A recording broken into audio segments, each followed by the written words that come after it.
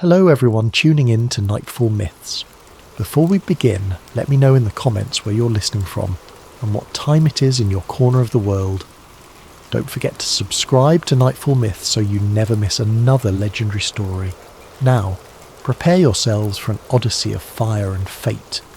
Let us embark on part 1 of the Flame of Theros. In the age before stars, when gods were still young, so begins the oldest ballad passed down by ancient bards, who once performed in firelit halls echoing with laughter and fear. In those primordial days, the newly formed world was a land of shifting wonders. Mountains rose as if startled from slumber, and rivers carved their way through stone to find the sea. In this time of awe, the Skyfather looked upon the mortal realm and found it cloaked in a gloom that weighed on every living soul. Yearning to pierce this darkness, he ignited a piece of the cosmic furnace at the heart of creation, and placed it upon the highest peak.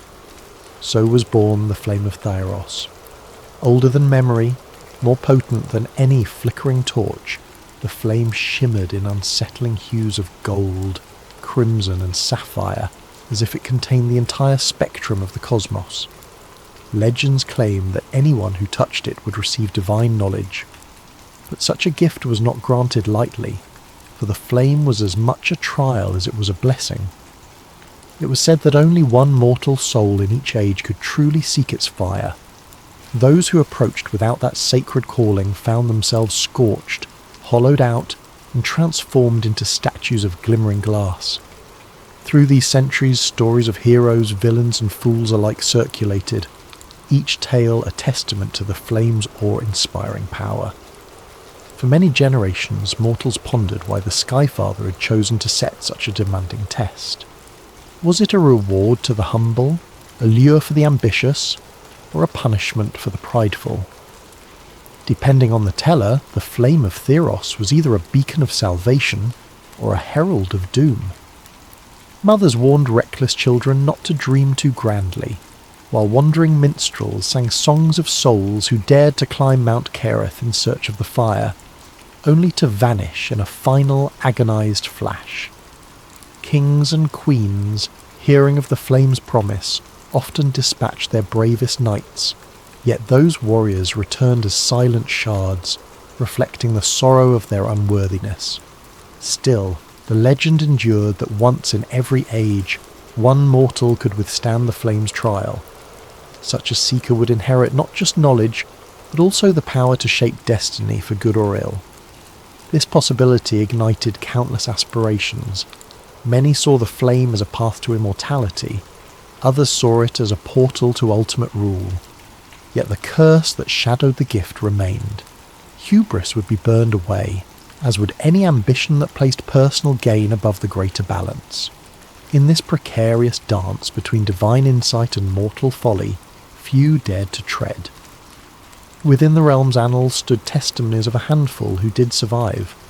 One legend told of Althea the healer, who cradled the flame in her hands and brought healing arts to her entire kingdom. Another rumour spoke of Varus the tyrant, who seized the flame and unleashed wars of annihilation, until the fire spirit turned its wrath upon him. Whether these tales were truth or mere cautionary fables, no one could say for certain. What all accounts agreed upon was the presence of the mysterious guardian, Theros, an entity whose form and purpose transcended mortal comprehension. Theros, the ancient spirit embodying the eternal flame, manifested differently depending on the seeker's heart. Some beheld a regal stag wreathed in blazing antlers, hooves striking sparks upon the ground. Others glimpsed a swirling tempest of embers that spoke with crackling thunder. Yet there were those with gentler hearts who saw a glowing child radiant with innocence. Theros was neither inherently benevolent nor malevolent. It existed as a balance, a test, and a mirror to human souls. In some obscure texts, Theros was described as the very voice of the Skyfather, an emissary meant to reveal the sincerity or deception in all who approached the flame. But despite these stories, centuries passed where no champion emerged to claim the gift. The mortal realm fell into a routine of common struggles and fleeting triumphs, wars that erupted over land and pride, alliances formed out of desperation, and heroes celebrated in the wake of conflict. The flame of Theros, perched upon the mist-shrouded summit of Mount Carith, became a remote legend that few dared to believe might still be real. Traders spoke of the mountain in hushed tones, describing how, on moonless nights, one could see a faint shimmer on its peak, a scintilla of light that flickered like a heart's steady pulse. At the foothills of distant mountains, in a small village mostly unremarkable to kings and lords, lived a blacksmith named Caelan. He was young, though his strong arms and soot-stained cheeks spoke of countless hours forging steel. Known for crafting tools and occasionally the finest swords demanded by local knights, Caelan nursed a secret ambition. Though he hammered weapons for war, he despised their purpose. Each clang of metal on metal resonated in his chest as a reluctant drumbeat to conflict, a cry that he yearned to silence. But what could a single smith do to quell the endless cycle of violence? Caelan's mother had once told him stories of the flame of Theros, recounting the same myths that enthralled wandering minstrels. As a child, he thought them mere fables, yet a restless spirit always stirred inside him, sparked by a desire to do more than just arm men for bloody battles. Night after night he gazed into the heart of his forge's fire, imagining it held the same cosmic brilliance as the legendary flame on Mount Carith. With each sword he shaped, he contemplated how that metal might serve to protect rather than destroy. One fateful evening, as Caelan dozed by the dying embers of his forge, he found himself enshrouded in a vivid dream. He saw the silhouette of a colossal stag, outlined in swirling fire. Sparks drifted around the creature like stars in a crimson sky. When he tried to move closer, his dream vision shifted, and the stag was gone, replaced by the image of a pale child who spoke without moving lips. "Seek the flame of Theros!" The child's voice echoed in Caelan's mind, carrying an urgency he could not ignore. A sensation like molten metal pouring into his veins jolted him awake. In that moment, Caelan knew he had been given a sign. When dawn broke, he was determined to depart. Close friends and neighbours urged him to abandon this mad quest, warning him that even kings with their retinues of warriors had perished on Mount Carith. If those mighty ones failed, an old villager cautioned, how could a mere blacksmith hope to succeed? Despite their concerns, Caelan remained resolute. He sensed that the dream was more than a fancy of the sleeping mind. Something within the flicker of that fiery stag had spoken to his deepest longing, to end the bloodshed that stained the land. Admittedly, fear gnawed at him. The stories of men being transformed into glass effigies haunted his thoughts. Yet something stronger than fear propelled him forward. Hope. He took only what he deemed essential, a pouch of water, his trusted hammer, and a small pendant his mother had given him when he was a child. Fashioned into the shape of a tiny leaf, the pendant was said to represent renewal and the cycle of life. It was a humble talisman, but it gave him courage. Thus, Caelan set forth on a path that countless others had trod, though few returned. With each step he felt as if invisible flames licked at his heels, urging him onward. The early morning sun rose behind him, casting his shadow long across the dusty road that stretched to the horizon. In his heart the memory of the dream still smouldered, a promise that if he reached the summit, he might learn how to forge a blade that could sever war itself. Little did he know that a far greater power was already stirring from its slumber. Far to the north, in an opulent palace wreathed in the banners of a mighty empire, Queen Neria stirred from her own dream. Hers was not a vision of peace, but a prophecy of dominion. Soon, she too would set her sights on Mount Carith, igniting a chain of events that would test Caelan's resolve, reveal the nature of Theros, and decide the destiny of all. For whether through pure intent or ravenous greed, the flame of Theros called to those fated to seek it. Thus ended the quiet days of a humble blacksmith. The storm that would shape an era had only just begun to gather on the horizon. A single question burned in the wind. Who would be judged worthy when at last they stood before the flame? Stay with us for part 2 of The Flame of Theros, as Kaelin takes the first steps of his perilous ascent. Driven by a hope unlike any the realm has seen, the journey has commenced and the eternal fire waits.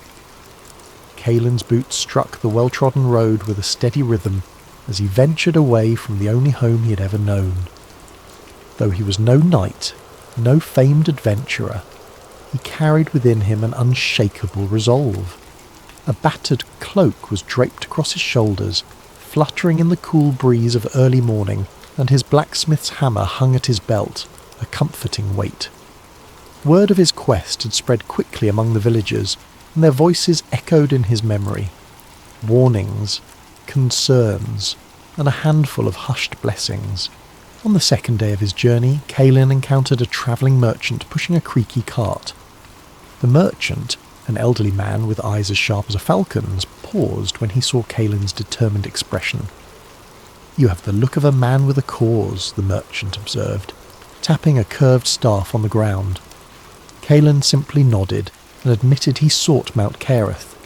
The merchant's face darkened. "Folly to chase the flame," he muttered.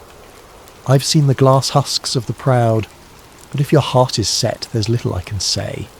He rummaged through his cart and offered a small pouch of dried fruit and herbs, saying it might serve as some comfort on the perilous path.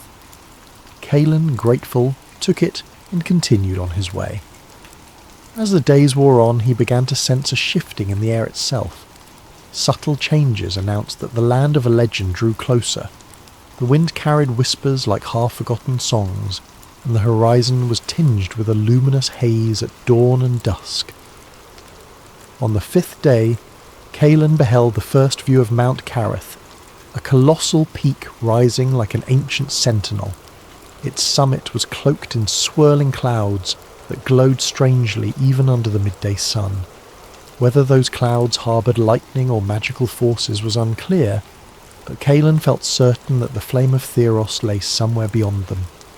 Villages near the mountain brimmed with rumours.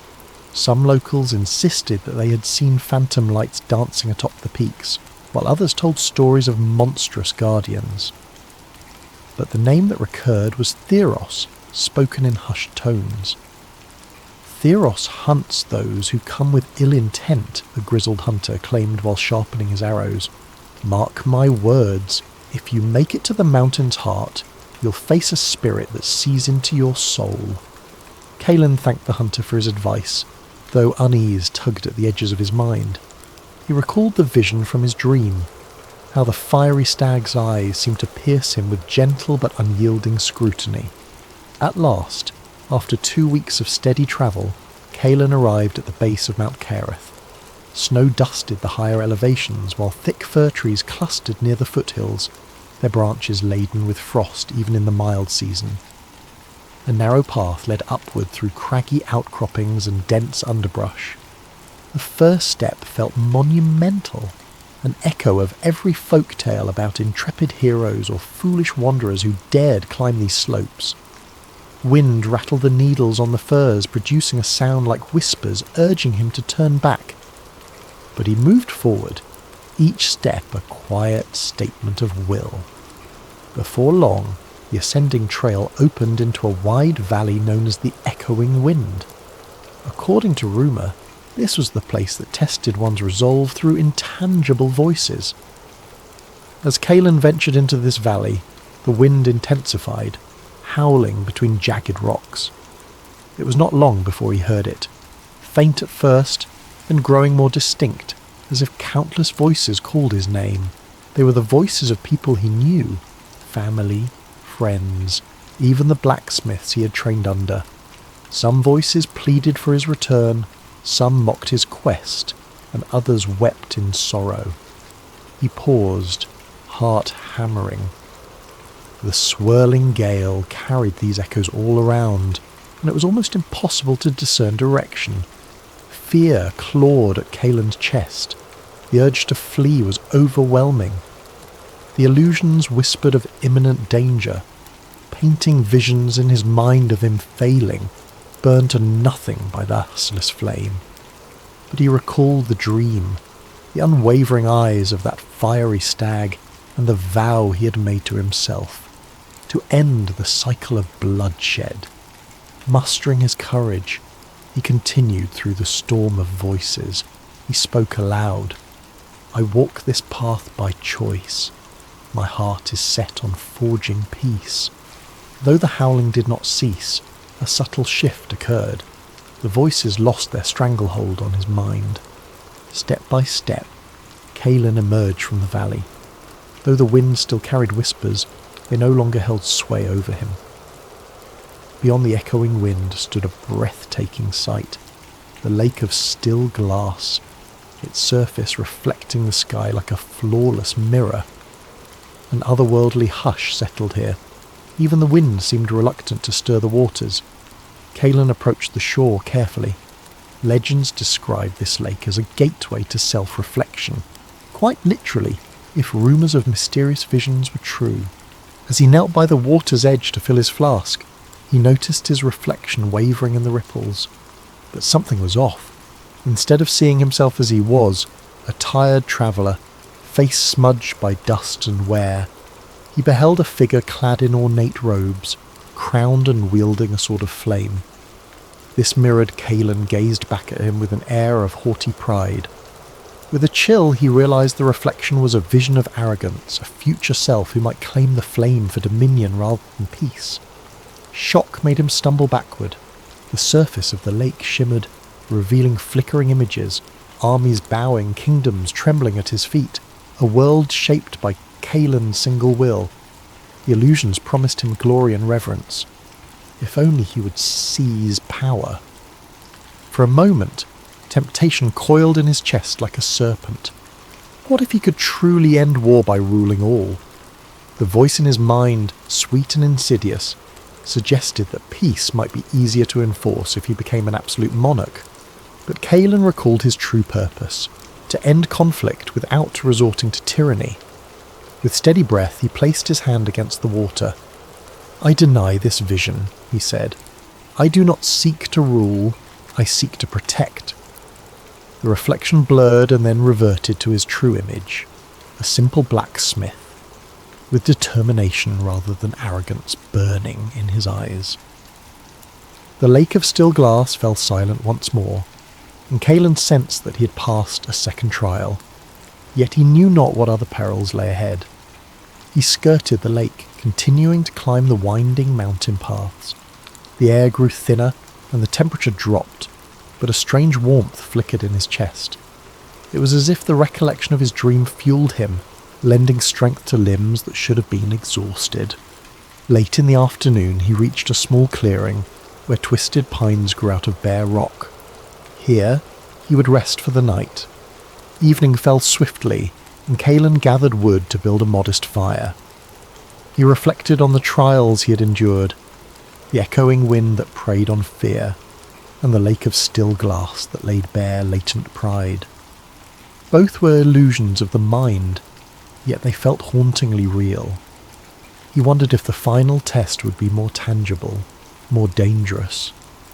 The flame crackled, casting fleeting shadows on the ancient stones. In their flicker, Kaelin imagined shapes. Could one be Theros' stag leaping across the darkness? The night was silent save for the murmur of wind and the hiss of embers. Far below, lights glimmered from distant towns unaware of the struggles on this mountain. As he stared at those specks of civilization, Kaelin felt the enormity of his mission.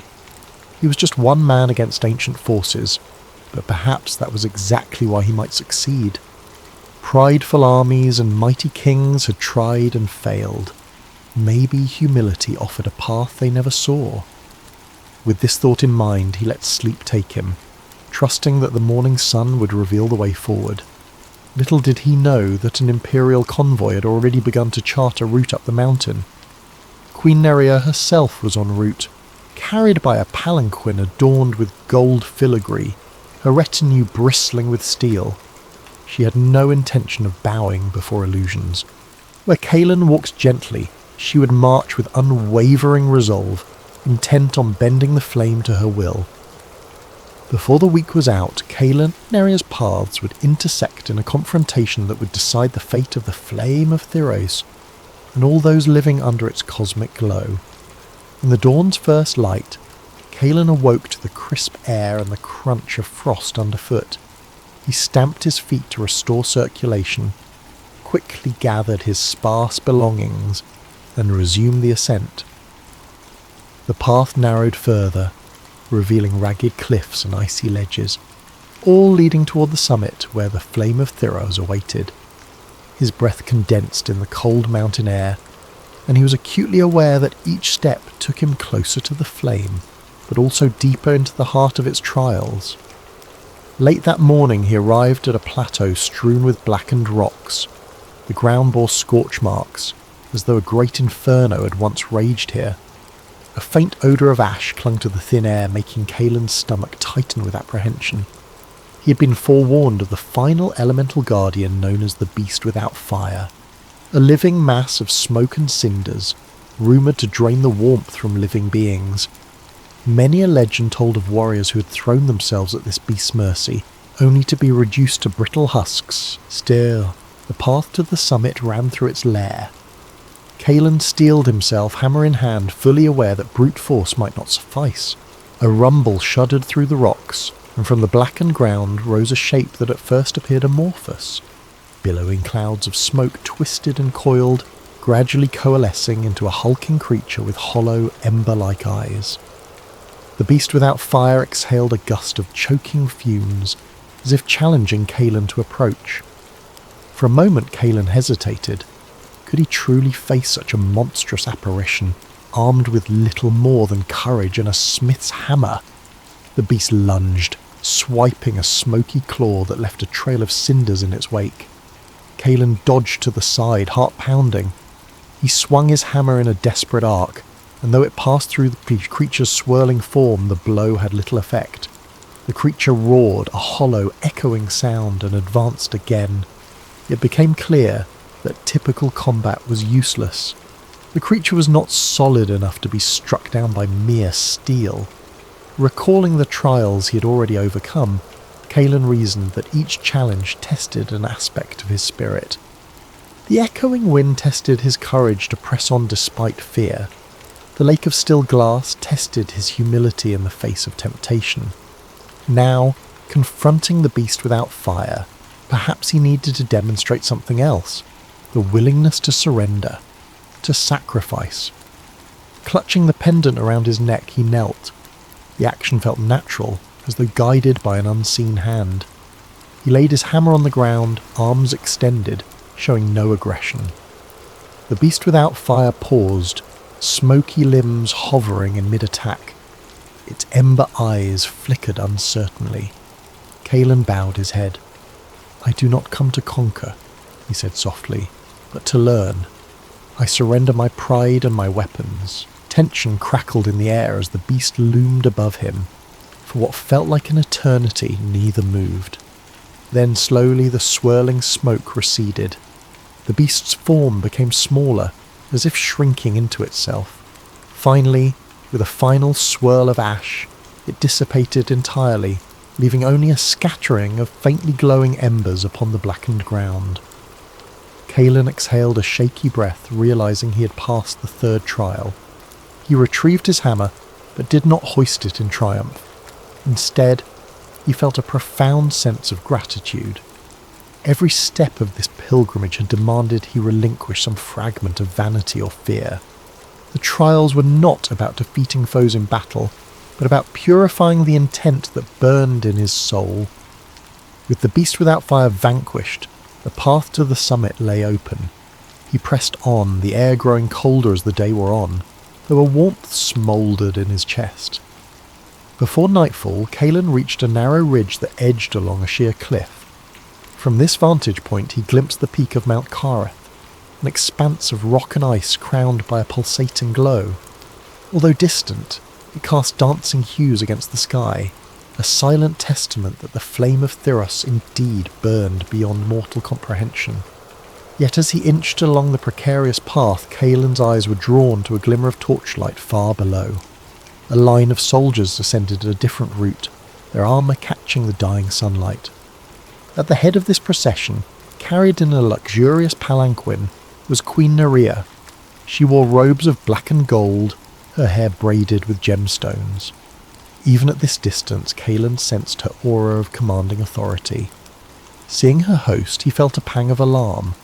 Rumour held that Queen Nerea was a woman of unyielding ambition, rumoured to silence or banish all who dared question her. Why did she seek the flame now?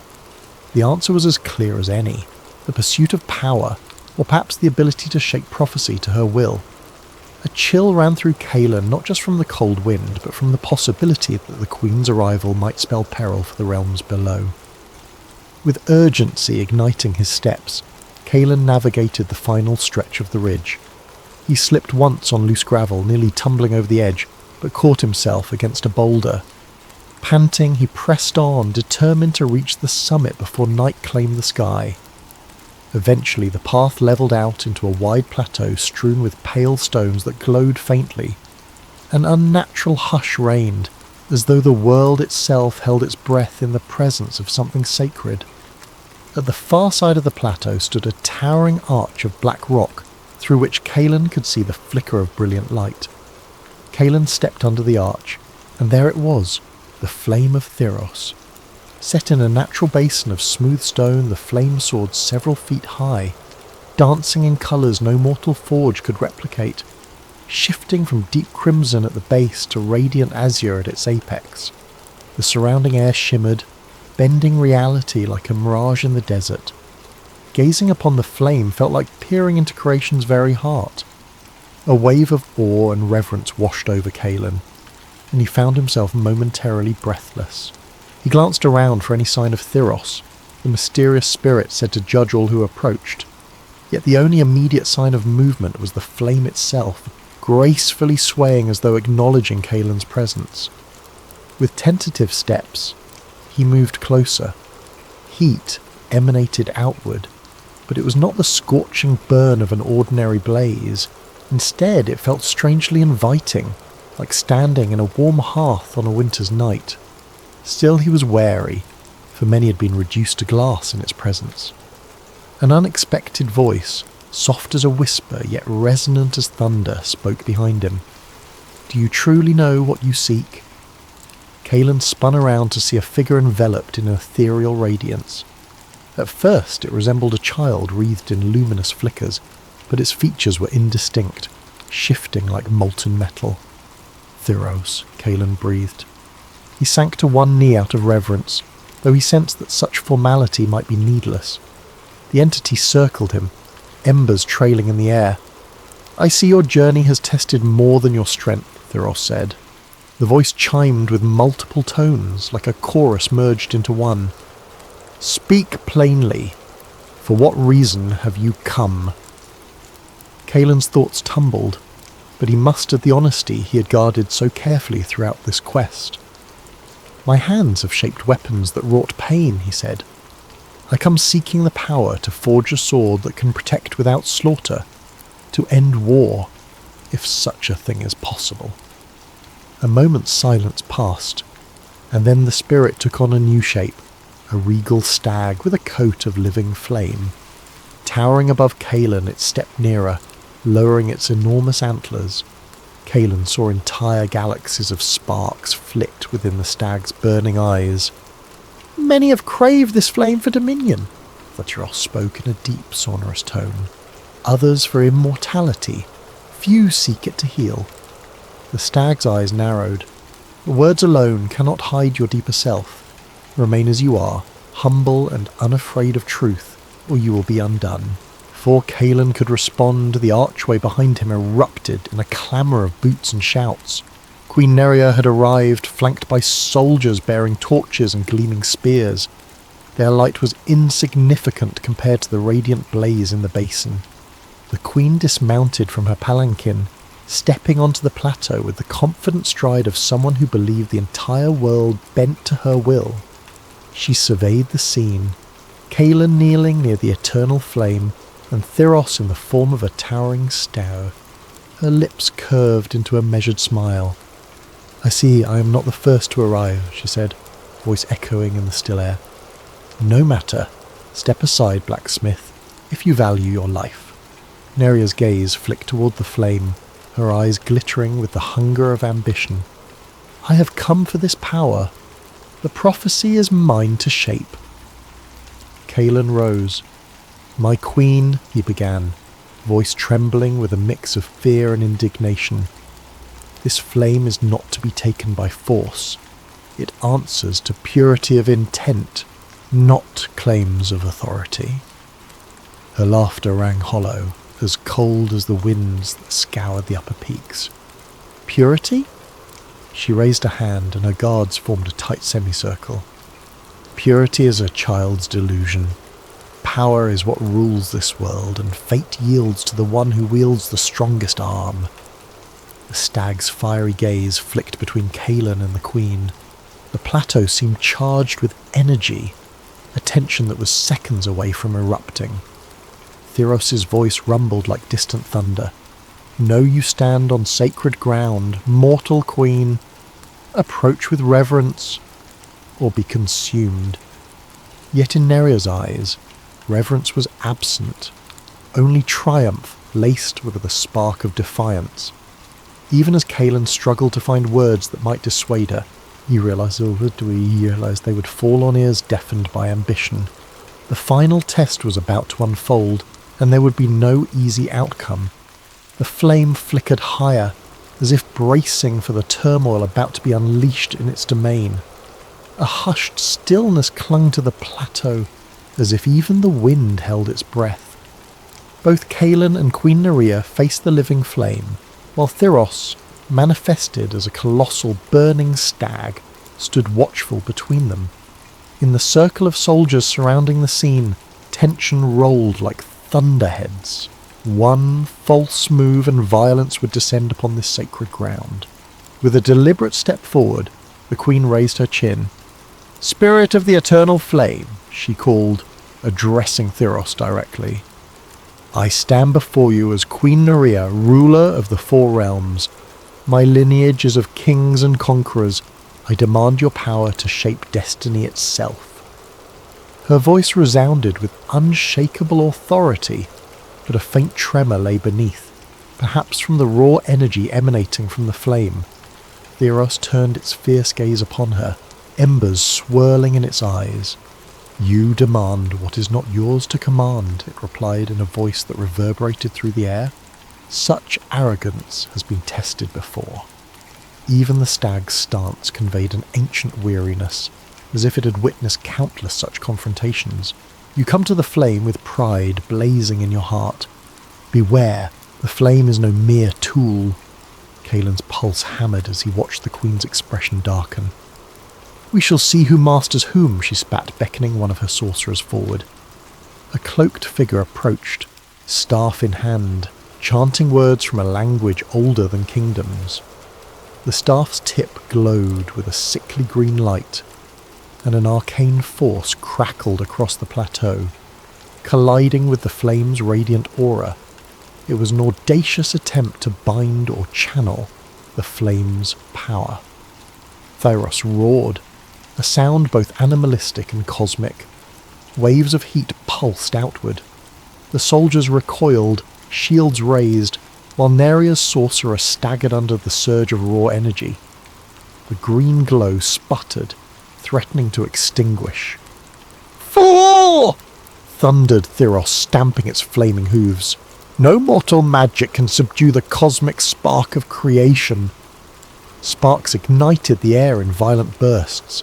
Sensing imminent chaos, Kaelin sprang forward, placing himself between the queen's forces and the flame.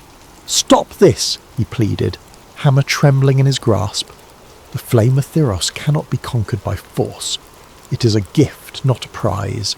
If you press on, you will be undone, just as so many were before you." Queen Nerea cast him a withering glare. "You dare instruct a queen? Stand aside, blacksmith, lest I shatter your bones where you stand." With a flourish of her hand, a trio of armoured knights advanced on Kaelin, swords drawn. The blacksmith gripped his hammer, uncertain whether the ideals that had carried him here would survive a clash of steel. Before he could even think of defending himself, the ground quaked. The flame of Theros surged higher, unleashing a scorching burst of energy that forced everyone to shield their eyes. From within that dazzling brilliance stepped another form of Theros. Gone was the stag. In its place stood a child bathed in shifting firelight. Clad in a simple tunic that glowed as though woven from embers, this fiery child held up a small hand. Instantly the knights halted, their blades rattling as if weighed down by an unseen force. "Spill no blood on this plateau," the child's voice intoned. Though softly spoken, it carried a finality that froze every warrior in place. Kaelin stared, heart pounding. He wondered if this gentle facade concealed the spirit's full might. Clearly it did. He saw the queen's eyes narrow, frustration warring with awe.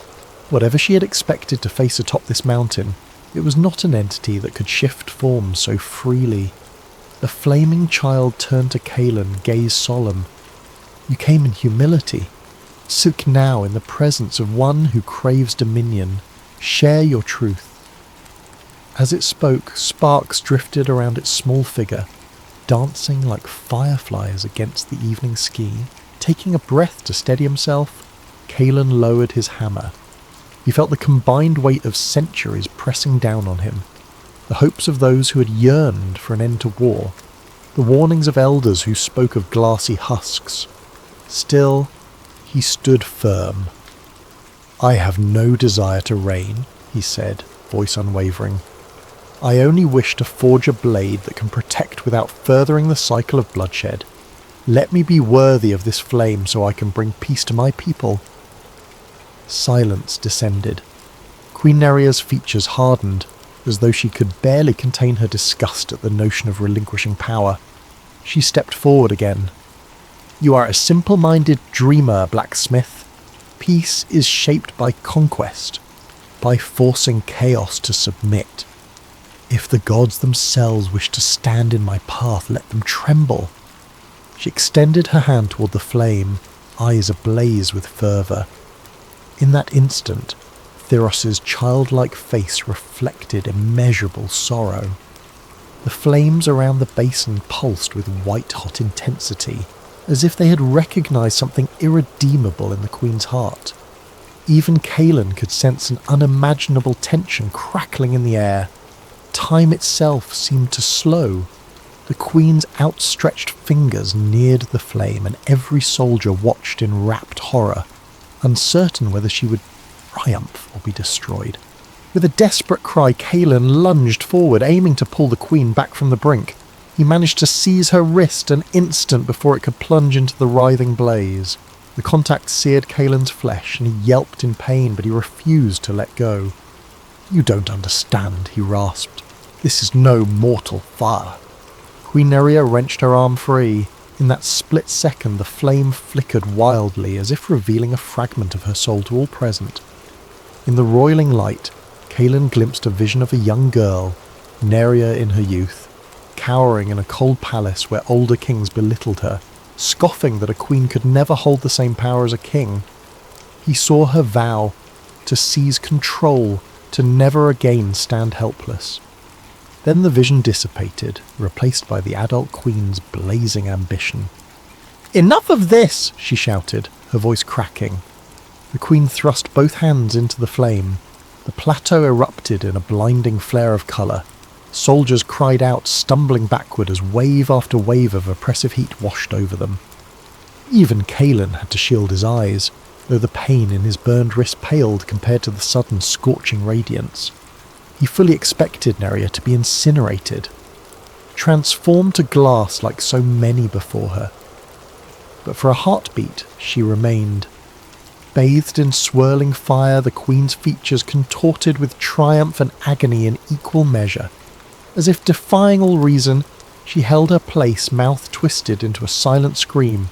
The flame roiled around her, a storm of embers tearing at her robes. Then, with a thunderous crack, the basin erupted in a pillar of incandescence that surged skyward. It seemed as though the heavens themselves might be split open.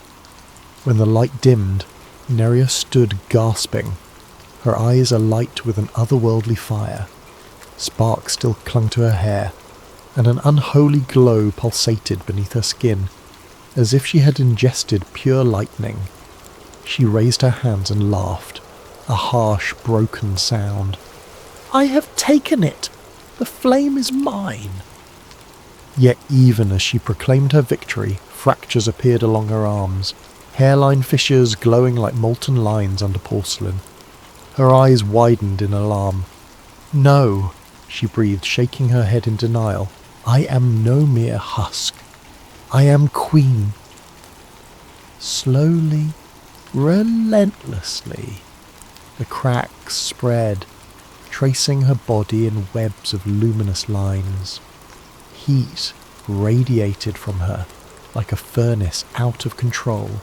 With mounting horror, Kaelin recognized the final phase of the flame's judgment. She was burning from within. The queen collapsed to her knees, arms raised as if pleading with the gods. Soldiers scrambled to help her, but could not get close without singeing their own flesh. Theros, still in the form of a child wreathed in fire, advanced calmly. Its expression was sombre, like a judge pronouncing a sentence. Neria reached out to it, but her fingers disintegrated into glittering ash. Her eyes flashed a desperate mix of terror and fury. "I will not submit," she cried, voice cracking. One last burst of brilliance enveloped her, and then she was gone, disintegrated into particles that shimmered like broken glass on the wind. A hush settled, a hush that felt like the silent echo of centuries of failed ambition. Kaelin dropped to one knee, head bowed. The Queen's forces, now leaderless, could only stare, struck dumb by the incomprehensible power they had witnessed. Weapons clattered to the ground as men and women realised how close they stood to a force that did not bend to mortal will. Some turned and fled, while others simply sank to their knees, trembling. Only Kaelin remained steady, though his heart pounded in disbelief. He looked upon Theros. The child's fiery eyes met his, and in that gaze Kaelin read neither triumph nor rage, but a quiet sadness for yet another soul consumed by pride. Slowly Theros turned back toward the blazing flame. Kaelin understood that his own moment of reckoning had arrived. He swallowed, stepping forward. "Spirit of the eternal flame," he said gently, "what must I do to bring peace, to forge the blade that ends wars?" He offered his open palms, one of which still bore the raw burn from trying to save Neria. "I have nothing but this dream." The child's form flickered, shifting with the swirl of embers around it. "You would ask that which few ever ask," Theros murmured. "You show humility, yet also conviction. Know that with this fire comes choice, to protect or to destroy. Are you prepared to bear the cost?" Kaelin's breath caught in his throat. He nodded, tears burning at the corners of his eyes, uncertain whether they were from the scorching heat or the gravity of the moment. "Yes," he managed, "I'll pay whatever price is demanded." With that, Theros reached into the flame and withdrew a single glowing ember. It floated like a tiny star above the child's palm. The radiance was dazzling, but Kaelin felt no fear. He opened his hands, and the ember drifted toward him, settling just above his skin. Warmth coursed through it, an indescribable sensation that felt akin to holding a living fragment of hope.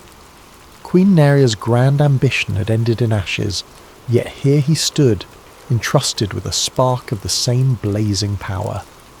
"Go," Theros commanded softly.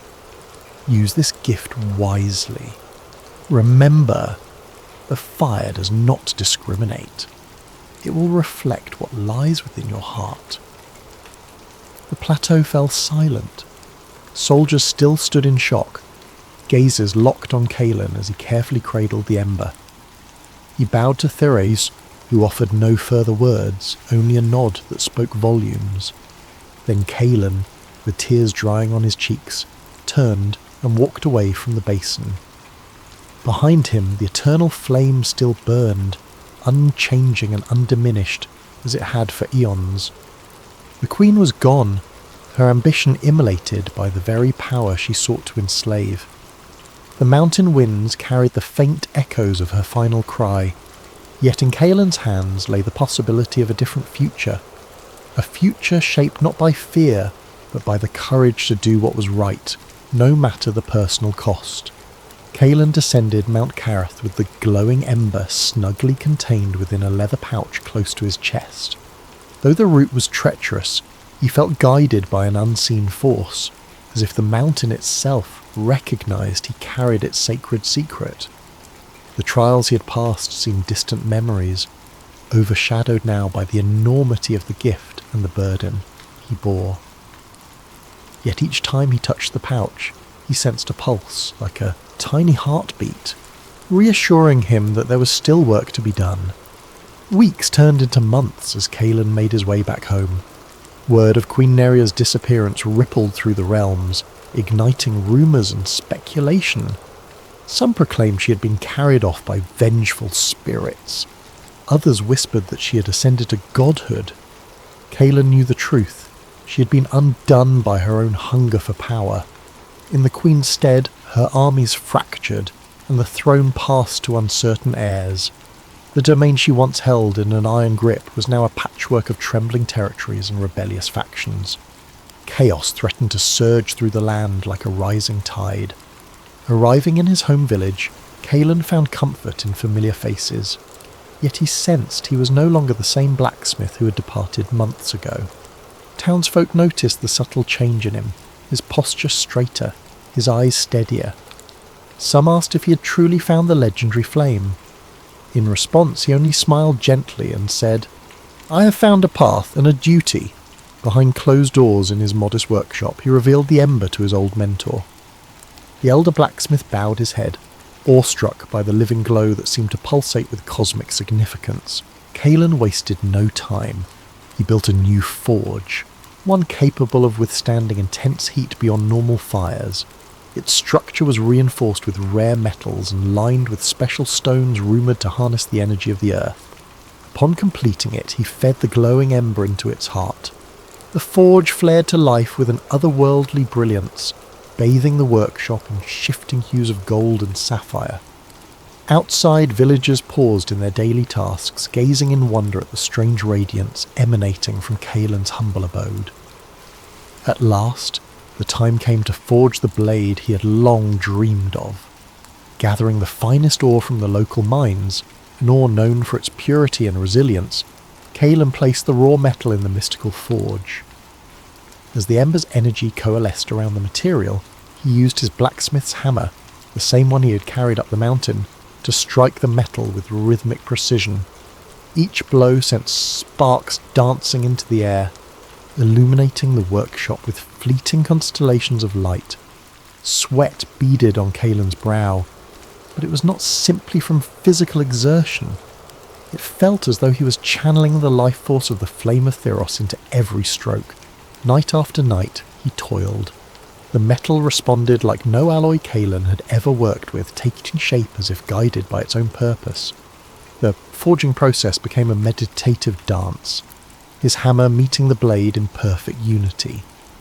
With each strike, he silently offered a vow that this sword would not be a vessel for conquest, but a beacon of truth and protection.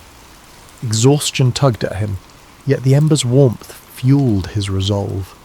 At times, he fancied he heard Theros' voice in the forge's crackle, reminding him of the choice that comes with fire, to warm or to burn. Finally, under the pale light of a waning moon, the sword was finished. Its blade shimmered with a subtle radiance, neither blinding nor dull, but alive with a gentle luminescence that seemed to respond to Kaelin's touch. He christened it sincerity, for the sword's purpose was to reveal truth rather than spill blood. Running his hand along its edge, He felt no malice in the metal, only a quiet readiness. To test the blade's nature, he invited a weary traveller from a distant kingdom into his workshop. The traveller had once served under Queen Nereia's banner, but deserted after witnessing the violence that followed her conquests. When the traveller lifted sincerity, the blade glowed softly, reflecting a sense of relief as though empathising with the man's weariness. Then Kaelin asked a local troublemaker, a thief known for lying, to grip the hilt.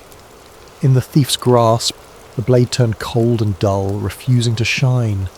Astonished, the thief dropped it, eyes wide with fear.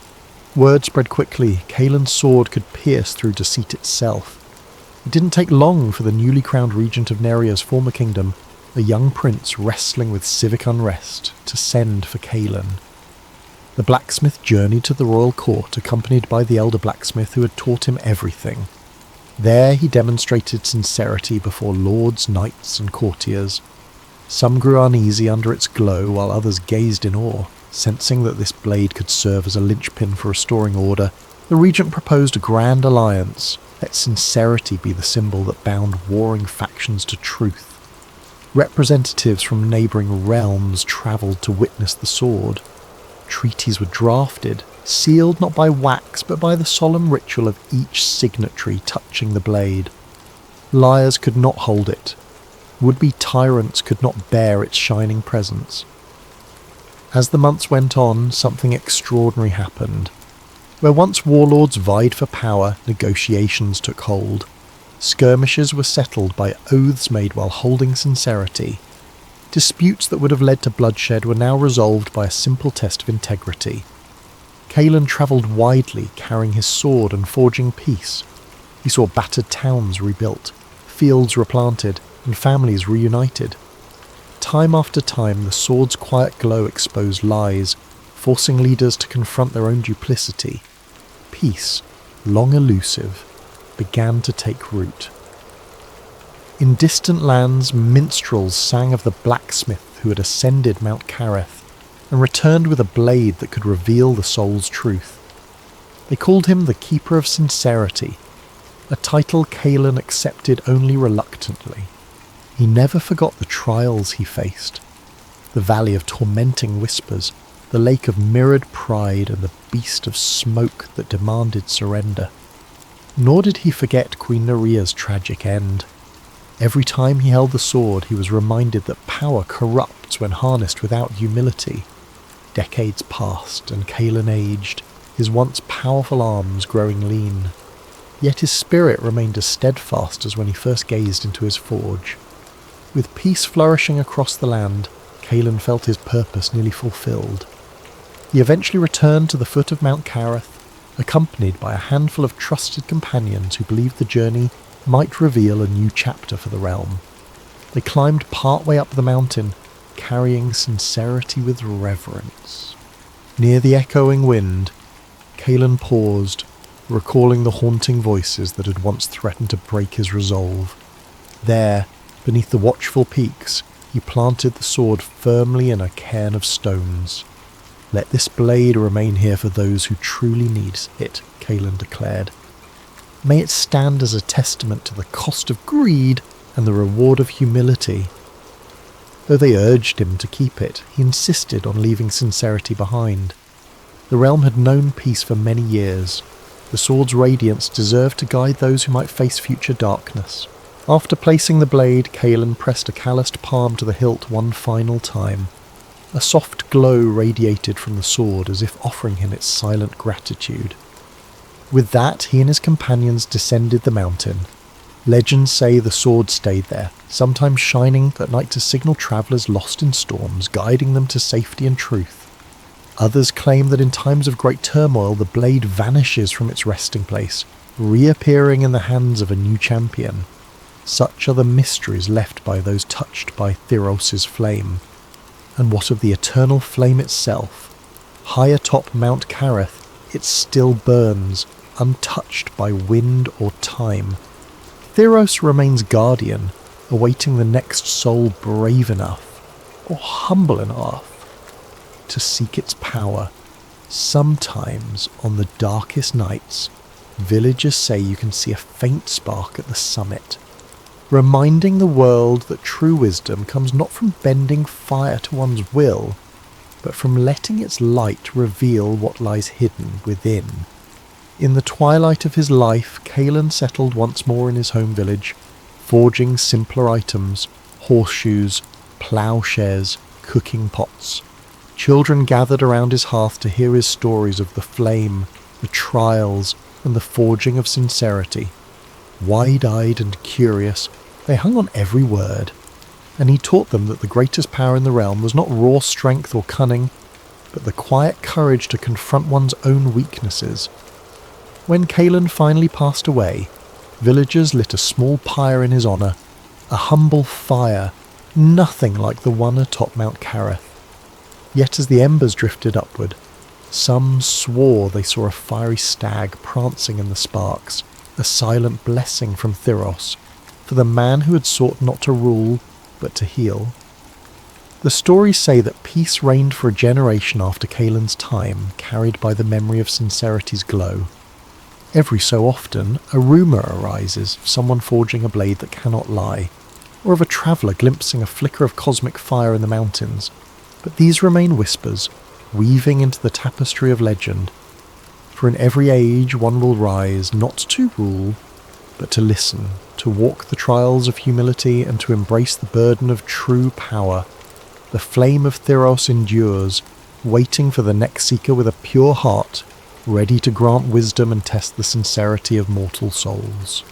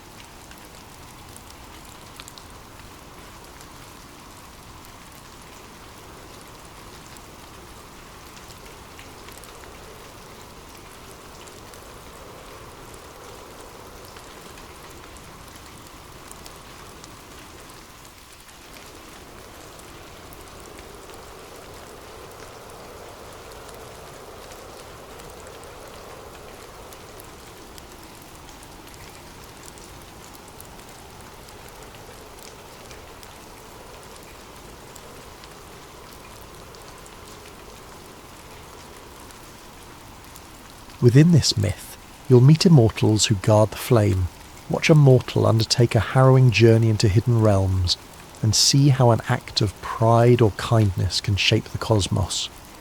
By the time we close the final page, I hope you'll be lulled into a sense of wonder, perhaps with a gentle moral that might guide your own midnight reflections. So find a comfortable spot, maybe your bed or a warm chair. Let your shoulders loosen, take a slow breath, and imagine the hush of an ancient world where gods walk the earth and mortals see only one source of light in the sky. Feel the tension of cosmic balance, the hush of an all-encompassing dusk, and the flicker of a single glowing lantern far above mortal reach. Then step into the story with me and let the Skyfather's lantern guide you into a dreamy realm of starborn transformations. Are you ready? Let us begin. Remember to keep your eyes soft, your mind open, and your heart receptive to the gentle lessons that might emerge. For in these quiet hours, a myth can cradle us just as kindly as a lullaby, leading us deeper into the sweet depths of rest and imagination. Long ago, the world existed beneath a single soft glow, neither fully bright nor truly dark. Each dawn and dusk were one gentle twilight, thanks to Orion the Skyfather, an immortal who floated above all realms with his lantern of radiance. The lantern hung in the sky by invisible threads, bathing the landscape below in a perpetual golden hush. Crops grew steadily, though never in blazing sunlight, and mortals navigated the terrain without the harsh extremes of day or night. In this era, the gods had shaped land and sea to their liking. They carved mountains that touched the clouds and valleys where rivers curled like silver ribbons. But they had never created a true sun or moon. Why bother, they reasoned, when Orion's lantern offered just enough light for order without the unpredictability of day or night cycles. Indeed, the entire realm was tranquil, if somewhat uniform. Mortals worked their fields in subdued amber light, resting when they felt tired, often losing track of time's precise flow. High atop the world's mightiest peak, the Mount of Orion, stood a tall spire carved from pale stone.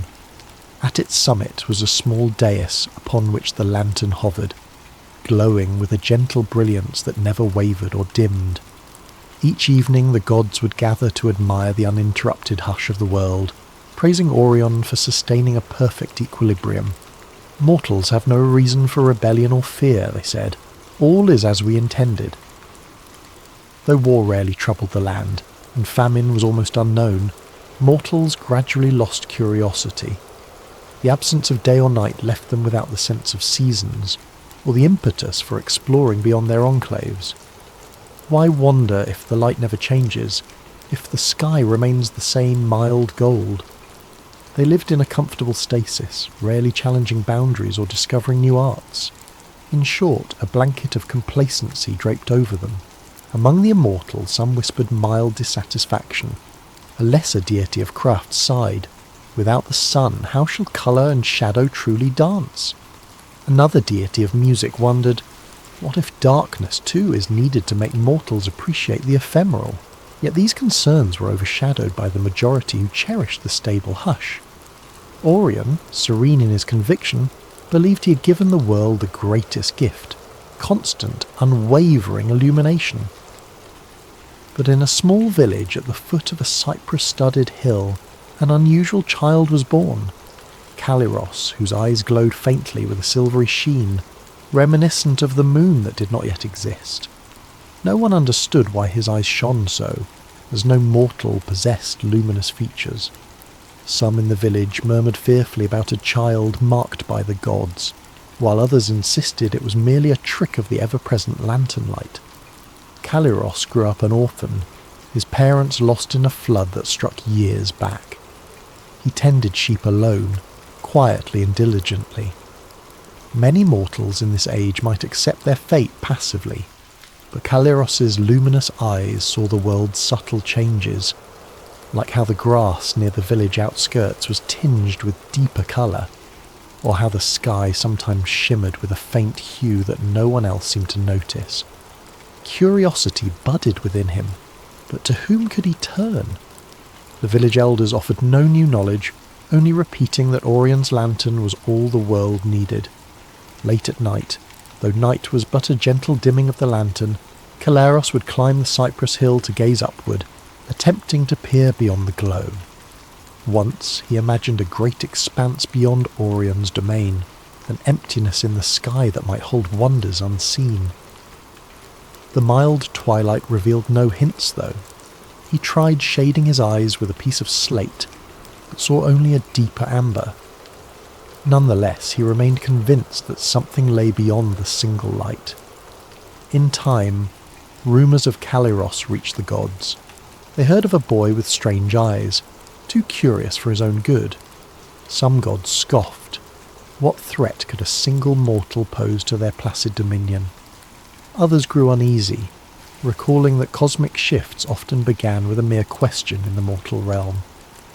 Orion himself was intrigued. One twilight, he descended from his lofty spire to the cypress hill, disguised as a wandering hermit. He found Kaliros gazing at the horizon, half lost in thought. The disguised Orion asked, "Child, why do you stare so intently at the lantern's glow?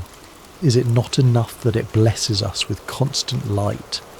Kaliros started at the sudden presence, but answered in a soft voice, "It is enough to see by, but I feel a hush in my heart that wonders what lies beyond that glow.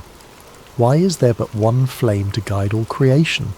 Are we not capable of forging our own lights?" His simple words startled Orion. No mortal had ever questioned the singular authority of the lantern's flame. They were content to abide in its consistent radiance. A flicker of caution stirred in Orion's mind. He disguised his reaction, nodding. "A curious question. Might you desire to see the lantern up close?" Kaleros's eyes widened. "If the gods permit, yes. I long to see how it truly shines."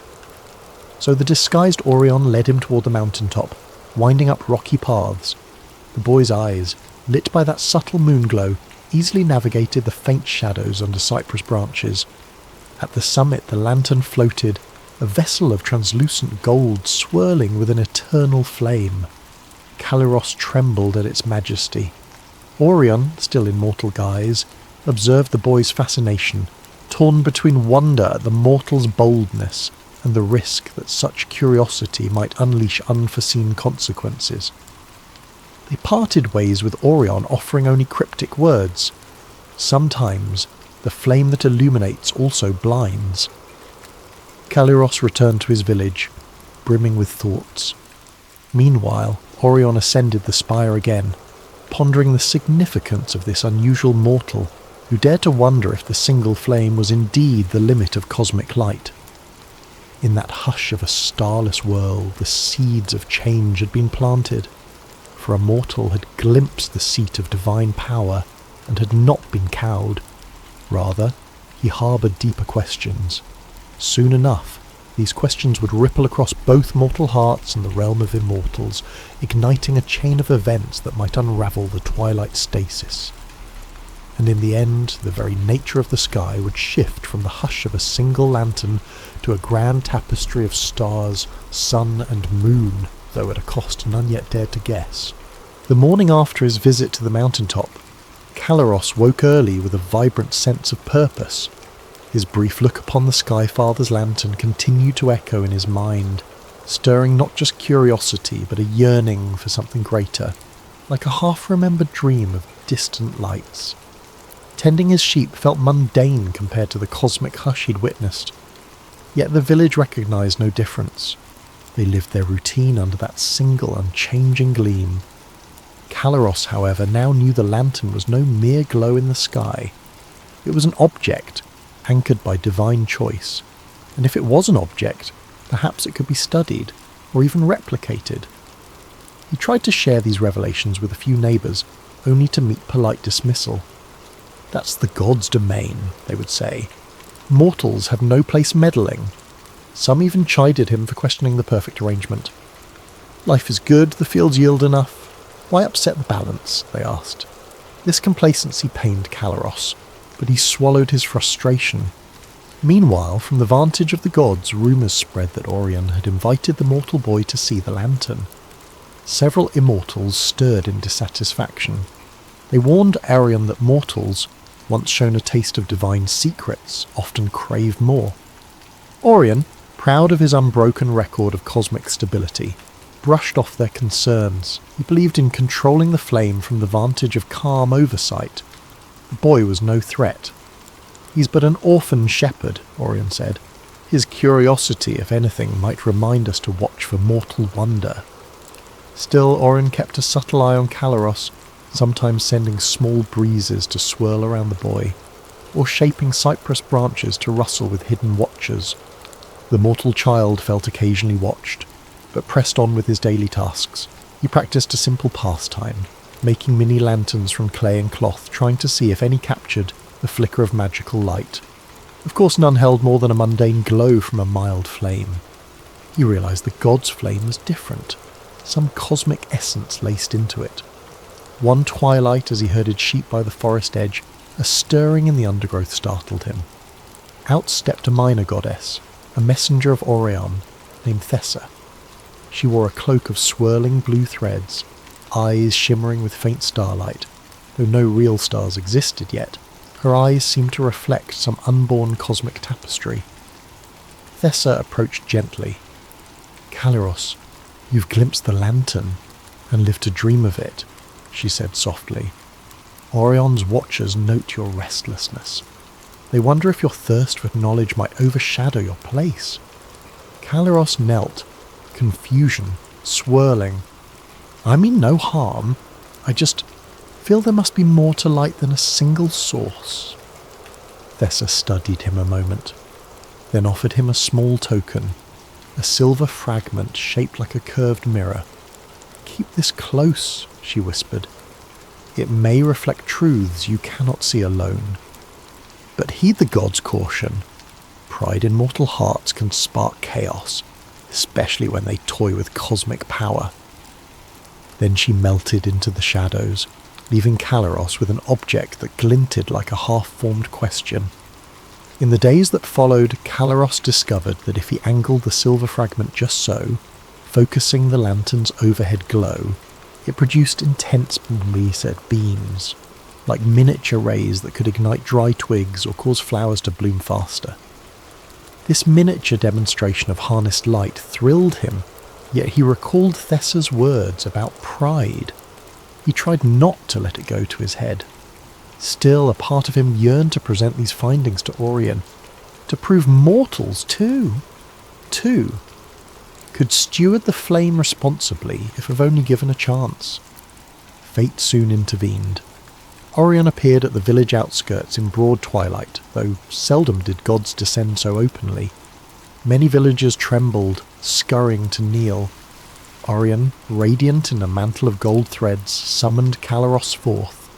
In a voice that rumbled like distant thunder, Orion offered, "You have shown earnest wonder about the flame. I invite you to serve upon the mountain, to watch the lantern in my stead, learning how to tend it. Perhaps you will see the burden it entails." The crowd buzzed in awe, a mortal caretaker of the sky's only light. Unheard of, but Orion's will was law, so none argued. Thus, Caleros left the village and ascended the mountain in the company of two lesser immortals. At the summit, Orion guided him to a small dwelling near the spire's top, a place with minimal comforts but a direct view of the lantern.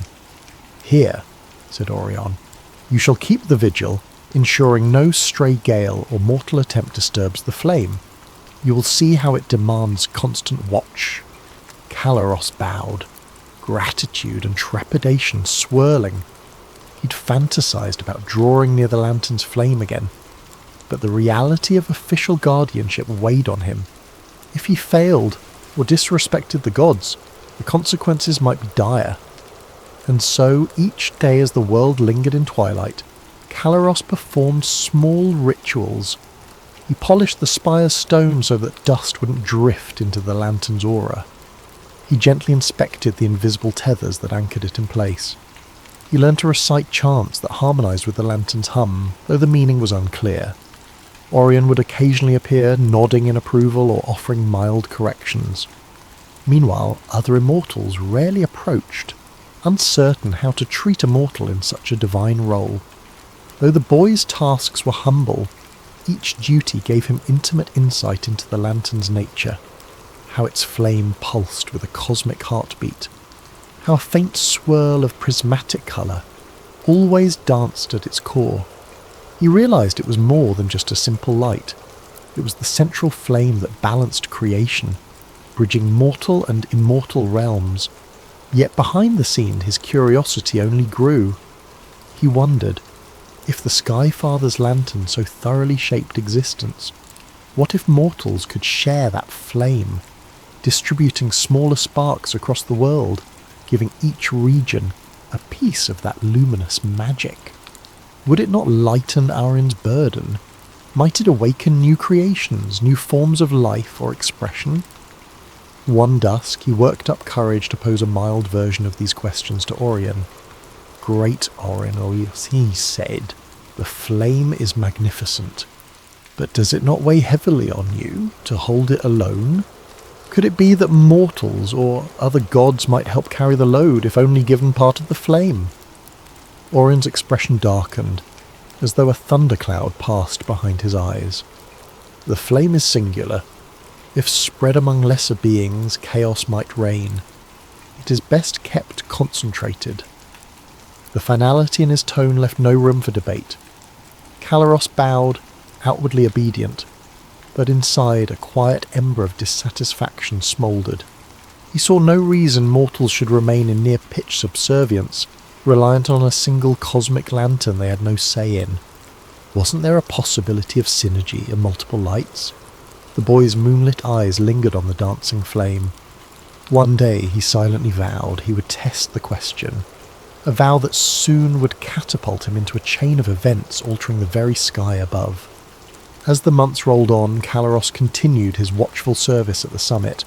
He polished the spire, recited the caretaker's litany, and performed small ablutions to keep the lantern undisturbed. Yet inwardly, his curiosity only deepened. Each time he looked into the lantern's shifting glow, he sensed endless potential, as though thousands of flickers lay dormant within a single flame.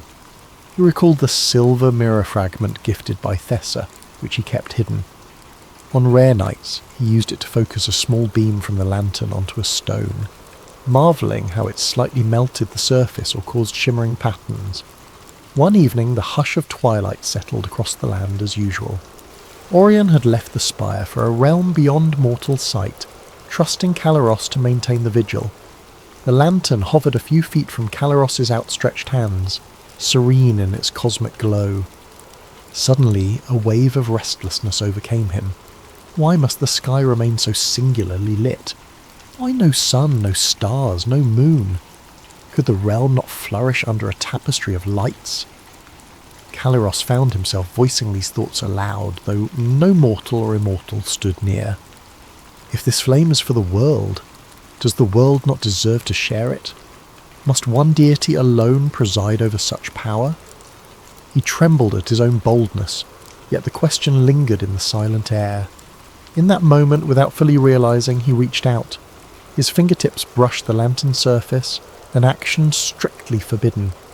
The caretaker's role was to guard, never to touch the flame, yet curiosity and a sense of half-dream overcame him. The instant his hand contacted the golden outer shell, a current of energy surged through him, exhilarating but overwhelming. The flame inside flickered wildly. Panicked, he yanked his hand back, but it was too late. A hairline crack had formed where he touched it. Softly at first, then with a building hum, the crack spread around the lantern's sphere. The humming turned into a high-pitched whir. A swirl of bright arcs shot from the flame's core, forming swirling lines that hammered at the shell from within. Caleros gasped. He tried to brace the lantern, as though to keep it together, but the energies inside spiraled too powerfully. In a flash of brilliance, the lantern shattered. Shards of golden material flew outward, each radiating a piece of the flame. The initial explosion flung Caleros back onto the spire's floor. Stunned, he looked up to see that the single flame had dispersed into countless motes of light shooting across the sky in all directions, like fireflies scattering from a jar, except each spark was bright as a miniature star.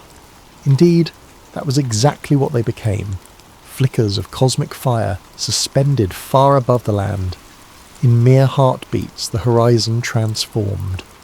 Instead of one consistent glow, the sky now hosted myriads of tiny lights twinkling at various distances. The once uniform twilight gave way to patches of deeper darkness dotted with shining specks, the first stars.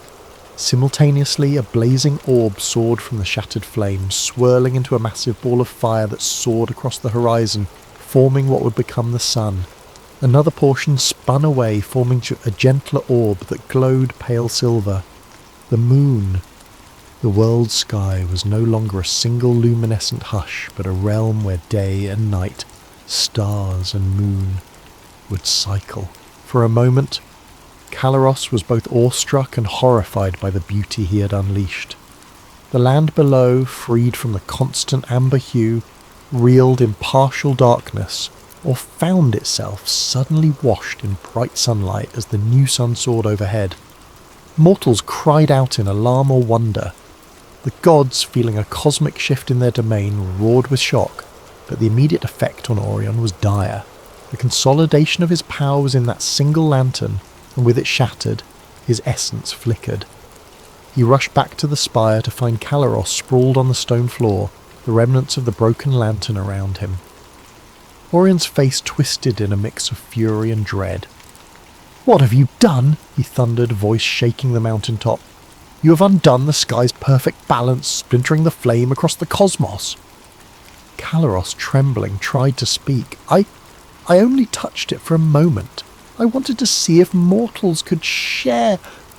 Orion cut him off with a glare so fierce the clouds rumbled. "You have destroyed centuries of careful design. Now the realm is chaotic.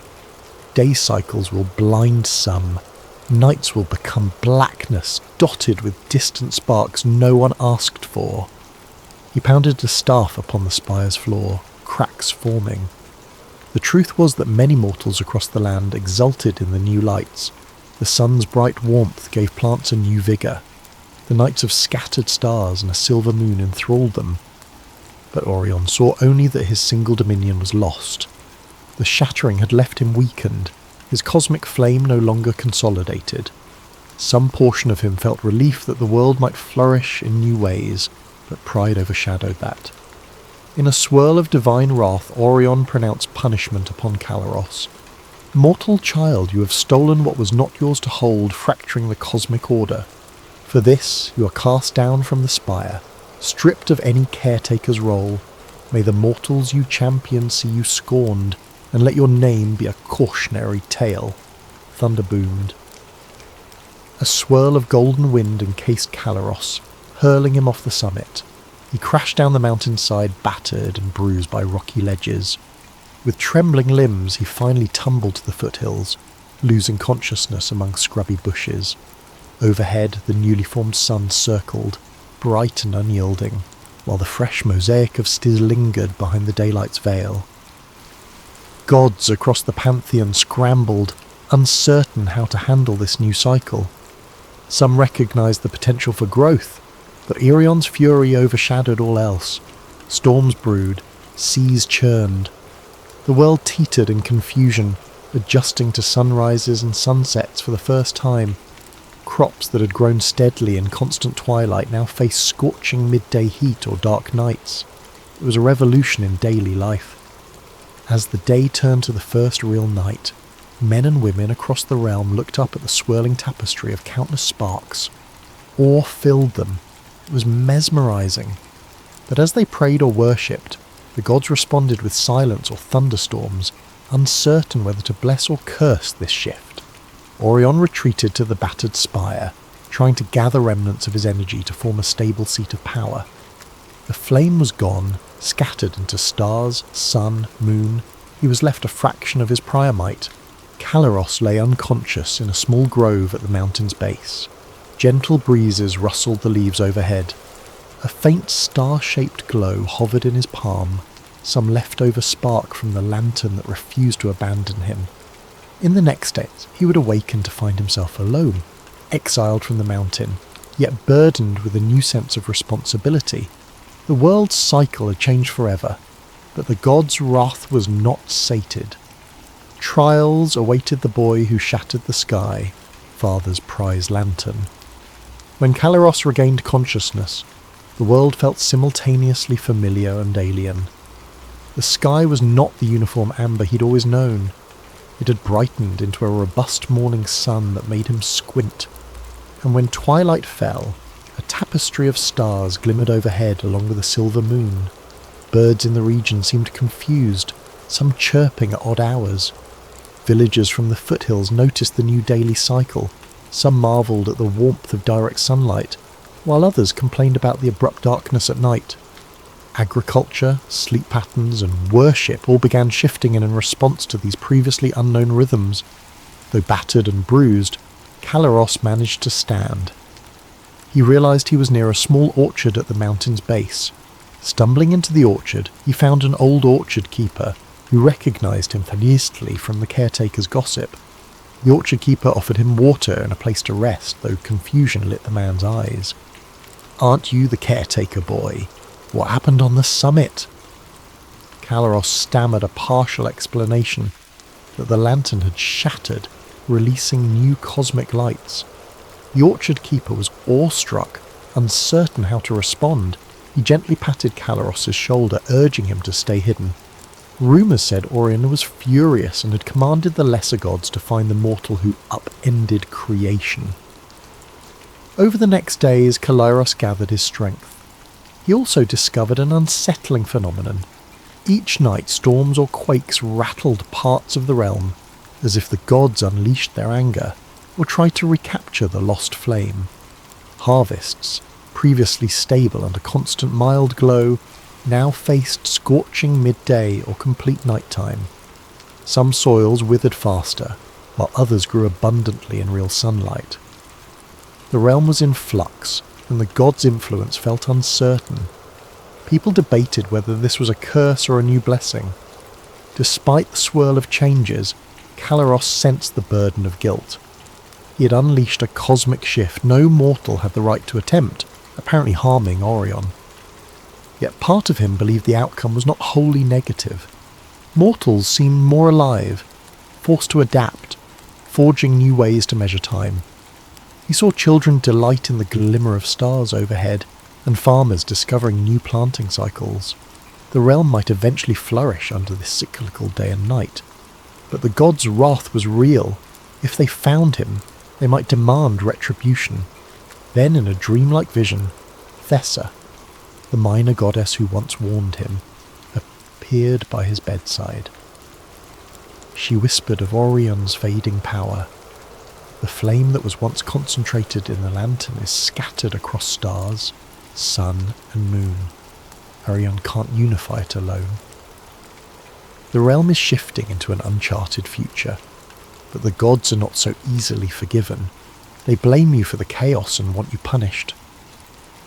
She also mentioned a rumour. If the realm's new cosmic lights remain uncontrolled, they might unbalance everything. Only the echo flame hidden in the underworld can restore or stabilise this new cosmic arrangement.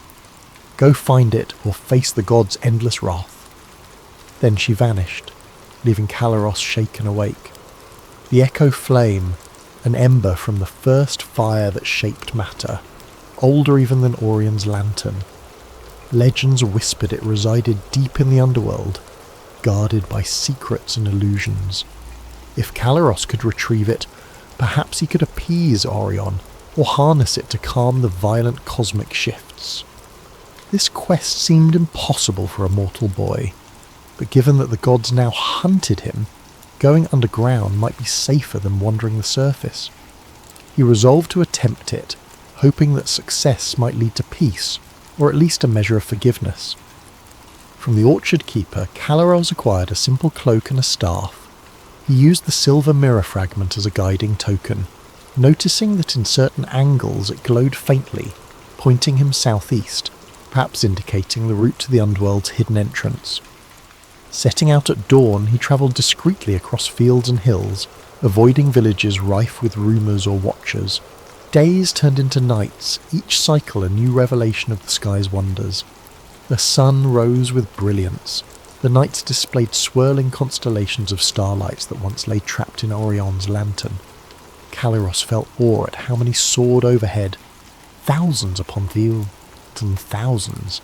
The moon, majestic and pale, sometimes was full, sometimes crescent, though the cycle was too new to be recognised as a pattern yet. He recognised that mortal cultures would soon revolve around these cycles, forging new mythologies and calendrical systems. A sense of heartbreak and pride mingled in him, heartbreak that he caused Orion's anguish, pride that new possibilities opened for the mortal realm. Eventually he reached a desolate plain rumoured to contain an old labyrinthine fissure leading underground. Storm clouds boiled overhead, as if the gods themselves tried to block his path. Lightning forked across the sky, monstrous gales whipped at him, yet he pressed on. At the plain's bar's centre lay a gaping crevice ringed by pillars of obsidian, scorching to the touch. The legend said this was an entrance to the underworld's lesser-known corridors, the place where old embers might still lie in slumber. Caleros inhaled, stepping into the darkness, guided by the faint silver mirror fragment's glow. The path spiraled downward into a realm of dripping stalactites, eerie echoes and a slow, pulsating heat. Shadows flickered across the damp walls, and the air smelled of mineral tang. He realised that if the echo flame was truly here, it might be guarded by illusions or traps set by the gods long ago. Sure enough, the deeper he went, the more he felt an otherworldly hush. A sense of spiritual weight pressed upon him, urging him to turn back. But he continued, driven by a faint hope that bridging this flame with the scattered cosmic lights might rectify the chaos. Perhaps he'd be able to unify Orion's wounded essence, or show that mortals too could hold cosmic power responsibly if guided by humility. In the labyrinth's gloom, his footfalls echoed. He wondered what trials awaited. The old myth said any who sought the echo flame faced mirrored illusions of their worst fears or their deepest pride. He recalled Thessa's warning about trials, but he had no choice. The mortal realm was in precarious flux, and a final confrontation with Urion or the wrathful gods was inevitable. Clutching the staff and the silver mirror fragment, Caleros pressed forward, stepping deeper into the hot darkness with every breath. Deep within the underworld's maze, Caleros walked for what felt like days, though time was difficult to track in that dim half-light. The air shimmered with a residual heat, reminiscent of a forgotten forge. The labyrinth's corridors twisted, branching into dead ends or echoing chambers. Occasionally, faint illusions flickered, the form of Arion's stern gaze, or villagers' faces contorted in fear. Caleros recognised these as tests, ephemeral illusions conjured by the labyrinth to probe his resolve. Eventually he emerged into a cavernous chamber lit by a red glow emanating from a central pit. At the pit's edge an ancient dais rose, carved with swirling runes, each signifying aspects of primal flame. The dais thrummed with a heartbeat-like rhythm. This had to be the heart of the labyrinth where the echo flame might dwell. Stepping onto the dais, Caleros felt an electric tension. The silver mirror fragment in his hand glowed fiercely. Then from the swirling shadows, 3 distinct figures formed, representing the labyrinth's guardians, the 3 trials that Thessa had warned about. First came the silence of the depths, a spectral presence that manifested as a swirl of black mist. It surrounded Caleros in oppressive quiet, blocking his senses. No sound reached his ears, not even his own heartbeat. In this silence, dread rose. Without external reference, it felt like pure oblivion. Memories threatened to fade, submerging him in claustrophobic isolation. The trial tested whether he could keep faith in his mission, without any external affirmation. Caleros closed his eyes, recalling how mortal life had blossomed since day and night emerged. He remembered the orchard keeper's kindness, the villagers' new sense of wonder. He recalled the hush on the mountaintop when he first glimpsed the lantern. The moral impetus that had driven him forward flared in his heart. Summoning that conviction, he overcame the panic. Gradually the swirling blackness receded, undone by his unwavering sense of purpose. The trial parted, acknowledging he'd endured the silence without losing himself. Next, the mirror of flame. A shining reflection materialized before him, shaped like a robed figure with Calaros's own face but flickering as though made of flame. This reflection spoke in a voice that dripped with pride. "You, who toppled Orion's singular domain, are you not the new star-bearer? Should you not claim the echo flame for yourself, become as a god?" The reflection invited him to see how mortals might worship him if he harnessed the flame's power fully, forging new cosmic wonders. The temptation seduced him briefly. He imagined being the champion of all mortal curiosity, free from Orion's overshadowing authority. But then he recalled the harm done, Orion's pain, the realm's turmoil. He realized that taking the flame solely to elevate himself would repeat the cycle of absolute control. With a shudder, he turned away from the reflection. "I seek not dominion, but balance. Let that remain my truth." At his words, the reflection hissed and dissipated, conceding that Calaros had renounced the path of pride. Lastly, the voice of the wind, a gentle breeze that coalesced into a feminine silhouette, neither menacing nor grand, but deeply sorrowful. She whispered, "Your final step is to relinquish your own light. The echo flame demands a sacrifice, your personal spark. Only by giving up your claim can the realm be fully mended." This trial cut deep, for it suggested that to restore cosmic harmony, Calaros must surrender something essential, maybe his existence or his illusions of stepping back into normal life. He bowed his head, tears brimming. He had come so far to correct the chaos unleashed by a single touch. If offering his own spark was the only path, then so be it. "I accept," he said softly. "If the realm can find peace, I give whatever it takes." The silhouette nodded, dissolving in a swirl of gentle wind. The dais below him brightened, revealing a small flame upon a pedestal, the echo flame. It glowed with a colour that encompassed the entire spectrum, from deep reds to glimmering violets. Weary yet resolute, Calaros approached. He cradled the echo flame in his hands, feeling warmth that pulsed in harmony with his own heartbeat.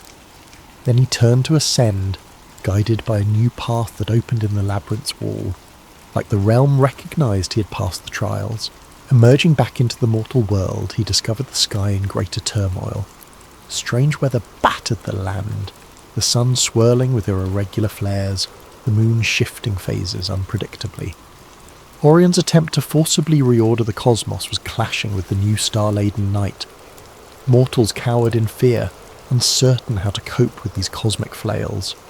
Calaros climbed the mountain once more, the echo flame held before him. Storm winds tried to blow him off the path, but he persevered, each step a struggle. At the summit, Orion stood, eyes blazing with a fraction of his prior majesty. The spire was cracked, bits of gold shell from the old lantern still strewn about. Orion levelled a scornful glare at Calaros. "You dare return, mortal?" Yet, as soon as Orion beheld the echo flame in Calaros's hands, his voice faltered. He recognised an ancient force that even he, in his prime, had revered. Calaros bowed, tears in his moonlit eyes. "Great Orion, I come not to claim your throne or defy the new stars, but let us unify this realm once more, so day and night can exist in harmony. The sun and moon revolve gently, and the stars remain a comfort to mortals. Take this echo flame, but let it be shared among the cosmos." At that moment the lightning-laced sky parted.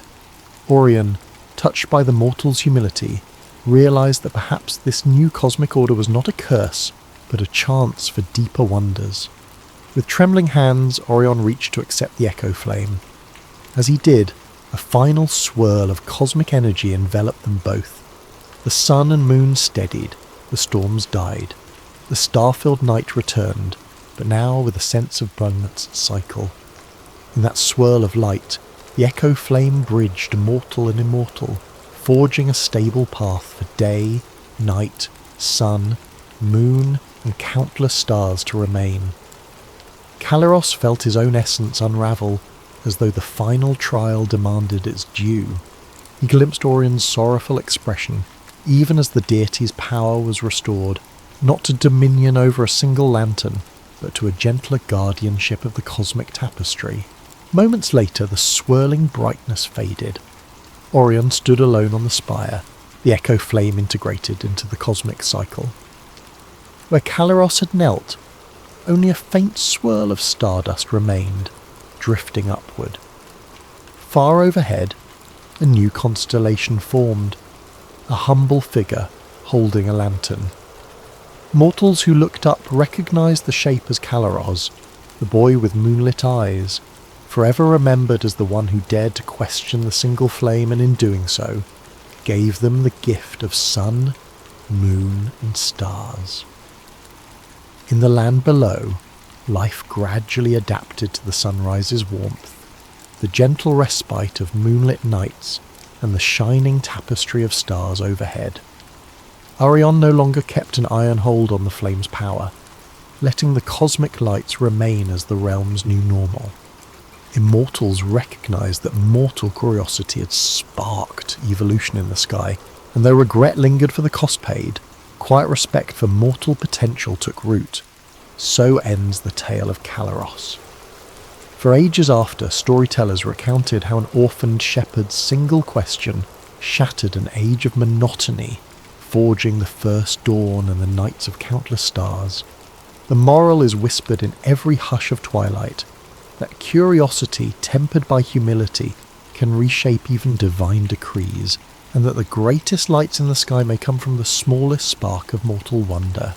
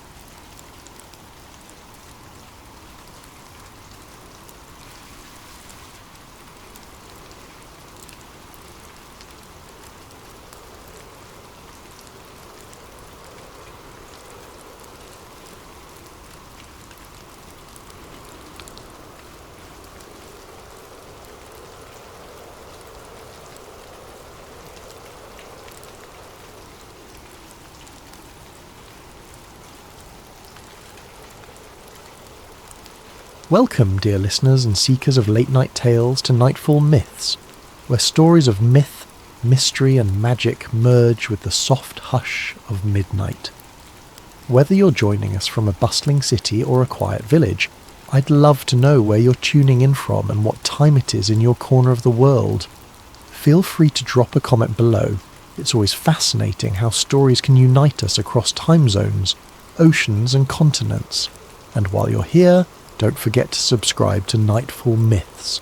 Your subscription helps keep this cozy storytelling haven alive, ensuring you'll never miss another foray into the realms of legend, history and possibility.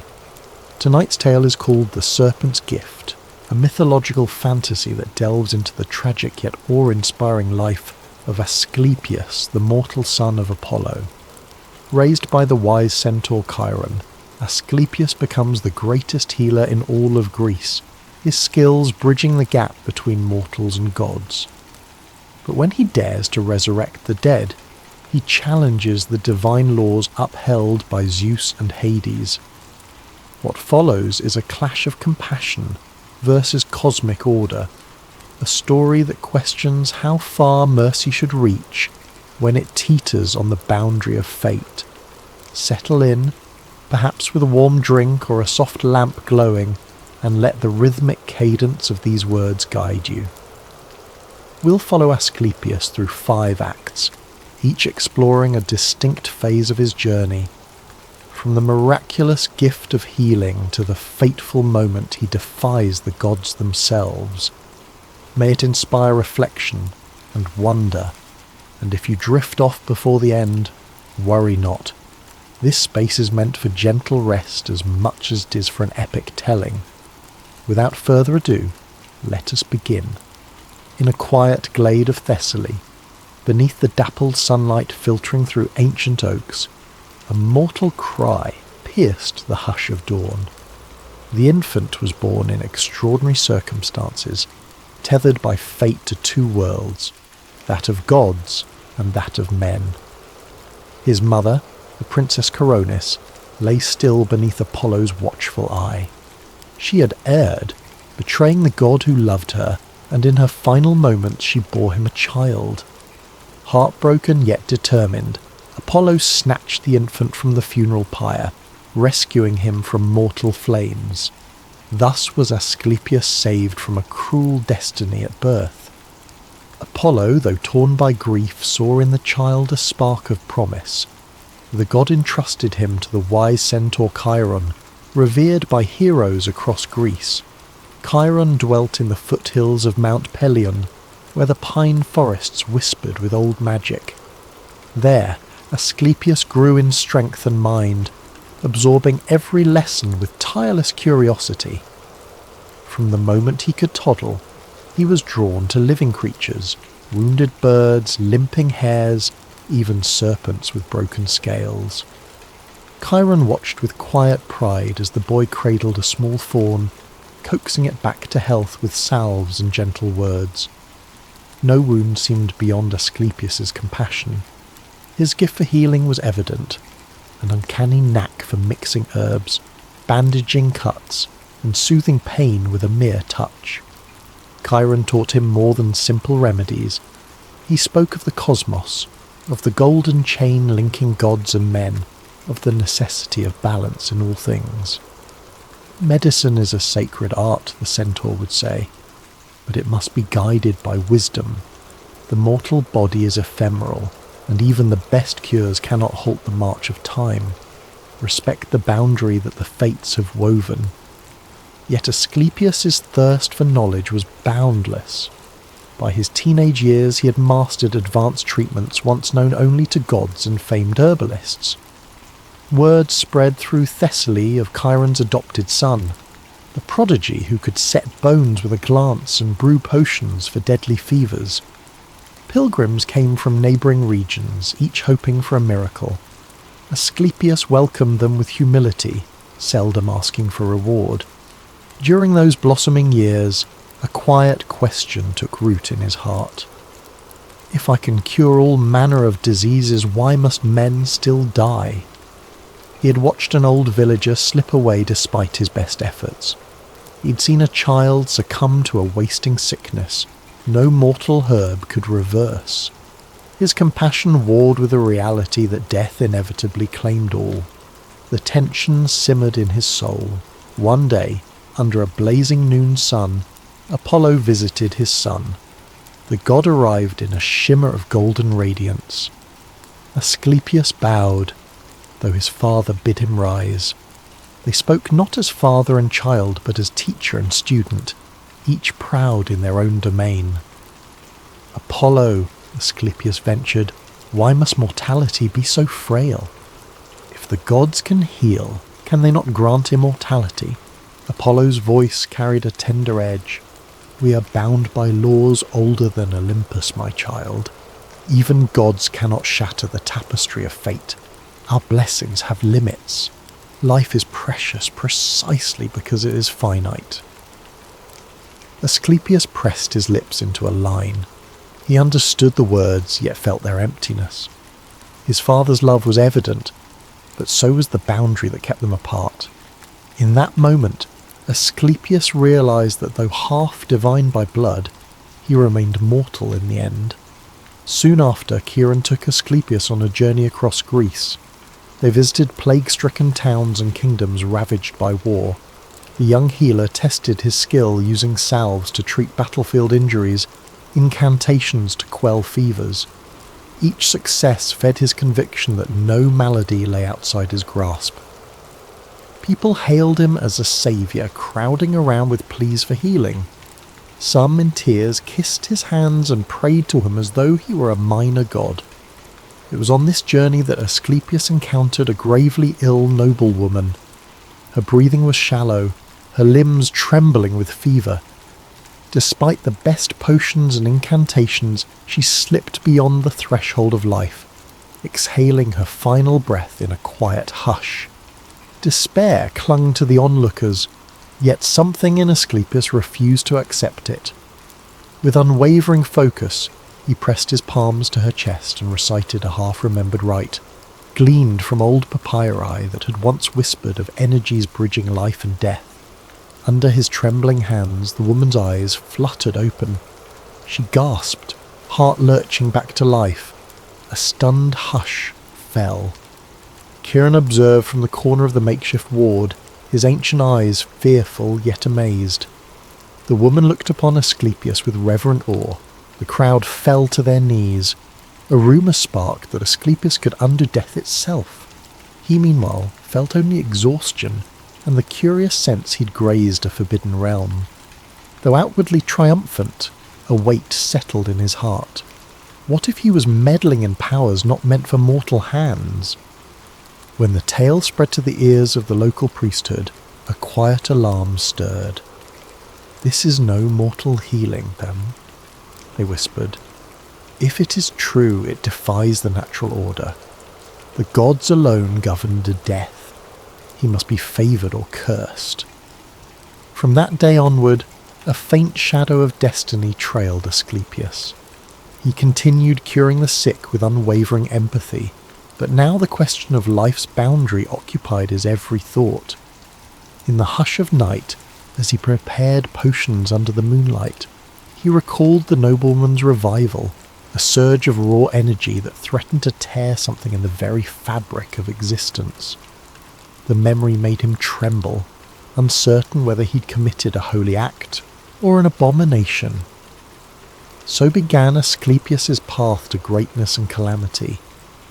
For though he sought only to ease suffering, he carried within him a seed of rebellion, the dream that perhaps, just perhaps, death need not be final, and in a world governed by divine law, that dream would shake Olympus to its core. In the months following his miraculous revival of the noblewoman, Asclepius wandered Greece with a growing retinue of followers, each hopeful for a cure no one else could grant. Despite his reluctance to claim any special divinity, pilgrims brought offerings and prayers, venerating him as a living conduit of Apollo's grace. Wooden shrines appeared in remote villages, small idols shaped in his likeness. Yet these displays felt alien to the humble healer, who insisted he was but a mortal with an unusual skill. Chiron watched from a distance, torn between pride and concern. He recognized the seeds of hero worship that had ensnared many a figure of myth. Asclepius handled it with modesty, but the crowd's devotion only escalated. The centaur warned him quietly. Power, especially over life, can tempt even the best of hearts. Remember that every cure must honour the balance set by the fates. We are not lords of the cosmic cycle. Though Asclepius nodded in agreement, his curiosity about that cycle deepened with each such tragedy he encountered. The memory of reviving the noblewoman haunted him. If such a feat was possible once, why not more often? Why let good people die of fevers or plagues when they could be restored? He wrestled with the moral dilemma, uncertain whether the boundary was absolute or if the gods' decrees might be challenged. Then, one twilight eve, fate delivered a sign: a serpent wounded on a dusty road. Serpents had always intrigued Asclepius. In them, he sensed a symbol of both poison and healing, life and death. This particular snake was coiled in agony, scales torn by a cartwheel. Pity welled in Asclepius's heart. He gathered it gently, ignoring the risk of venom. By the light of a small campfire, he cleaned its wounds and applied herbal poultices. Softly, he chanted incantations taught by Chiron, coaxing the creature to cling to life. Hours passed. Under the starlight, the snake's trembling eased. Its eyes, once dulled, glimmered with renewed vitality. A quiet hush enveloped them as if the world paused to witness. Asclepius felt an uncanny communion, a sense the serpent recognized his compassion, as though some primal knowledge flitted between them. Then, in a moment that transcended logic, the serpent slithered around him, nuzzling a coil near his arm. Its tongue flicked out, almost affectionate.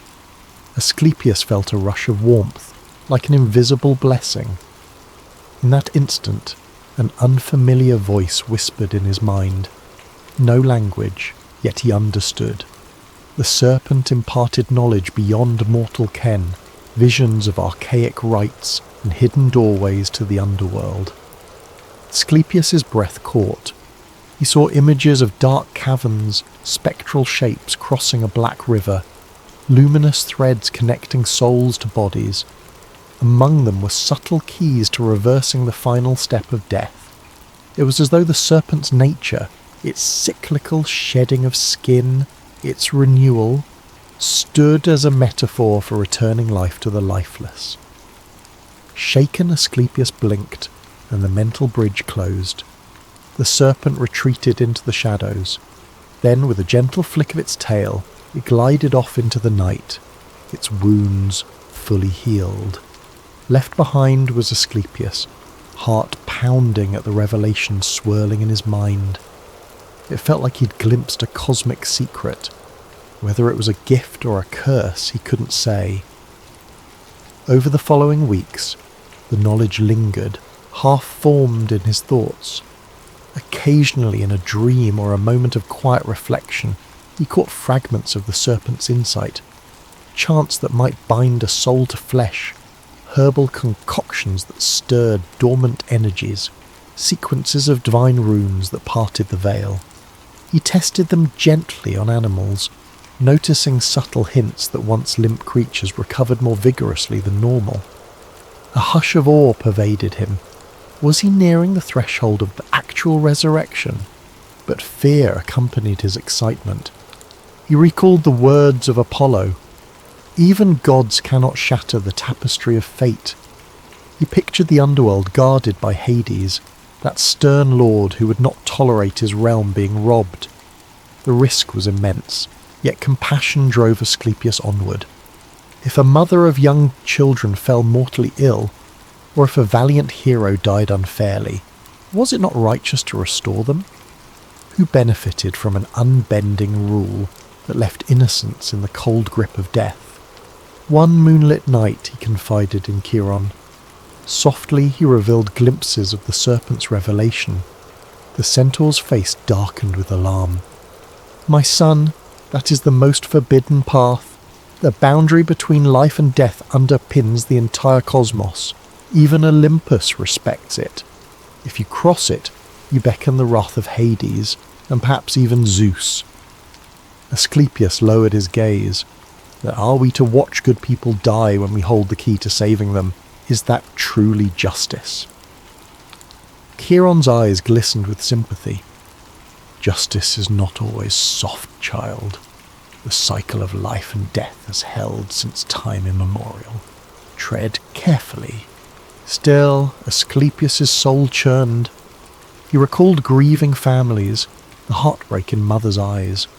Could the gods truly want such misery? If the serpent's gift was entrusted to him, perhaps the gods had chosen him as an instrument of mercy. That night, sleep eluded him. In dreams, the serpent coiled around him once more, whispering half-formed incantations. He awoke certain that he'd been singled out to wield this hidden art. Quietly, he began to test the boundaries. He sought out those on the brink, applying advanced cures that hovered just shy of the miraculous. Each time he saved a life presumed lost, townsfolk whispered that Asclepius defied death. But he refrained from resurrecting anyone truly gone. That changed when he arrived in a small coastal village, where a young mother had succumbed to drowning. Moved by the sight of her children weeping, Asclepius steeled his heart. Kneeling by her still form, he performed the serpent's incantation, used specific herbs that seemed to hum with otherworldly power, and invoked a subtle force that made the air hum around him. In a surge that felt like crossing a threshold, the mother gasped, water spilling from her lungs. She opened her eyes to a new dawn. The villagers stared in disbelief, then erupted in wails of joy. Asclepius, trembling with adrenaline, realized he had indeed pulled a soul back from the underworld. Boundary was not absolute. He had done it. He had undone death, if only for one soul. As the joyous scene played out, a creeping dread seized him.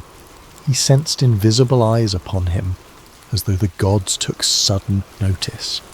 Some might hail him as a saviour, but what would the realm of Hades say?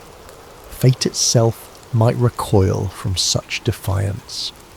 In that moment, the serpent's gift felt both wondrous and terrifying. He had broken a taboo older than Olympus, and in the heavens forces began to stir in response, as though dark clouds were gathering on a bright horizon. The rumours of Asclepius bringing the dead back to life spread like wildfire across the Greek peninsula. Kings, priests, and common folk alike marvelled at such an impossible feat. Word drifted into the hallowed halls of Delphi, where the oracle whispered that a mortal now held the power to rewrite fate's loom. Temples dedicated to Hades rumbled with uneasy prayers as devotees sensed a profound disturbance in the flow of souls. Some watchers bowed in reverence to Asclepius, while others shrank away in fearful awe. Within weeks, the matter reached the ears of Hades himself, lord of the underworld. From his domain of shadows and silent groves, Hades seethed at the mention of souls returning topside. Each resurrected mortal robbed him of a rightful subject. But more than that, it threatened cosmic stability. His eyes burned with grim anger. In his palace built of sorrowful stone, he summoned wraiths and shades, commanding them to keep watch for further transgressions. Meanwhile, he sent a message to Zeus, demanding immediate action. Zeus, seated upon the pinnacle of Olympus, weighed Hades' complaints. He looked down upon the mortal realm with thunderous brows.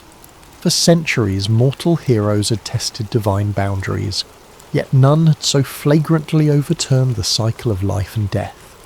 Even the gods seldom pulled mortals from Hades once they'd arrived, save for special exceptions. Now, a mere demigod dared such an act repeatedly. Before deciding Asclepius' fate, Zeus convened a small council of gods. Apollo, father to Asclepius, stood among them, uneasy. Athena watched with calm wisdom, while Hera peered suspiciously. Hades appeared as a flickering shade, a remote presence from the underworld. Tension crackled in the air. "Hades accuses your son of theft," Zeus intoned gravely, facing Apollo. "He claims Asclepius robs the underworld of souls. Is this true?" Apollo's voice tightened. "My son is a healer, not a thief. He seeks only to save the suffering. Where is the crime in mercy?" Hades' shade flared with cold fury. "Death is a law of nature. Even the gods abide by it. Shall we let mortals cheat their destinies because one man has found a trick? This imbalance cannot stand. Zeus nodded, solemn. The mortal realm depends on the flow of souls. If Asclepius can resurrect the dead at will, chaos follows. The living must eventually pass to the underworld. That is the cycle. Apollo's eyes flickered with paternal protectiveness. Yet is not compassion also part of mortal existence? Are we to forbid any measure that cures or extends life? Medicine itself is but an attempt to stave off death for a time. Asclepius has advanced that art. Hades' voice was a hiss. We do not speak of mere cures, but the reversal of finality. He is unbinding fate's threads. That power belongs to no mortal. Zeus paused in deep thought, thunder rumbling distantly. We must assess Asclepius's actions carefully. I will not pass harsh judgment without reason. Let me watch a while longer. If he violates the balance further, we will act. With that, the council ended. Hades withdrew, still smouldering, while Apollo left with a heavy heart, uncertain how to protect his son from this looming confrontation. Meanwhile, mortal adoration for Asclepius soared. Tales recounted how he had returned a mother from drowning, how he'd undone a warrior's fatal wound, how entire villages prayed for him to resurrect beloved elders. Some rumours claimed he could grant immortality if he so chose. A small cadre of the devout even built shrines bigger than some built for the Olympians, chanting his name as if he were a deity of healing. Asclepius felt torn between humility and the unstoppable tide of adoration. He never demanded worship, but people offered it freely, desperate for salvation from death's grip. This fervour alarmed priests of Zeus. One high priest confronted Asclepius at a busy crossroads, voice echoing through the gathered crowd. Why do you claim the power that belongs to the gods alone? Is your mortal compassion so vast it outweighs divine law? Are you healing or playing God? Asclepius, unsettled, tried to answer with humility. I do not claim divinity, I act out of compassion. If the gods disapprove, let them guide me otherwise. The priest's glare was steeled. They shall. Mark my words. He turned away, convinced that Asclepius was dangerously close to hubris. That evening, while Asclepius worked in a quiet temple, applying a salve to a dying child, Apollo appeared in mortal guise. The father took him aside, eyes conflicted. Son, you must be cautious. Hades rages, and Zeus is listening. I fear what may come if you keep raising the dead. Asclepius's heart clenched. How can I refuse those who beg for life? I swore an oath to heal all who ask. Sickness is cruel enough. Why must I obey an arbitrary line the gods... Apollo sighed. That line is not arbitrary. It maintains cosmic order. If your hand is forced, you may find Olympus itself turned against you. Even I, your father, might not be able to shield you from their wrath. But the sincerity in Asclepius's eyes was unwavering. If I have the power to save, how can I not use it? I cannot watch innocents die simply because Hades claims them. Let him be angry. Mortals shouldn't be pawns in the gods' politics. Apollo couldn't refute the moral logic. He embraced his son, whispering, "Tread lightly. The moment draws near when Zeus must choose. I will stand by you as best I can, but be prepared." With that, the god left in a swirl of golden light, leaving Asclepius bracing for the storm. Shortly thereafter, an opportunity to test his resolve emerged. A great war erupted between rival city-states, a bloody conflict that left fields stained red. Asclepius travelled to the warfront, determined to offer medical aid. He found the carnage overwhelming, broken bodies, shattered hopes. Amid the chaos, he saved countless lives, soldier and civilian alike. But in one grim corner he discovered a renowned warrior, beloved by many, mortally wounded. The soldier's heart had ceased minutes before Asclepius arrived, and grief spilled across the battlefield. Overcome by empathy, Asclepius invoked the serpent's incantation once more, coaxing the flame of life back into that warrior's body. Gasping, the soldier returned from the threshold, eyes wide with gratitude. Warriors who witnessed this bowed in reverence, rumour spreading among the armies that not even death could stand before Asclepius. The next day, an ominous swirl of thunderclouds gathered overhead, a sign that the cosmic order trembled beneath the weight of these resurrections. In his tent that night, Asclepius wrestled with a haunting sense of destiny. The lines were drawn. He had rescued souls from Hades' domain, and the underworld's lord would not let that stand. The final confrontation with the Pantheon loomed like a distant storm, inevitable yet unclear in outcome. Would the gods truly strike him down for an act of mercy? Or might they too see that life's sanctity overshadowed the rigid laws of death? The question hammered at him under the strobe of distant light. In his pocket he carried a small serpent amulet that he had fashioned, a reminder of the creature that bestowed him the secret. He held it close, determined to follow his path of compassion, even if the gods themselves demanded a terrible price. The pivotal day arrived under a sky streaked with gold and grey. Crowds had gathered before a makeshift temple on a war-ravaged plain, longing for Asclepius's healing touch. Among them were soldiers, peasants, women carrying children. Yet tension crackled in the humid air.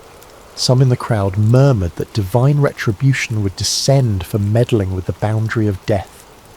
Asclepius, weariness etched into his features from endless nights of healing, emerged to greet them. Despite exhaustion, his compassion shone bright as he consoled the wounded, reassuring them that no affliction was beyond hope. He carried vials of potent herbs, bandages, and a staff entwined with a carved serpent, his personal symbol of healing. The staff had become a beacon for the desperate, but the sense of foreboding couldn't be ignored. The sky darkened, thunderheads gathering unnaturally fast. Priests of Zeus, observing from the distance, exchanged uneasy glances. They felt the heaviness in the air as though the storms themselves were drawn by the friction of mortal and divine conflict. Suddenly, the crowd parted, gasping. A swirl of brilliant white light materialized. Zeus himself descended in a cloak of thunderclouds, eyes ablaze with cosmic authority.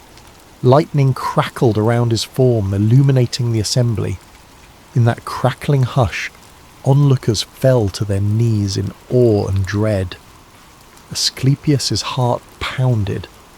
He sensed this was the final confrontation that had loomed over him. Behind Zeus stood Hades, presence manifested like a shadow. Apollo also arrived in a rush of golden warmth, placing himself near Asclepius, though his face was lined with worry. The entire plain grew silent. Even the wind stilled as the gods gathered in mortal space to pass judgment. Zeus's voice boomed, reverberating across the plain. "Asclepius, son of Apollo, mortal yet crossing the threshold of the divine, you stand accused of wrenching souls from the domain of Hades, upsetting the balance of fate. Speak in your defense." Heart pounding, Asclepius forced himself to meet the god's gaze. "I have done what any healer would do, yet on a greater scale. I have mended the wounded, saved the dying. Is it truly wrong to restore life? My compassion led me here, not ambition." Hades stepped forward, dark eyes burning. "Compassion cannot justify breaking cosmic law.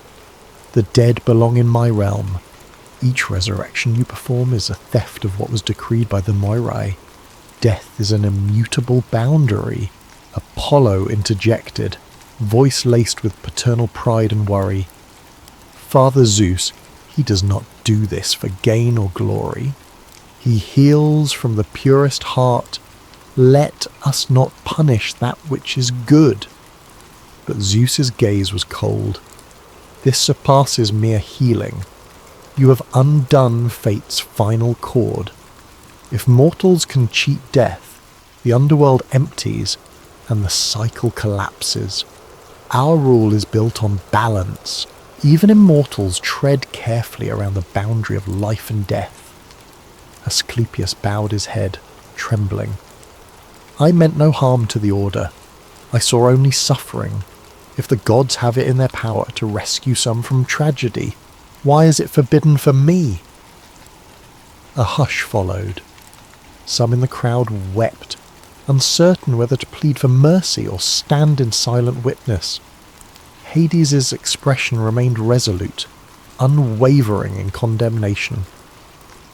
At last Zeus lifted a hand, thunder rumbling in the roiling clouds overhead. Your motive matters little, mortal. Compassion or not, you have usurped a domain not granted to men. You transgress the boundary of life and death. That breach cannot stand. For the sake of universal harmony, your power must be extinguished. A jolt of fear shot through Asclepius. Even so, he mustered courage. If your sense of harmony demands innocent lives be lost, then I defy that law. My oath is to protect the living. Zeus's eyes narrowed.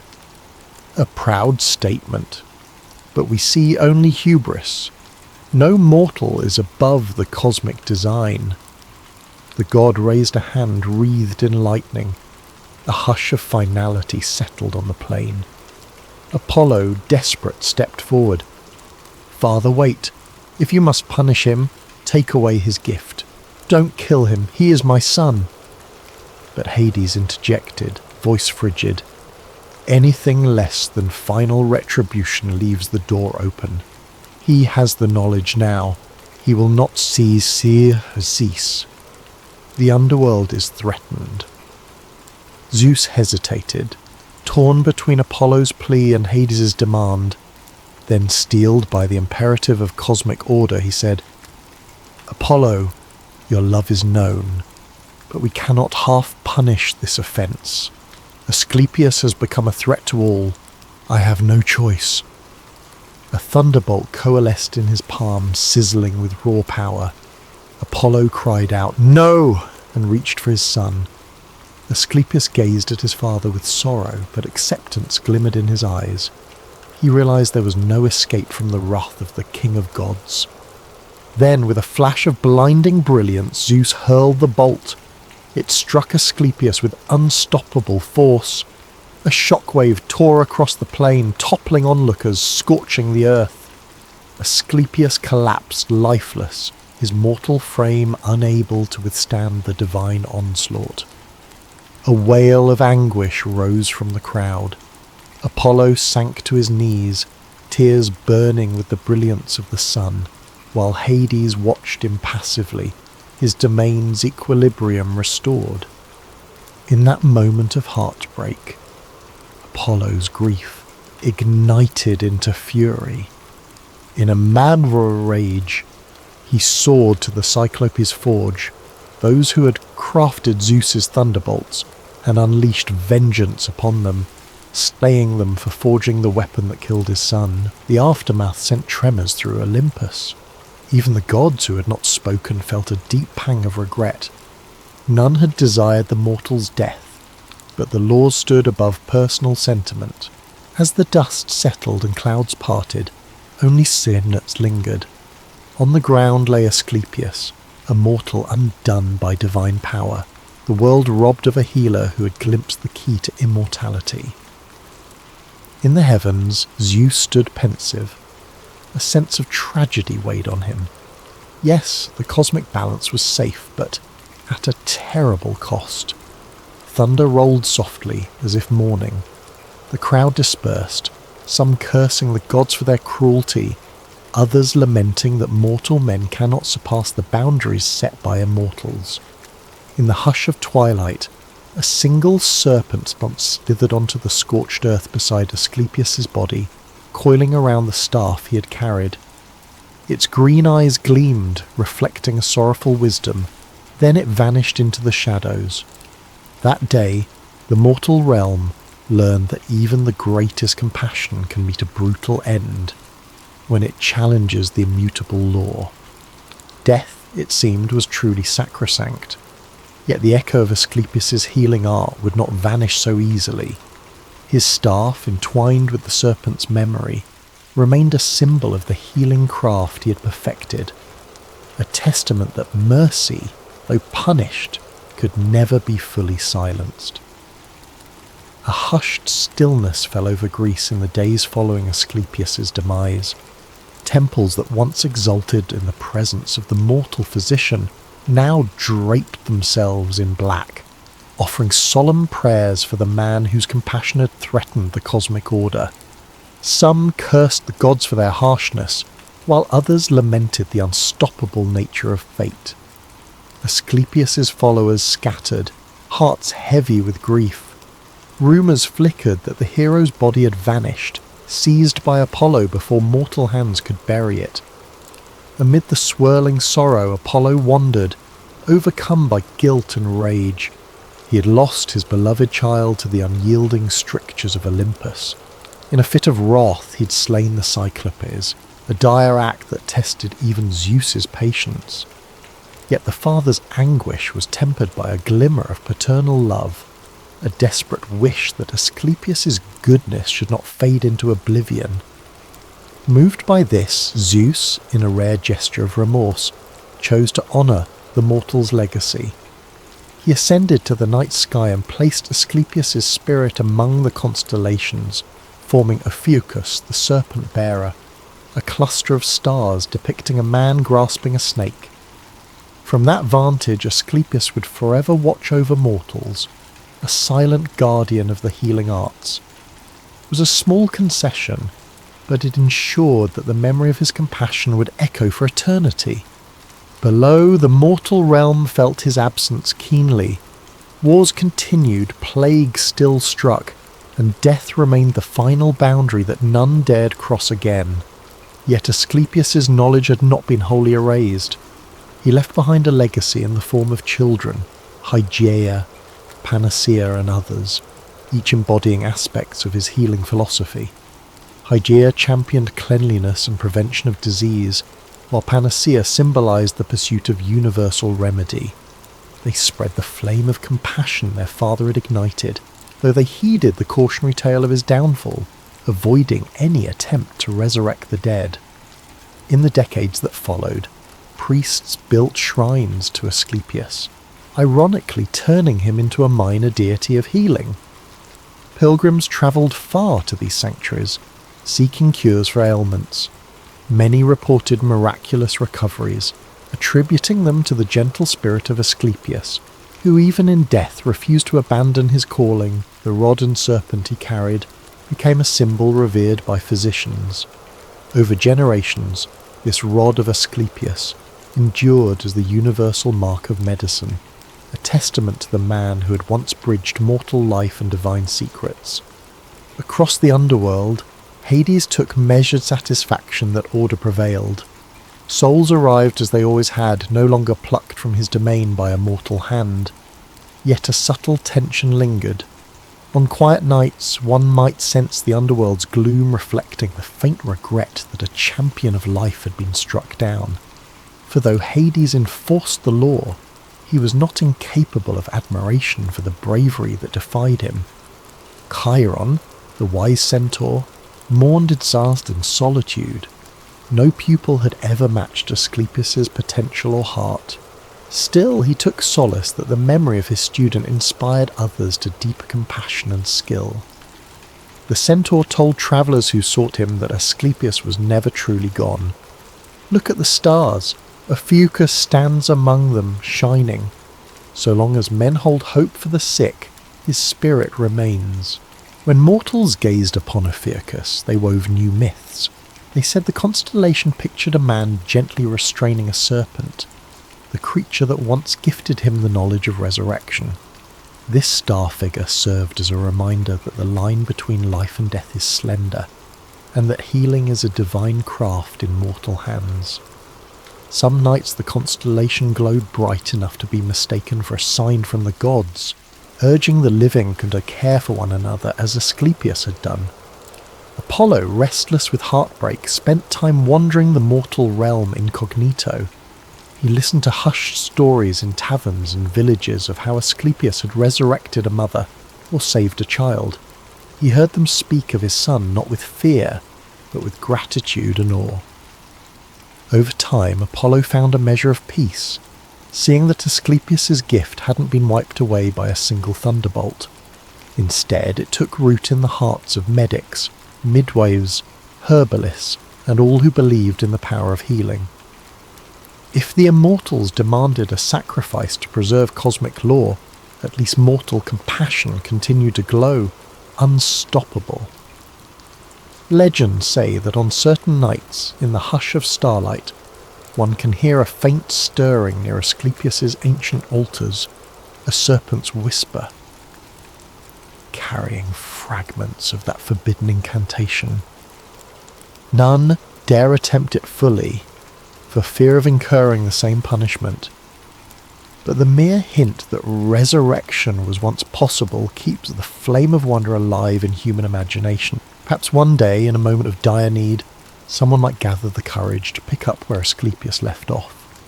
Or perhaps the tragedy of his downfall is warning enough. And so the tale of Asclepius ends in both sorrow and hope. Sorrow because a mortal who dared to save too much was struck down, proving the gods' domain over death unassailable. Hope because his lessons outlived him, shaping entire traditions of healing. Men and women who practiced medicine carried forward his gentle spirit, blending skill with compassion. Over centuries, the staff and serpent remained a potent emblem, reminding the world that healing is a sacred bond between mortal and divine, bridging the fragility of life and the compassion that sustains it. In time, the name Asclepius faded from daily speech, replaced by new heroes and new myths. But each time a physician saved a life, or a midwife guided a newborn into the world, the spirit of the serpent-bearer flickered anew. Mortals discovered that while they couldn't conquer death entirely, they could lessen its toll through knowledge, kindness, and perseverance. And in that gentle push against the final boundary, they honoured the memory of the mortal who tried to carry the burden of the gods.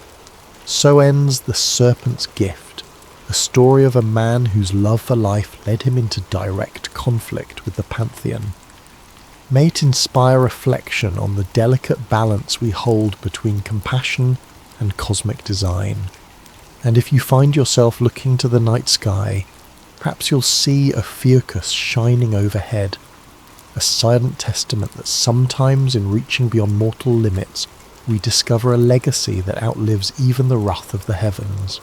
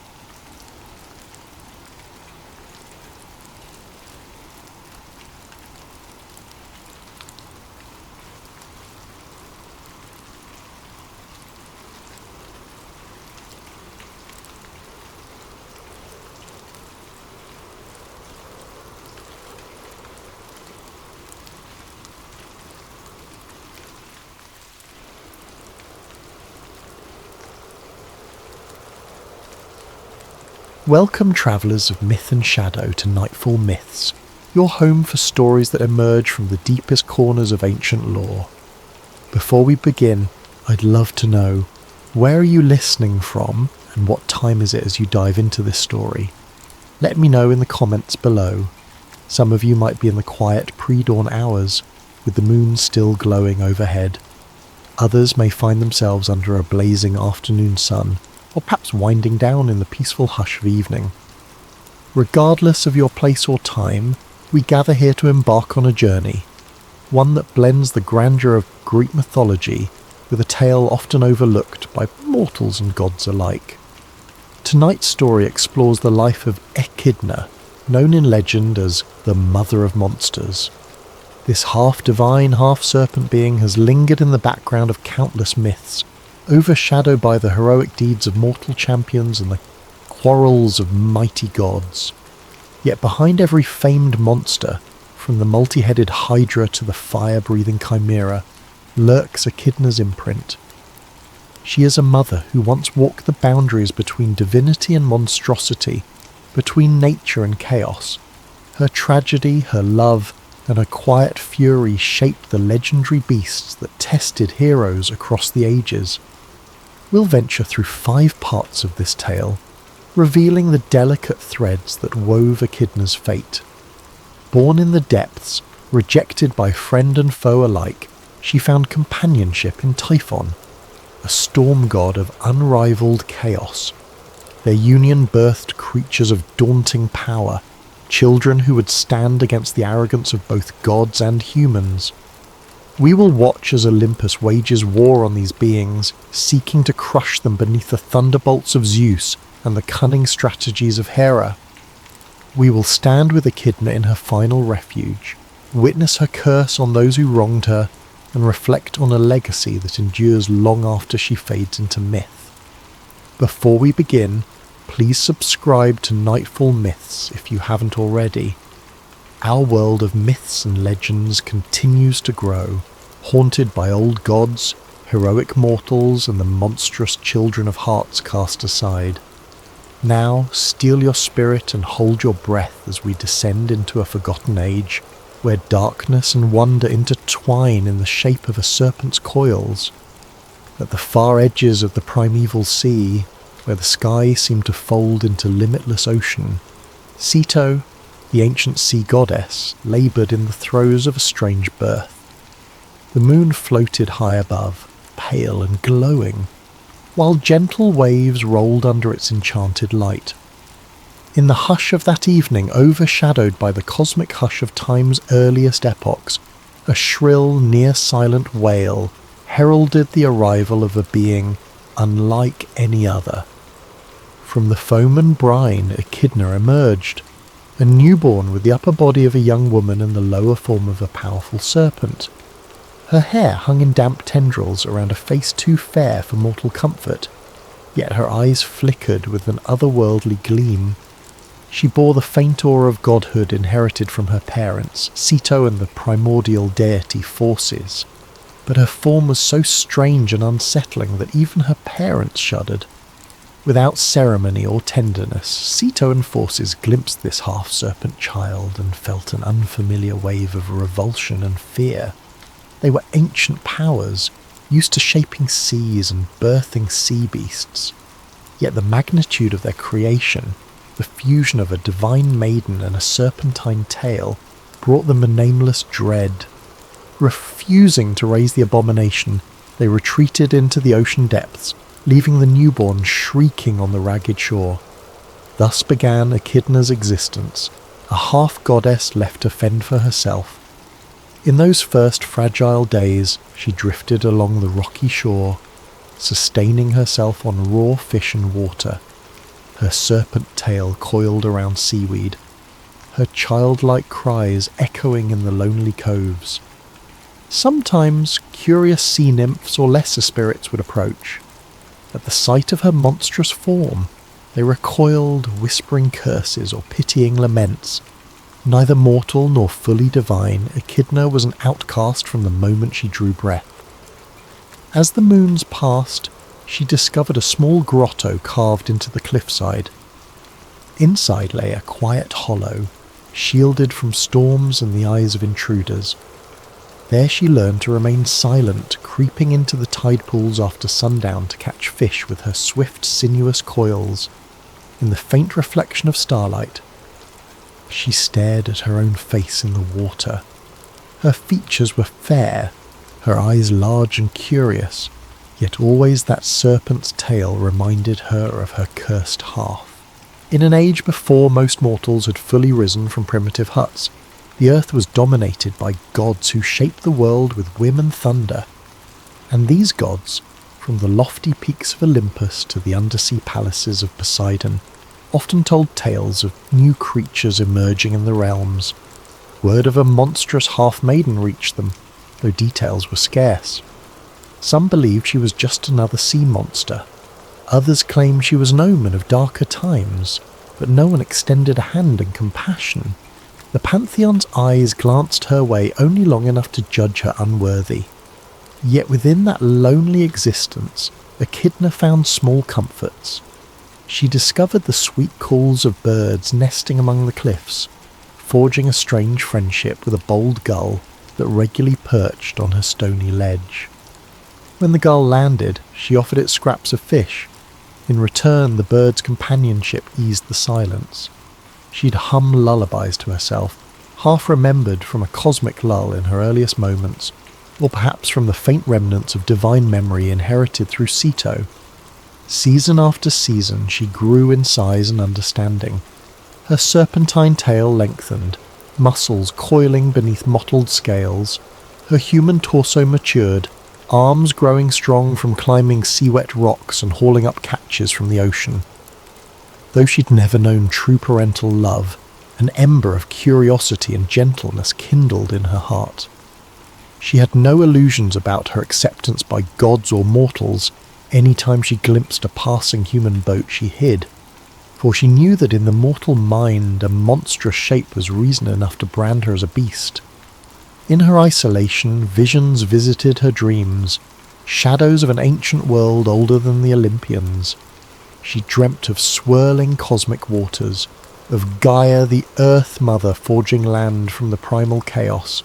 She dreamt of titans forging mountains, and starry-eyed gods waging war. Sometimes, in the throes of these dreams, a voice whispered, "Echidna, you are more than your form. Your destiny lies beyond the edges." Yearning for meaning, she left her seaside cave behind, slithering inland across dense forests and rolling hills, always travelling by moonlight to avoid detection. Occasionally, travellers stumbled upon her tracks, wide serpentine trails through dusty roads, and hurried to temples, telling frantic tales of a monstrous creature prowling the countryside. Priests interpreted these as ill omens, urging the local folk to pray for deliverance. Echidna watched from afar as mortals knelt before statues of Zeus or Hera, offering sacrifices to gods who would despise her. Each offering, each prayer carried the faint tang of fear. The mortals dreaded forces beyond their control. Raging storms, shifting earth, savage beasts. They revered the Olympians with devout ceremony, trusting them to protect the realm from chaos and monstrous abominations. In time, that fear would turn toward her, fueling hunts and heroics that aimed to kill creatures of uncertain origin. Still, the outcast wandered. Weary in spirit, she sought a place to call home. Eventually, on the far side of a shadowy mountain range, she discovered a yawning cavern, a place rumoured to be the mouth of the underworld. The wind howled eerily at its entrance. The trees beyond twisted in odd shapes, and their bark felt cold even in sunlight. She sensed something primeval in that gloom, a hush that welcomed her, as if it recognized a kindred presence. Within its darkness, she found a corner to rest, free from the pitying or scornful stares of the outside world. But as she settled there, a low rumble of distant thunder caught her attention. The air trembled with the promise of something monumental stirring in the heavens. Though she did not know it, This was the faint warning of an event that would change her lonely path forever. A power was rising, one that would shake Olympus to its core and bring Echidna face to face with another outcast whose rage rivaled the roar of storms. Unaware of the approaching cataclysm, Echidna closed her eyes, lulled by the drip of water from the cave's stalactites. For the first time in memory, she dared imagine a future that held something more than mere survival. In that dream she sensed a chaotic presence, a living tempest who might look upon her not with revulsion, but with understanding born from shared exile. A single thought flickered at the edge of her consciousness. Change is coming. High above the mortal realm, the gods of Olympus lounged in their cloud-top palaces. Zeus reigned over them with a thunderbolt in hand, lording supreme from his throne of polished marble. Hera, his queen, presided at his side, regal and calculating. The lesser deities paid tribute, feasting and chattering about the daily affairs of mortals, the shape of the seasons, and the maintenance of cosmic order. Yet on one fateful night, the sky erupted in chaos. Bolts of lightning tore the heavens asunder, and black storm clouds congealed into a colossal form. This figure expanded until it dwarfed even Olympus itself, swirling with thunder and spitting molten fire. The gods watched in horror as the monstrous shape took on details, a giant of swirling smoke crowned with writhing serpents, each scale shimmering like molten rock in the night. Typhon was born. Some said Gaia unleashed him in vengeance for old wounds inflicted by Zeus upon the Titans. Others claimed he emerged from the darkest corners of the cosmic sea. Whatever his origin, Typhon was a force beyond mortal comprehension. His roar reverberated across the heavens, and with each breath he conjured hurricanes that lashed the coasts and storms that flattened entire forests.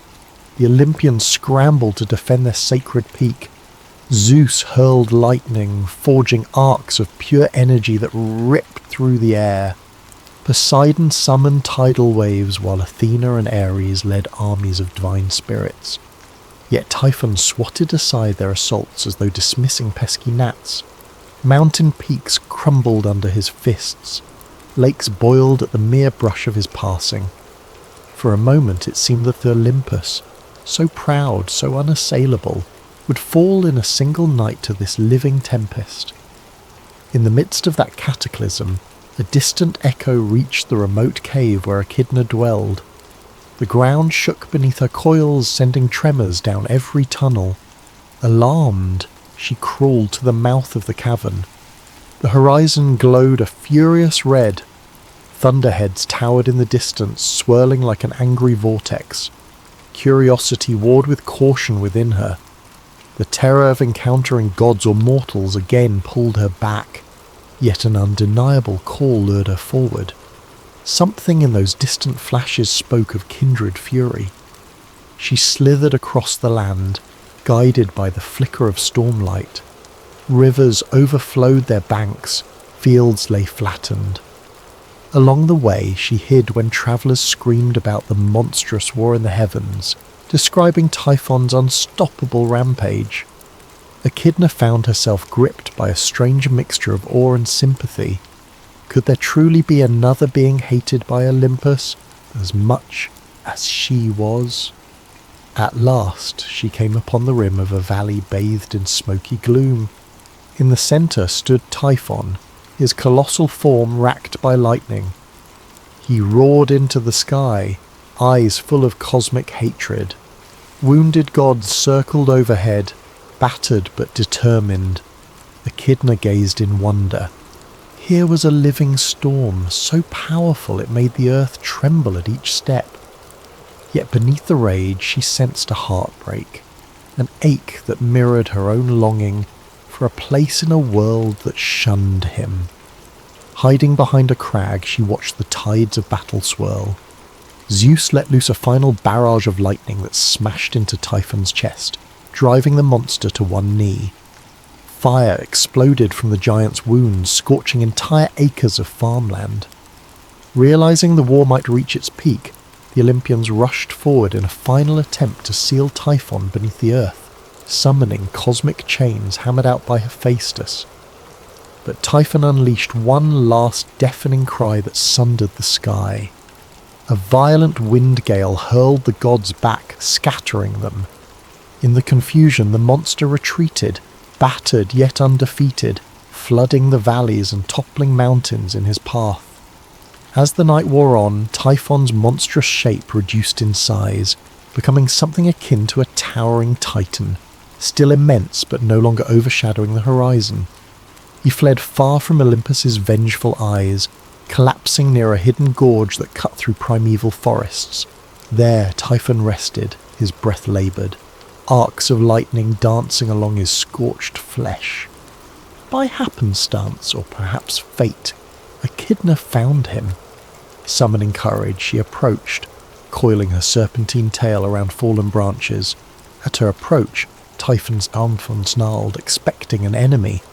But when his burning eyes met her own, something stayed his wrath. She stood with half-human grace, half-serpent caution, gazing upon his wounds with dismay. In her reflection, he saw another outcast shaped by forces older than the Olympians. "Why do you come?" Typhon's voice rumbled, quaking the air. Echidna swallowed her fear, heart pounding. I have no place in Olympus or among mortals. I saw your battle. I felt the earth shudder, and came to see for myself. You are like me in a way." He watched her, eyes flickering with lingering storms. The pride and fury in him welled, but so did curiosity. "You do not flee from my form. You do not tremble before my rage." She touched the scorched earth with her fingertips, noting how flowers wilted at the edges of the giant footprints. "I know what it is to be alone, hated for being different," she said. "If you need refuge, I can offer what little I have."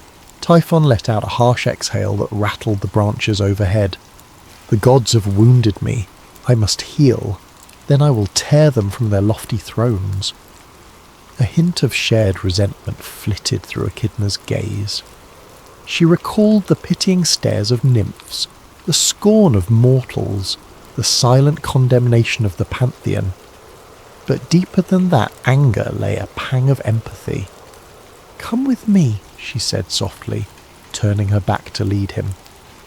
Curious, Typhon rose, his massive shape crackling with residual lightning. He followed at a distance, each footstep leaving a smouldering mark in the grass. By dawn, they returned to the cavern that had become Echidna's sanctuary. In the half-light of morning, she offered him water from a nearby spring, and, using scraps of cloth scavenged from deserted settlements, tried to bind his lesser wounds as best she could. Though Typhon's size diminished somewhat to fit the cavern's expanse, he remained a towering presence, capable of crushing boulders in a single grip. But in Echidna's presence, a calm settled over him. For the first time in his existence, he beheld a creature unafraid of him. She listened with rapt wonder as he recounted how he had been born to challenge Zeus, his fury shaped by eons of oppression the gods inflicted upon older primordial powers. She in turn spoke of her lonely life, her heritage as a scorned daughter of sea gods, and her yearning for purpose. In each other's stories they found echoes of the same wound: rejection by a proud pantheon who defined monstrosity by anything that broke their divine mould.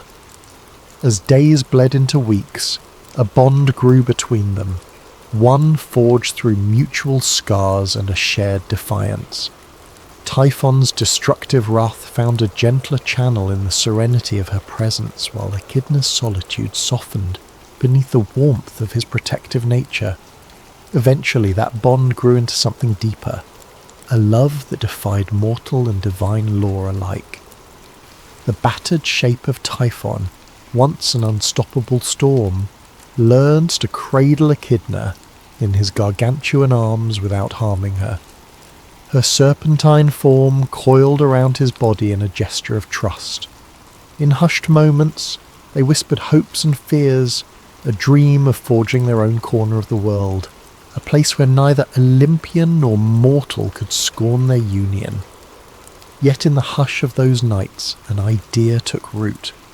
If the gods insisted on rejecting them, if mortals trembled at their forms, then perhaps they could craft a legacy that transcended fear.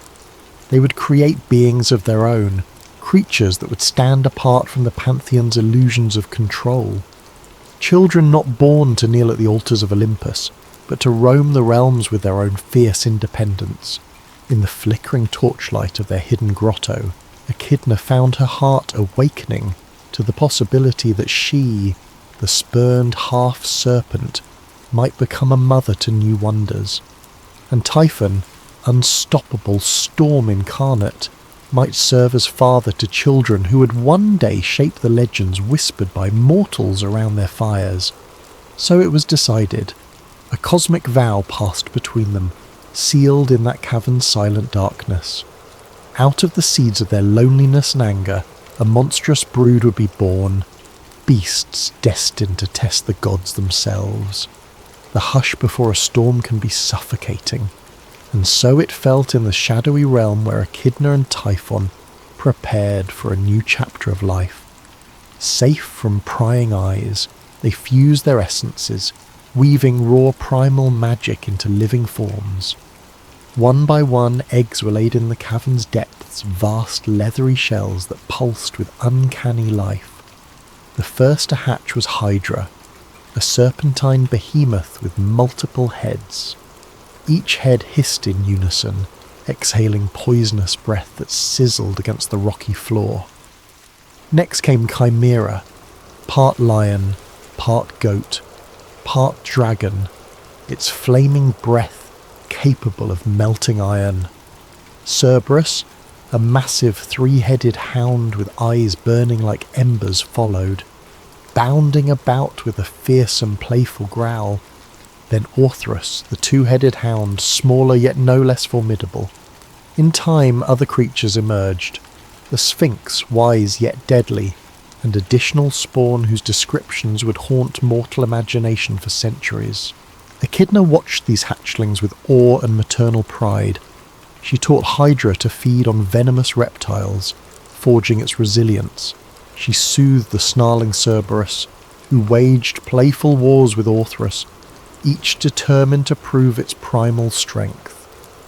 Typhon, still healing from his battle with Olympus, grumbled stormy lullabies that lulled these monstrous offspring to rest. In those moments, Echidna felt a sense of belonging she had never experienced. The time of her solitude was over, yet beyond their hidden lair, the world shuddered at rumours of monstrous births.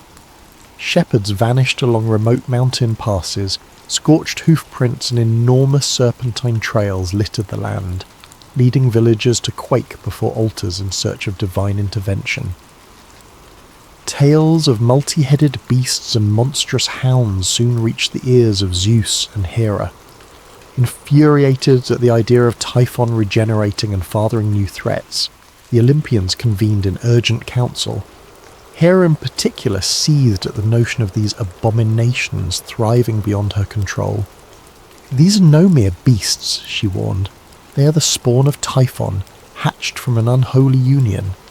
They endanger the balance we have fought to establish." Zeus clenched his thunderbolt. The memory of Typhon's assault on Olympus still stung his pride. "We cannot allow them to roam unchecked. Each one of these creatures must be destroyed or subdued, else the mortal world and our domain will be consumed in chaos." With Hera's cunning guidance, the gods selected champions from among mortals, demigods and lesser divinities. Hermes whispered rumours of how these champions might locate the lairs of each monster. Athena granted strategic insights. Mortals like Heracles, destined for heroism, were guided into tasks that would see them cross paths with Hydra or Cerberus. Apollo composed oracles that prophesied the downfall of monstrous creatures, fueling mortal courage to stand against them. Unaware of the full extent of the plot, Echidna and Typhon were busy raising their brood. Within a few short years, the creatures had grown beyond the cavern's capacity. Hydra slithered into a nearby swamp, forging an eerie domain of stagnant waters. Chimera prowled blazing canyons, sowing fear in any village that ventured too close. Cerberus, playful yet immense, was lured by subterranean caves rumoured to lead into the underworld. Each child found its domain, carving territory in the wilderness. Inevitably, mortal champions arrived. First, Heracles marched into Hydra's swamp. The monstrous serpent's many heads, each spitting venom, rose to meet the challenge, unleashing a battle that shook the marsh. At first, Hydra seemed invincible. Any severed head would regrow, and the creature's venom corroded Heracles' weapons. But the hero, guided by Athena's wisdom, used fire to cauterize each stump. One by one, the heads stopped regenerating. Mortally wounded, Hydra sank into the muck with a final hiss. Heracles carried away its deadly blood, an ironic trophy for his subsequent labours. When word of Hydra's death reached Echidna, grief and anger overwhelmed her. She prowled the outskirts of her cavern, tail lashing, lamenting her child's destruction. Typhon roared his fury at the sky, conjuring storms that blackened the horizon. "Olympus seeks our end," he snarled. "No more hiding. We must unleash our wrath upon them." But Echidna, mother at heart, hesitated. "If we leave, we expose our other children. They will be hunted down. Let us stand guard, and perhaps together we can defend them." Alas, their brood was scattered, each child forging its own path. The Chimera was challenged by the hero Bellerophon, mounted on the winged horse Pegasus. With cunning and a spear tipped in molten lead, Bellerophon subdued the fire-breathing beast from above, choking its flames with the searing metal. Another child lost. Cerberus fatefully caught the attention of Hades, god of the underworld. Sensing the hound's power, he bound Cerberus to guard the gates of his realm. Though the monstrous dog remained alive, it was enslaved in service to the underworld's gloom, away from Echidna's reach. Orthrus was similarly captured by mortal kings, used as a guardian beast until he eventually slain in some lesser-known battle. One by one, the monstrous siblings fell or were harnessed. Only the Sphinx, cunning and cloaked in riddles, survived longer, plaguing the city of Thebes with her cryptic challenges until a mortal solved her riddle. She too perished, throwing herself from a cliff in despair. All the while, Typhon raged, thirsting for vengeance. The time to confront Olympus again finally arrived, but this time the gods were better prepared. Using cunning tactics, trickery, and powerful relics, they cornered Typhon near the shores of the Mediterranean. Zeus, channeling the combined might of his pantheon, unleashed a cataclysmic storm of thunderbolts, pinning Typhon's gargantuan form beneath the earth. With spells woven by Hera and Hermes, Typhon was sealed under Mount Etna, doomed to struggle forever in a prison of molten rock. When Echidna learned of her beloved's imprisonment, her screams reverberated through the mountains. She slithered to the site, but the gods drove her back with spears of celestial fire. Wounded and grieving, she fled, forced to watch from afar as everything she cherished was torn away. The hunts continued. Many lesser-known offspring vanished, never to be seen again. Some became footnotes in the heroic myths mortals told. The world now knew the names Hydra, Chimera, Cerberus, Orthrus, the Sphinx, yet rarely spoke of their mother. For Echidna was not a trophy or a legend worth praising in the mortal mind. She was simply a vague horror, a presence that overshadowed them in half-forgotten nightmares. In time, the battered mother found herself alone, cowering in the darkest corners of a new refuge. She had no illusions left about any truce with Olympus. Typhon was lost to her, entombed by Zeus's might. Her children were either slain, chained, or stood. The weight of her sorrow festered, transforming from raw pain into a fierce desire for retribution. In hushed nights she roamed deserted trails with her serpentine coils scraping the earth. Her tears formed silent paths through thick dust. No more illusions of acceptance or hope. If the gods demanded a monster, she would be one, albeit a mother whose brood had paid a steep price for daring to exist. In the aftermath of the monstrous hunts, the mortal realm found a fragile peace. No longer did farmers fear fiery roars echoing over their fields. No longer did travellers vanish into a swamp of hissing serpents. Olympus too rested easily, confident that its sovereignty had been upheld. The surviving monsters had been leashed or driven to the fringes of existence, just enough to maintain the mythic challenges so dear to epic poetry, but not enough to threaten the dominion of the gods. For Echidna, the world felt smaller than ever. Every mountain range seemed haunted by the memory of her children's defeat. Every valley smelled of burning ash or rotting serpentine flesh. The intangible link to Typhon, once a comforting storm in her mind, lay silent, replaced by an ache that gnawed at her. She sensed him beneath Mount Etna, raging against molten shackles, but she could do nothing to free him. Pursued by the relentless will of Hera and the bow of Apollo, who never missed a mark, Echidna retreated to a cavern at the edge of the known world. This place, rumours claimed, was so distant that not even sunlight lingered for long. The cave opened into blackness so profound it felt like the belly of the night itself.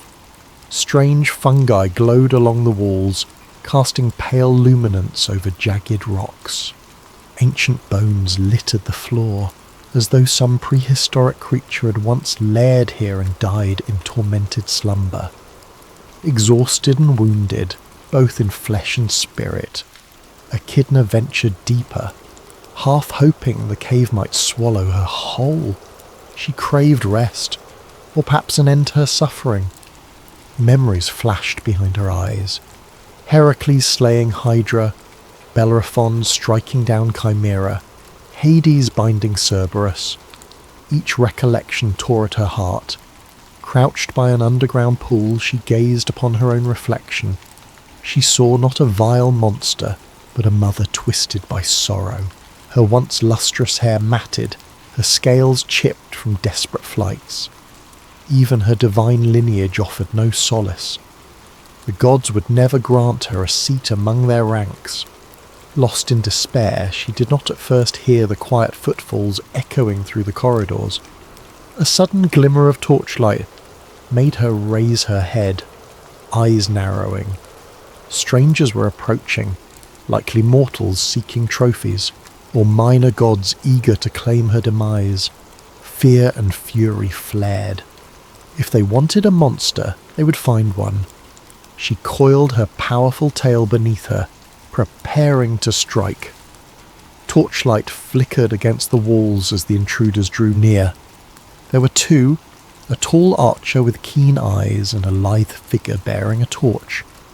The faint symbol of Apollo glowed upon the archer's quiver. Indeed, these must be huntsmen in service to the gods. Before Echidna could lunge, an arrow whistled past her, striking the stone at her side. The archer's voice echoed, coldly confident. The goddess Artemis demands retribution for the beasts unleashed upon the mortal realm. Surrender or die. A bitter laugh escaped Echidna's lips. She had lost too much to cower now. Retribution for existing? For daring to bring forth life in a world that hunts all that is different? She darted into the darkness, trying to weave between stalagmites. More arrows soared, their tips glinting with god-blessed steel. One grazed her arm, burning with divine potency. Another lodged in her tail, drawing a hiss of pain that reverberated off the walls. Cornered at the precipice of a deep chasm, Echidna turned, chest heaving. The huntsman advanced, weapons poised. She felt her strength waning, her injuries compounding, yet a fierce maternal rage roiled within her. Fueled by injustice, she swiped at the nearest intruder, sending him crashing against the cavern wall. The archer loosed one last arrow, burying it deep into her side. A wet gasp escaped her as fiery agony spiked through her body. Her vision blurred and she collapsed against the cold stone. The huntsman approached cautiously, certain their prey was finished. Summoning her final shreds of will, Echidna fixed them with a blazing stare. In that moment, it was not just the half-serpent mother lying there, but a primal force, a being shaped by ancient gods older than Olympus. She felt something stirring in her soul. A presence, perhaps an echo of Typhon's defiance, or a last spark of her own divine heritage. Her voice, though trembling, rang through the cavern. "Tell your goddess that her hunts will never end. I curse Olympus. For every hero you breed to do your bidding, a monster will rise to test them, born of fear, shaped by cruelty. There shall be no peace for gods or mortals, only the endless cycle of creation and destruction. You call me mother of monsters. You have made me so." The huntsmen looked at one another unnerved. The archer reached for another arrow to end her, but the ground trembled beneath their feet. Stalactites cracked overhead. A sudden fissure yawned across the cavern floor, swallowing boulders and sending them crashing into a subterranean void. The huntsman recoiled, stumbling for stability. Amid the quake, Echidna slipped from the ledge. Her body plummeted into the darkness below. The huntsman crept to the edge, peering into the blackness, but saw nothing. No corpse, no final trace of the monster. The silence that followed was eerier than any cry or wail. Word of the battle spread quickly among mortals, twisting into legend. Some said Echidna had perished in the chasm, body broken upon the rocks. Others insisted she had used ancient magic to slumber in the earth's bowels, awaiting a time to awaken. The huntsmen, uncertain themselves, told conflicting tales. They returned to Artemis, bearing only the arrow drenched in Echidna's blood, no proof of a kill.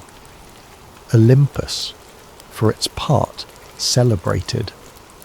They believed that Typhon's bride was no more, that the last threat to their ordered rule had vanished. Hera and Zeus breathed easier, certain no more monstrous children would challenge them. The mortal world, too, exhaled relief, equating the disappearance of Hydra, Chimera and their kin with a renewed era of safety. Yet in the minds of some, a question lingered. Could a being so closely tied to primordial powers truly die? Could the mother of monsters vanish without leaving some lingering imprint on the cosmos?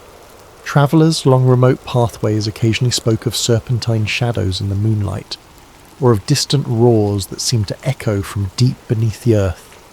Scholars wondered if the cycle of monstrous births truly ended, or if the world simply awaited the next terror to rise. Only the empty wind in that cave, sighing over the deep chasm, held the secret. Somewhere below, in a realm beyond mortal sight, the last vestige of Echidna might have drawn breath, waiting for a time when the world needed darkness to challenge its complacency once more. Centuries rolled forward like tumbling pebbles down a mountain slope. Mortals built cities, invented new arts, worshipped new gods, or continued venerating the old ones in revised forms. Empires rose and fell, each forging legends of heroic conquests and monstrous challenges. Through it all, echoes of Echidna's children persisted. Hydra's name was invoked to symbolize battles that multiplied in adversity.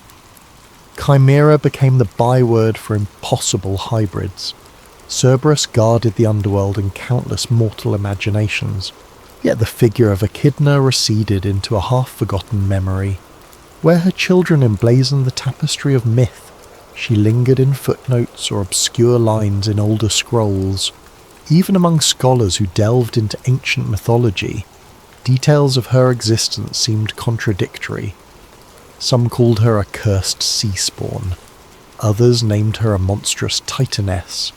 Some believed she was a minor goddess of the earth, devoured by the rocks themselves. In the famed Library of Alexandria, a young scribe named Nicander laboured day and night, cataloguing scrolls.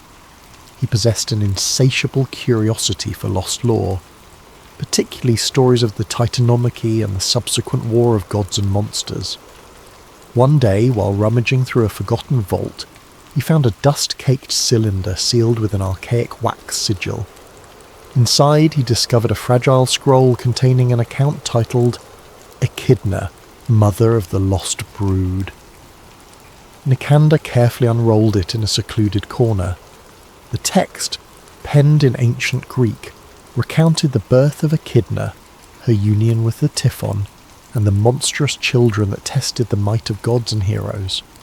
Lines described her heartbreak at their destruction, her final stand in a cavern at the edges of the known world, and a curse hurled at Olympus. A postscript read in a trembling hand, "She was not a monster, she was a mother." Moved by the tragedy, Nicander spent nights cross-referencing other documents. He found scraps of references, a partially charred chronicle hinting that Echidna's body was never found, a snippet describing an immortal serpent woman who might still roam the fringes. Putting these fragments together, he realised the official record was incomplete, scripted predominantly by the victors of the Olympians and mortal heroes who thrived on epic sagas. The mother's perspective was missing, overshadowed by the exploits of those who slew her children. In quiet hours, Nicander began drafting a new treatise. He wrote of compassion for misunderstood beings, of how the line between monster and god could blur. He argued that the cruelty inflicted by the pantheon mirrored mortal prejudices, fearing the different, hunting the unknown. He stated that Echidna, in her union with Typhon, had sought not to destroy the world but to create a legacy for those cast aside by the divine order. Eventually, words of his project spread among fellow librarians and a few travelling philosophers. Some ridiculed him, warning that praising monsters was blasphemy or madness. Others expressed curiosity, unsettled by the idea that mythic beasts might be more than mindless terrors. A handful began to question whether the so-called monsters possessed their own rightful place in the cosmic dance. In hushed gatherings by oil lamps, Nicander shared the narrative of Echidna's heartbreak, the hunts upon her brood, and her final vanished fate. Listeners were moved, though they often struggled to reconcile it with the heroic sagas they knew by heart. Yet seeds of doubt sprouted in their minds. Could the Hydra's rampage have been an act of self-defense? Had the Chimera truly roamed the wild seeking to torment people? Or had it been driven out by human expansion? Despite these debates, the mainstream culture persisted in venerating heroes like Heracles and Bellerophon. The images of monstrous heads pinned to city walls symbolized triumph over chaos. Few were ready to accept that chaos itself might be an integral part of the world, forging resilience and humility. Meanwhile, across distant lands, remote tribes told tales of serpent women dwelling under mountains, or massive hounds prowling hidden valleys. Some travellers claimed to hear ghostly howls near Mount Etna, as if Typhon still raged. Others swore they glimpsed a sinuous figure in midnight forests, eyes reflecting moonlight, coiling around the trunk of an ancient oak. In time, even the Library of Alexandria would meet its own tragedies, fires and conquests scattering countless scrolls to the winds of oblivion. Yet the notion that monsters are born from pain continued to resurface in various philosophical treatises and esoteric cults. The name of Echidna would sometimes be invoked in ritual circles not as an object of worship but as a symbol of primal motherhood and the unstoppable force of creation. Centuries hence, bards began weaving ballads of a serpent mother who bore children to challenge the strong. They lamented her sorrow, painting a more nuanced portrait. No longer purely villain, she emerged in some renditions as a tragic figure, undone by prejudice and fear. And so the legacy of Echidna endured, shifting shape, changing colour as each generation reinterpreted it. At times she was a dire warning, a mother who unleashed horrors upon a fragile world. At others she was a testament to perseverance and the power of love in the face of brutal opposition. Always she remained an enigma, bridging the gap between mortal nightmares and divine truths. In a future far from those archaic days, one might still stumble upon an ancient cavern or a half-buried relic inscribed with serpentine runes. A wise enough wanderer recalling the old stories might sense the hush that lingers there, the intangible presence of the being half forgotten, never fully dead. For so long as fear and ignorance breed new terrors, the spirit of Echidna, mother of Njim monsters, lives on. That final line from the Lost Scroll still resonates. She was not a monster, she was a mother. And perhaps, in that truth, lies a reflection on the entire tapestry of Greek myth, a reminder that behind every terror lies a story of origin, a spark of life and the anguish of being cast aside.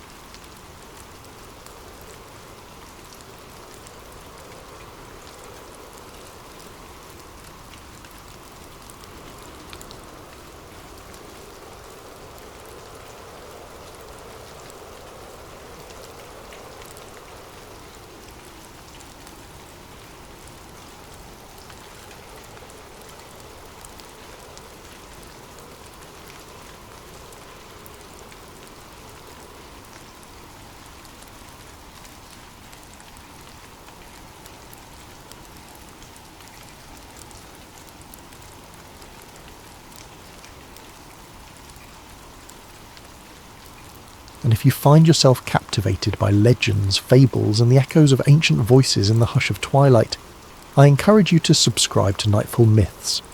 It's a place where timeless stories come alive after the sun has set, where each tale, whether Greek, Norse, Egyptian or beyond, is retold with a whisper of starlight. Whether you seek a soothing narrative to drift off to or a fresh perspective on epic lore, we're here to guide you through the hidden corridors of mythic worlds. Tonight we turn our gaze upon the fall of Icarus, the flight that touched the sun. Rooted in Greek mythology, it's the timeless account of ambition, freedom, and the raw price of disobedience. In it, you'll meet Daedalus, the master craftsman imprisoned by an oppressive king, who dares to dream of escape through an invention that defies nature. And at his side stands his son, Icarus, brimming with youthful daring, convinced that the sky itself might belong to him, if only he can soar high enough. Some say the gods watch from their celestial seats, others say it is we who shape our own destinies. Regardless, Icarus's flight is a cautionary thread woven into the tapestry of human aspiration. Tonight, let us reimagine the labyrinth, the makeshift wings, the trembling approach of dawn, and the young man who soared too close to the sun. Listen well, and may this mythic story guide you into gentle slumber or quiet contemplation. Thank you for being here, and enjoy. Now let us begin. The story begins in the kingdom of Crete, under the rule of the formidable King Minos. His palace sprawled along the coastline, its marble walls gleaming under the unrelenting Mediterranean sun. Once, travellers from across the Aegean had flocked to witness his menagerie of wonders, but now a strange hush clung to those halls. For King Minos harboured a dark secret in the depths of his domain, a monstrous half-bull, half-man known as the Minotaur, condemned to roam the corridors of a vast labyrinth hidden beneath the earth. No man could navigate the labyrinth's winding passages except one. The renowned inventor Daedalus, famed across the Greek Isles for ingenuity that rivaled even the gods, had built the labyrinth at Minos' behest. It was a labyrinth so cunning in design that even Daedalus himself occasionally needed a spool of thread to ensure his own safe return. But after the labyrinth's completion, King Minos demanded more. Guard this monstrous secret. Keep the structure unbreachable, so Crete's power would remain unmatched. Yet fate took a turn. A foreign hero named Theseus arrived, aided by Ariadne, King Minos' own daughter. They slew the Minotaur, then escaped the winding passages, thanks, it is said, to a clue from Daedalus. In retribution, King Minos' wrath turned upon Daedalus and his young son Icarus, condemning them to a prison high in a cliffside tower overlooking the sea. For Icarus, barely into his youth, this imprisonment felt especially cruel. The tower's stone walls were cold and unyielding, offering only narrow slits for windows. At night, the boy would press his face against these gaps, glimpsing the infinite horizon where the sea met the sky. Sometimes he'd see gulls gliding in the moonlight, free to roam wherever the wind beckoned. He yearned for that kind of boundless liberty. Daedalus, though older and burdened by regrets, also longed for freedom. He had travelled across the ancient world, offering his brilliant mind to any who would appreciate it. Yet his brilliance now chained him. Minos refused to let such a mind slip away to rival kings or foreign lands. In the cramped tower's gloom, Daedalus' thoughts churned, restless. They had tried bribing guards, forging false letters of pardon, even bribing fishermen to ferry them away. Each plan collapsed under Minos' watchful eye. An entire garrison of soldiers ringed the tower on land, while a formidable naval presence secured the coastline. No boat would take them unnoticed. One day, Icarus vented his frustration. "Father, if we cannot pass by land or sea, what remains?" Daedalus paused, letting the boy's words echo in that stony cell. A whisper of a new idea stirred. Not by land, not by sea. If they couldn't escape along the earth or the waves, perhaps only the sky remained. It was madness to consider flight, but the glimmer of possibility awakened Daedalus' old spark of invention. If birds soared effortlessly, maybe humans could too, assuming they possessed the right design, the right materials, and a daring heart. Within days, Daedalus' sharp eyes noticed gulls nesting on rocky outcroppings near the tower. Through cunning means, he coaxed some to roost closer, plucking fallen feathers or gleaning those shed in the wind. He gathered wax from the tower's few candles, saving each precious bit.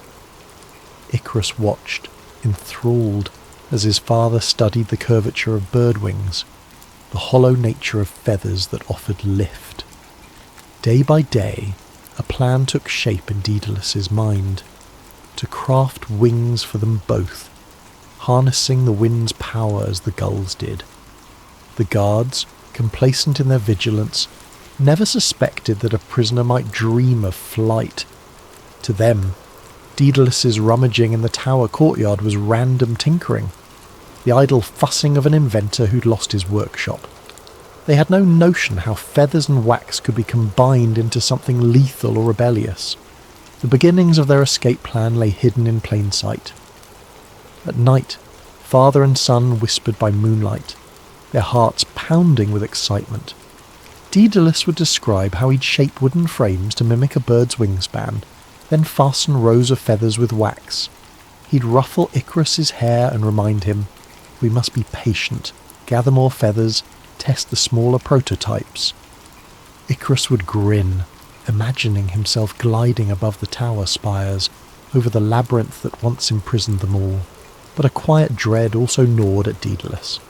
He recalled the vain attempts at flight in old myths, Bellerophon upon Pegasus who tried to ascend to Olympus, only to be cast down. Even the gods seemed to take offence at mortal ambition. Still, Daedalus reasoned, this wasn't arrogance. It was necessity. They had to outsmart Minos, who had proven unstoppable by conventional means. As the days turned to weeks, a subdued routine settled in. Daedalus carefully tested wax melting points near the tower's torches, ensuring the sun's heat wouldn't break their contraption. He used strips of linen to secure feathers in neat aerodynamic rows. The finished product of each single wing shimmered with potential. 2 pairs would be necessary, one for him, one for Icarus. From the tower window they could see the open sea, no land barrier to hamper them once airborne. If the currents of wind favoured them, they might drift to an island or even the mainland. Icarus's impatience burned bright. At times he'd stare at the growing wings, dancing in place, longing to test them. He'd spread his arms wide in the tower, balancing on a low parapet, feeling the wind's gusts buffet him. Daedalus often scolded him. "Reckless boy, you'll break your bones before we even finish." But Icarus only laughed, the laughter of youth that sees no boundary. Within that cramped prison, the idea of flight offered hope. Daedalus poured his cunning into each detail, adjusting feather angles, verifying wax seals. At last, after a final night of frantic preparation, the contraptions were ready. They stashed them carefully behind loose bricks in the wall, waiting for the right moment. In the hush of dawn, as a soft pink light caressed the horizon, Daedalus woke Icarus. The day had come. With hearts pounding, father and son would attempt an escape so audacious that even the gods might pause to watch. And whether they soared or fell, they'd do so together. Sunrise in Crete often came gently, painting the sky in tender hues of rose and gold. But for Daedalus and Icarus, that morning's light felt electric, as though the cosmos itself had sensed their secret endeavour. The father quietly retrieved the 2 sets of wings from their hiding place. Each wing's wooden frame was slightly curved, designed to mimic a large bird's natural bone structure. Rows of layered feathers ran along the edges, bonded with wax, an alchemy of cunning engineering and simple natural elements. Icarus watched in awe as Daedalus fastened the harness. Taut strips of leather would loop across the chest and under the arms to secure the contraption. "Try them," Daedalus urged, kneeling to tie the final knots around his son's torso. At first, Icarus wobbled. The wings extended beyond his arms, adding unexpected weight and a disorienting breadth. But with a few shifts, he found a stance that let him manipulate the wings, flapping them gingerly. A ripple of joy lit his eyes. Flight felt possible. "Before we jump," Daedalus began, voice firm, "remember these warnings. Don't fly too low. Moisture from the sea's spray will weigh down the feathers, ruin your lift. More importantly, don't fly too high. The sun's heat could melt the wax that binds your wings. It's a delicate path in the middle, where the air is steady and safe." He placed a hand on Icarus's shoulder. "Promise me." Icarus nodded, though his gaze betrayed an inner ambition. The idea of harnessing the sky's freedom beckoned too fiercely. Still, he repeated the vow. "I promise." Daedalus studied his son's face, realizing Icarus's youthful spirit might test those boundaries. But time pressed them forward. Minos's guards patrolled below, and soon the day would fully break. They climbed to the tower's upper ledge. The vantage point offered a sweeping view of Crete's jagged cliffs, the labyrinth's labyrinthine roof slanting somewhere in the distance, and beyond all, the vast Aegean sea glimmering like hammered bronze under the dawn. A faint breeze rustled their feathers. Icarus's heart pounded, both from fear and exhilaration. Daedalus tested the air. Satisfied with the breeze's direction, he hoisted the wings onto himself. The weight felt heavier than memory, but still manageable. "We'll glide downward first," he explained, "like seagulls catching wind. Let the current carry us away from the cliffs, out of arrow range if any guard notices. Then we'll turn gently toward open sea, heading for the next island." "Understood." Icarus gave a tight nod. Standing side by side on the parapet's edge, father and son exchanged a final look. No more words needed. This was the moment. Daedalus stepped off with cautious grace, arms extended. The wings caught the air. In a breath he was gliding outward. A cry of wonder escaped him. It worked. He soared a few yards below the tower's crest, but the updraft from the sea lifted him back up in a smooth arc. Icarus followed, nerves singing with tension. For a heartbeat, gravity yanked him earthward, stomach lurching. Then the air beneath the feathers buoyed him, as if invisible hands pressed him skyward. He let out a laugh, wild and trembling. They were flying, no longer caged, no longer shackled by the labyrinth or tower walls. They moved through open space, wind ruffling hair and feathers alike. Below, a startled guard exclaimed in alarm, pointing at two winged figures drifting from the tower. Another fired an arrow that twirled wide, harmless, plummeting into the sea. Icarus glimpsed the guard's shrinking silhouette as he soared onward. An indescribable rush of freedom enveloped him. The world that once felt so confining now lay open, scattered beneath their wings. The labyrinth was a mere swirl of lines from this vantage, the coastline an etched boundary. Even the fortress that once oppressed them dwindled in significance. Daedalus, calmer and more experienced, kept scanning for any sign of trouble. He signalled Icarus to maintain altitude, gesturing upward for a short while, then flattening his palm to mean, "Hold steady." Despite the unspoken words, Icarus nodded in understanding. They angled away from Crete's main harbour where warships were moored. Soon, the only sounds were the breeze whistling against feathers and the distant cry of gulls. At first, Icarus followed closely, adjusting pitch when Daedalus did. They soared over the sea's shimmering expanse, the morning sun creeping higher. The wind was gentle, a mixture of salt and the tang of open ocean. Birds flocked near them, confused by these odd large creatures with man-like forms but winged arms. Icarus grinned, enthralled by the swirl of avian company. Yet, as they travelled further, the illusions of limitless flight seduced Icarus. The wind felt strong, the sky infinitely welcoming. He tested a higher climb, beating his wings vigorously. Daedalus shouted caution, but the words were lost in the gust. Unfettered by the father's watch, Icarus soared upward in a daring swoop. It felt euphoric, like the gods themselves beckoned him to ascend. Daedalus noticed too late. He watched his son's shape rising, overshadowed by the intensifying sunlight. Alarm shot through him. He tried to follow, only to sense the wax near his own wings dangerously softening if he angled too close to the sun. He spiraled beneath Icarus, desperately waving to catch his attention. But the distance between them grew. For Icarus, euphoria drowned caution. His father's warnings about the sun's heat flickered through his mind. But the newness of flight overcame all fear. The sun glowed magnificently overhead, bathing him in warmth. If the gods roamed these upper realms, perhaps they would applaud his boldness. He revelled in the swirl of golden air, flapping wings to climb higher, ignoring the faint drip of melting wax near the feather's base. Below, Daedalus's heart hammered in dread. He recognised the telltale arcs of a meltdown. A few feathers escaped Icarus's left wing, drifting slowly downward.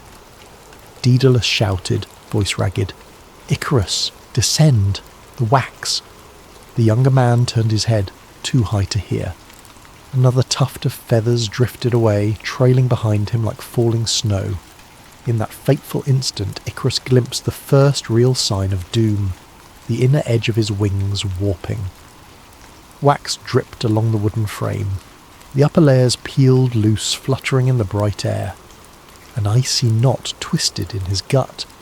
He tried to steady himself, slowing his flaps, but the structural damage was done.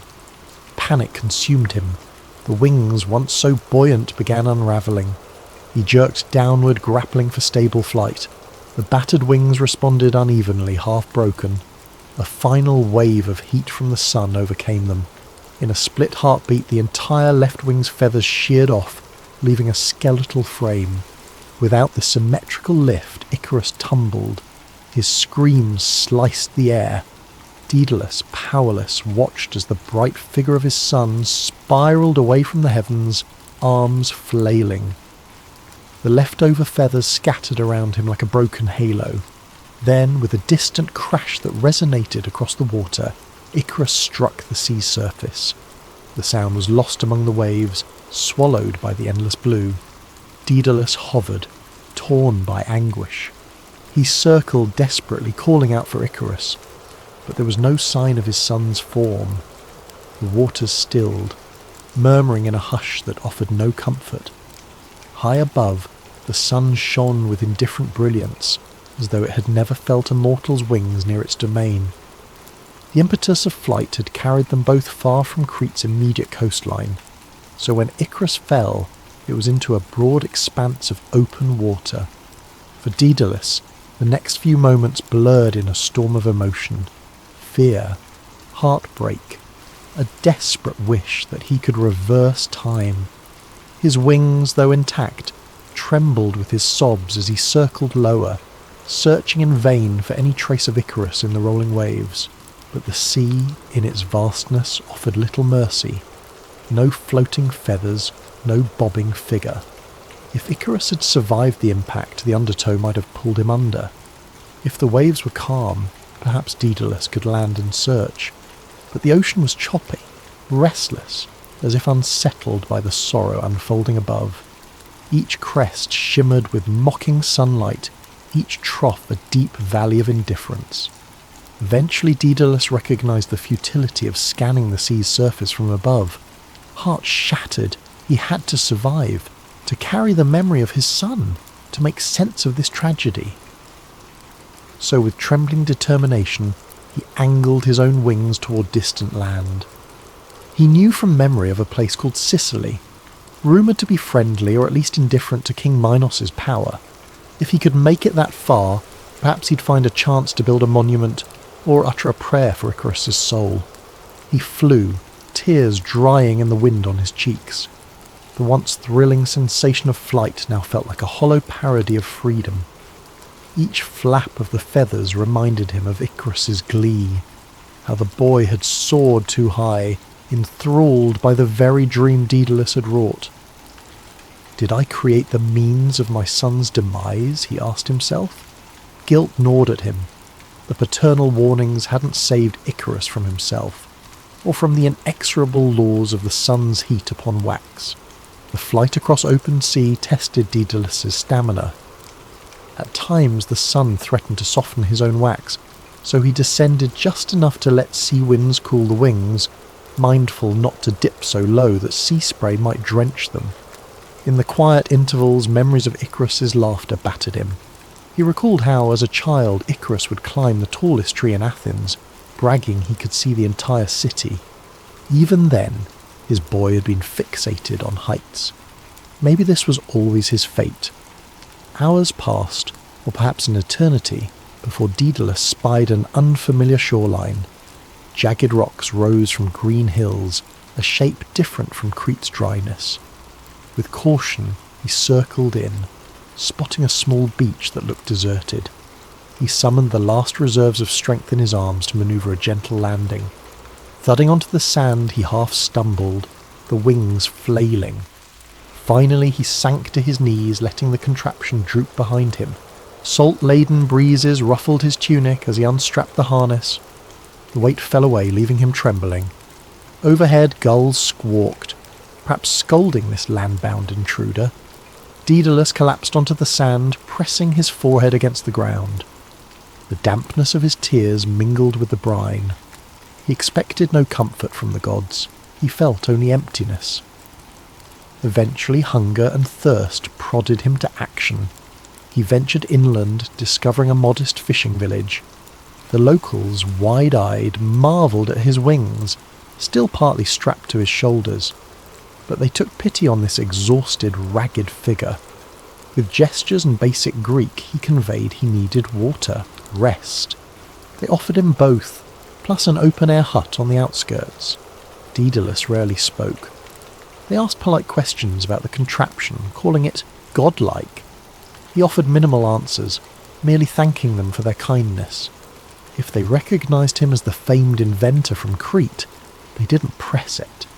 Secrecy was sometimes a virtue in these times of shifting alliances. Days passed as Daedalus recovered physically, but his spirit felt anchored in a bottomless sorrow. Each morning, he wandered the shore, gazing across the sea as though Icarus might reappear. No sign came, not even a piece of driftwood to hint at the wreck of his boy. Dreams haunted him at night, feathers drifting across a bright sky, Icarus's voice calling with excitement. The dream always ended with a sudden hush, a final cry. One dawn, determined to memorialise his son, Daedalus began building a small shrine upon a rocky promontory overlooking the waves. With the generosity of local villagers, he gathered stones, shaped a modest altar. He carved Icarus's name into a flat slab of marble, the letters stark and raw.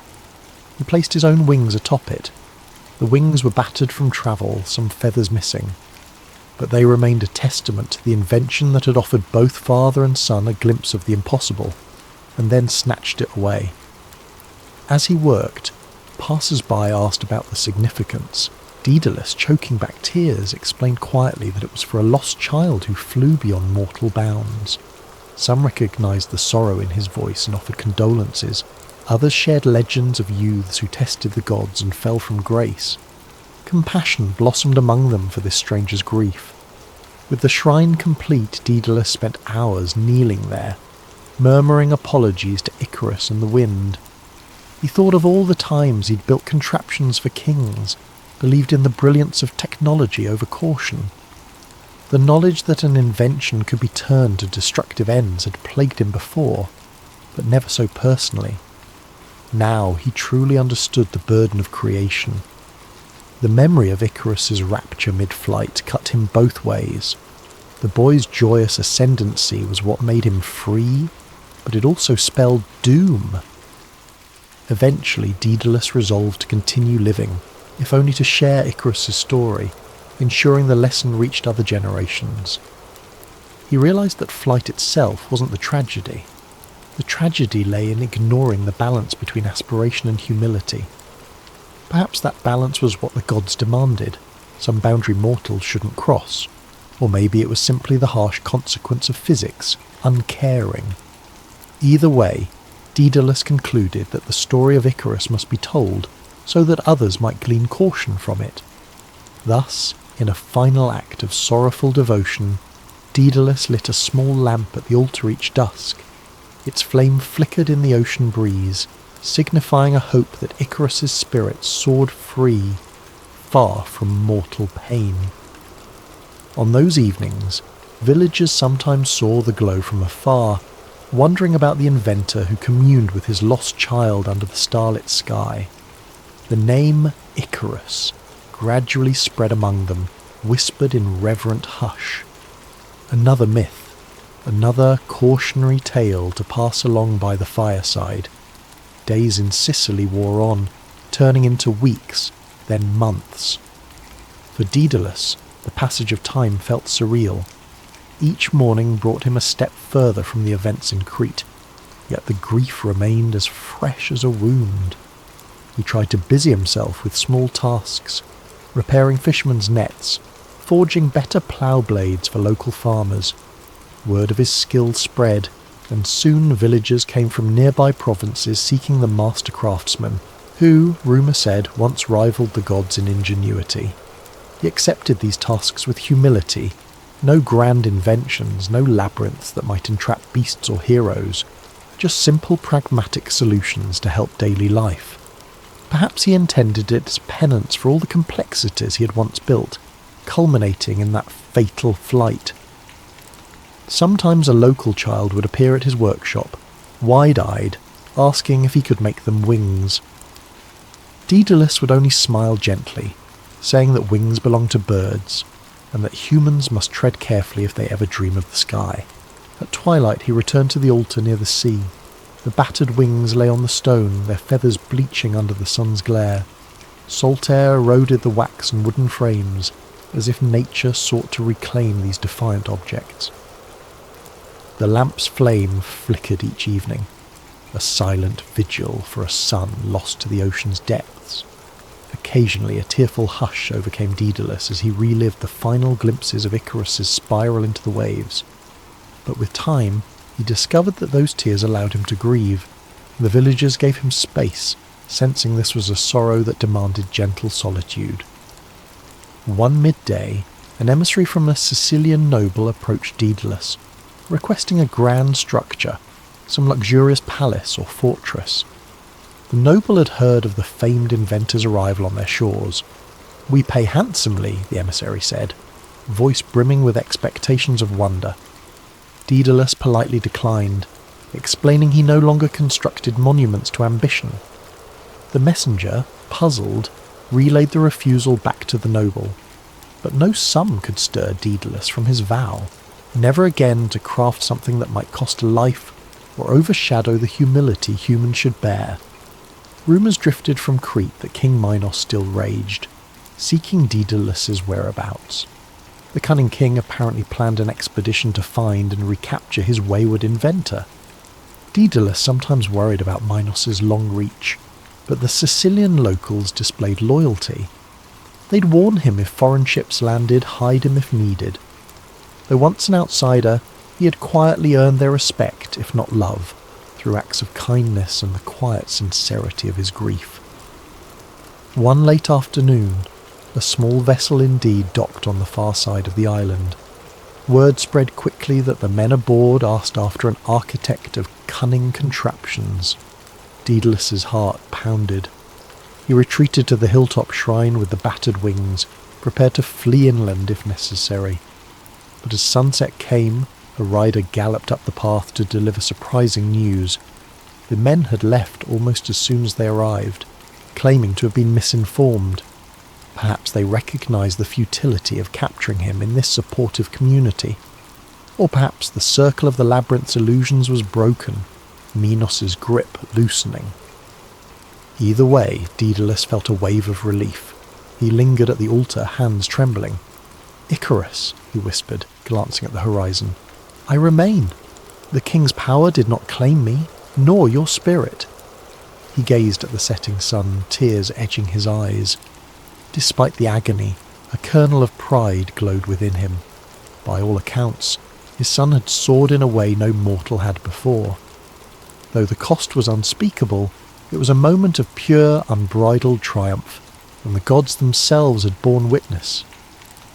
Over time, Daedalus recognized that the tale would live on beyond him.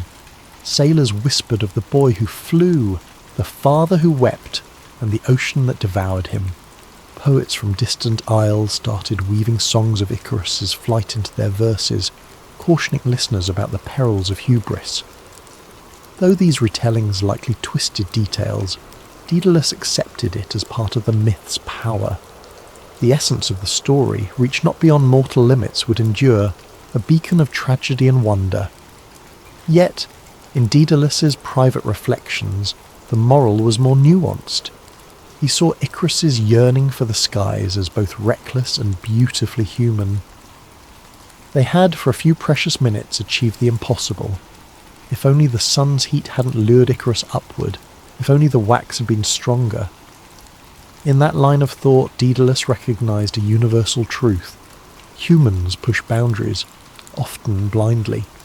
Sometimes the boundary yields, rewarding progress. Sometimes it snaps back, exacting a dire toll.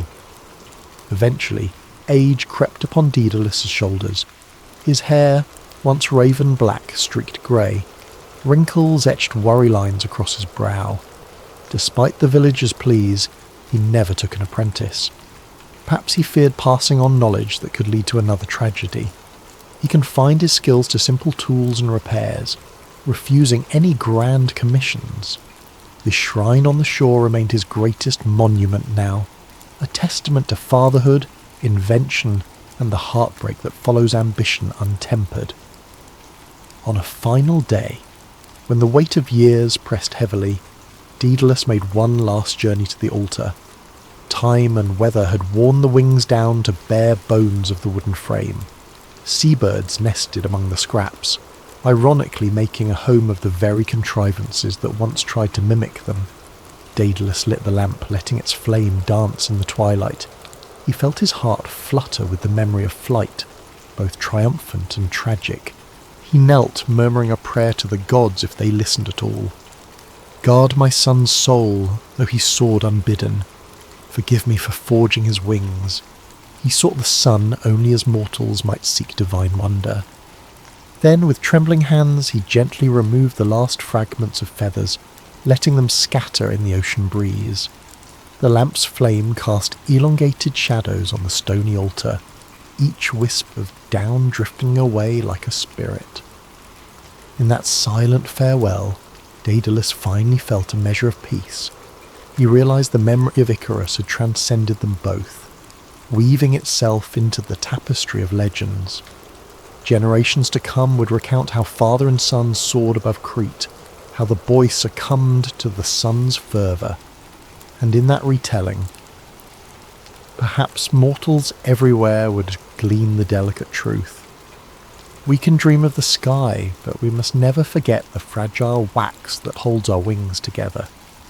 Long after Daedalus's footprints faded from Sicilian shores, the story of Icarus continued to ripple across the Aegean and beyond. Mariners on passing ships told the tale to fellow travellers, tavern bards wove it into ballads, and scribes etched versions of it onto parchment. Over time, the myth took on different hues. Some called Icarus a brash fool, undone by hubris. Others hailed him as a tragic dreamer, embodying humanity's eternal longing to surpass mortal confines. In Athens, philosophers debated the moral. Should we condemn all ambition for fear of the sun, or should we celebrate the spirit that dares to try? Some insisted that ignoring the father's sage advice was Icarus's downfall, a cautionary note about reckless youth-spurning caution. Others argued that progress itself thrives on risk, and that Icarus's flight was a triumph of the human will, overshadowed only by the tragedy that followed.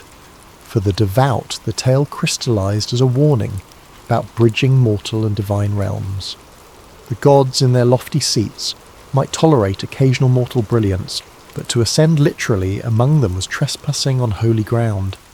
Indeed, some priests invoked the story as proof that humility was a virtue prized by immortals. Bow your head, or the sun's wrath shall melt your hopes. Yet the significance of Daedalus was never lost. The father had built, for the sake of necessity, a contraption that turned a miracle into daily possibility.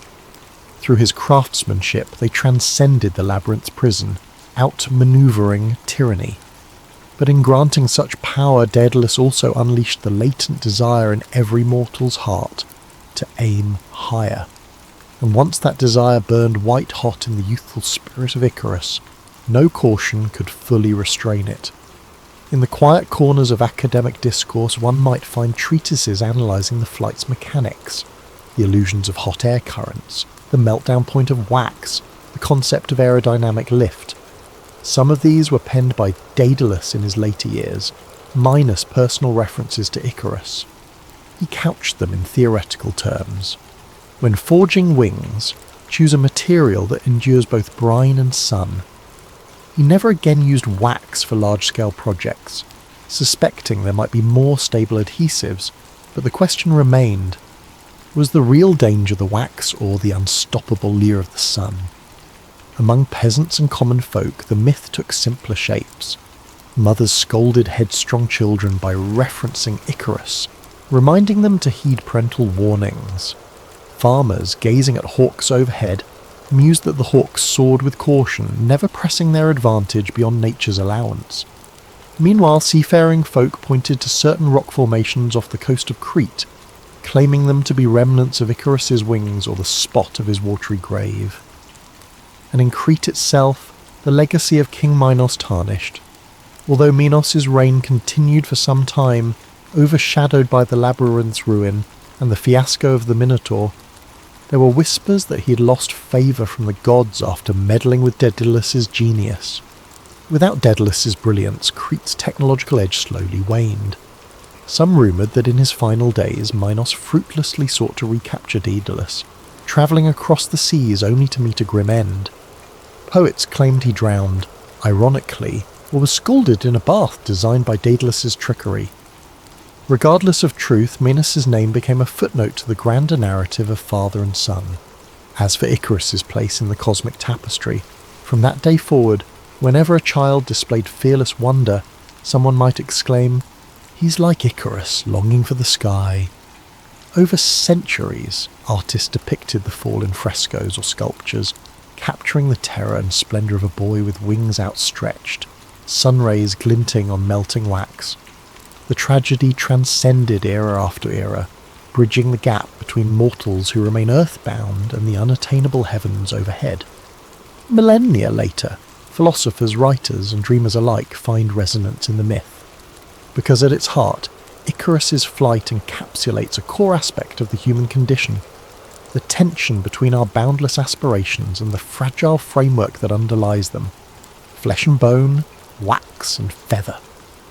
We yearn to break free from labyrinths, both literal and metaphorical, but seldom do we weigh the costs with full clarity. The father's caution competes with the child's thirst for transcendence. Yet the tale does not wholly condemn that thirst. Yes, it ends in heartbreak, but it also stirs awe. For however brief a moment, a mortal soared under the wide sky, unshackled from the tyranny of kings and the gravity of ordinary life. Could it be that Icarus, in those final instants before the fall, felt a glory that overshadowed any fear or pain? Daedalus, left to mourn, sends as the living symbol of regret, the maker who gave form to a miracle he could not fully control. In the aftermath, he transforms from a cunning craftsman serving tyrants to a man deeply aware of consequence and humility. He devotes his last days to simple labours, quiet reflection, and the immortalizing of his son's memory. In that sense, Daedalus' final legacy is not just the labyrinth or the wings, but the cautionary spark that reminds each generation: creation demands responsibility. Ingenuity can be both freedom and doom. So, in the hush of dusk, if one stands on a cliff overlooking a restless sea, they might recall the father and son who once soared across these waters. The wind might brush your cheek, carrying the faint echo of a boy's laughter, a father's desperate cry, the snap of feather from wax. And in that echo lies the abiding moral of the fall of Icarus, the flight that touched the sun. Ambition can lift us to sublime heights, but ignoring wisdom courts tragedy. Yet the memory of that flight, both mesmerizing and mournful, will forever beckon us to wonder what lies just beyond mortal reach.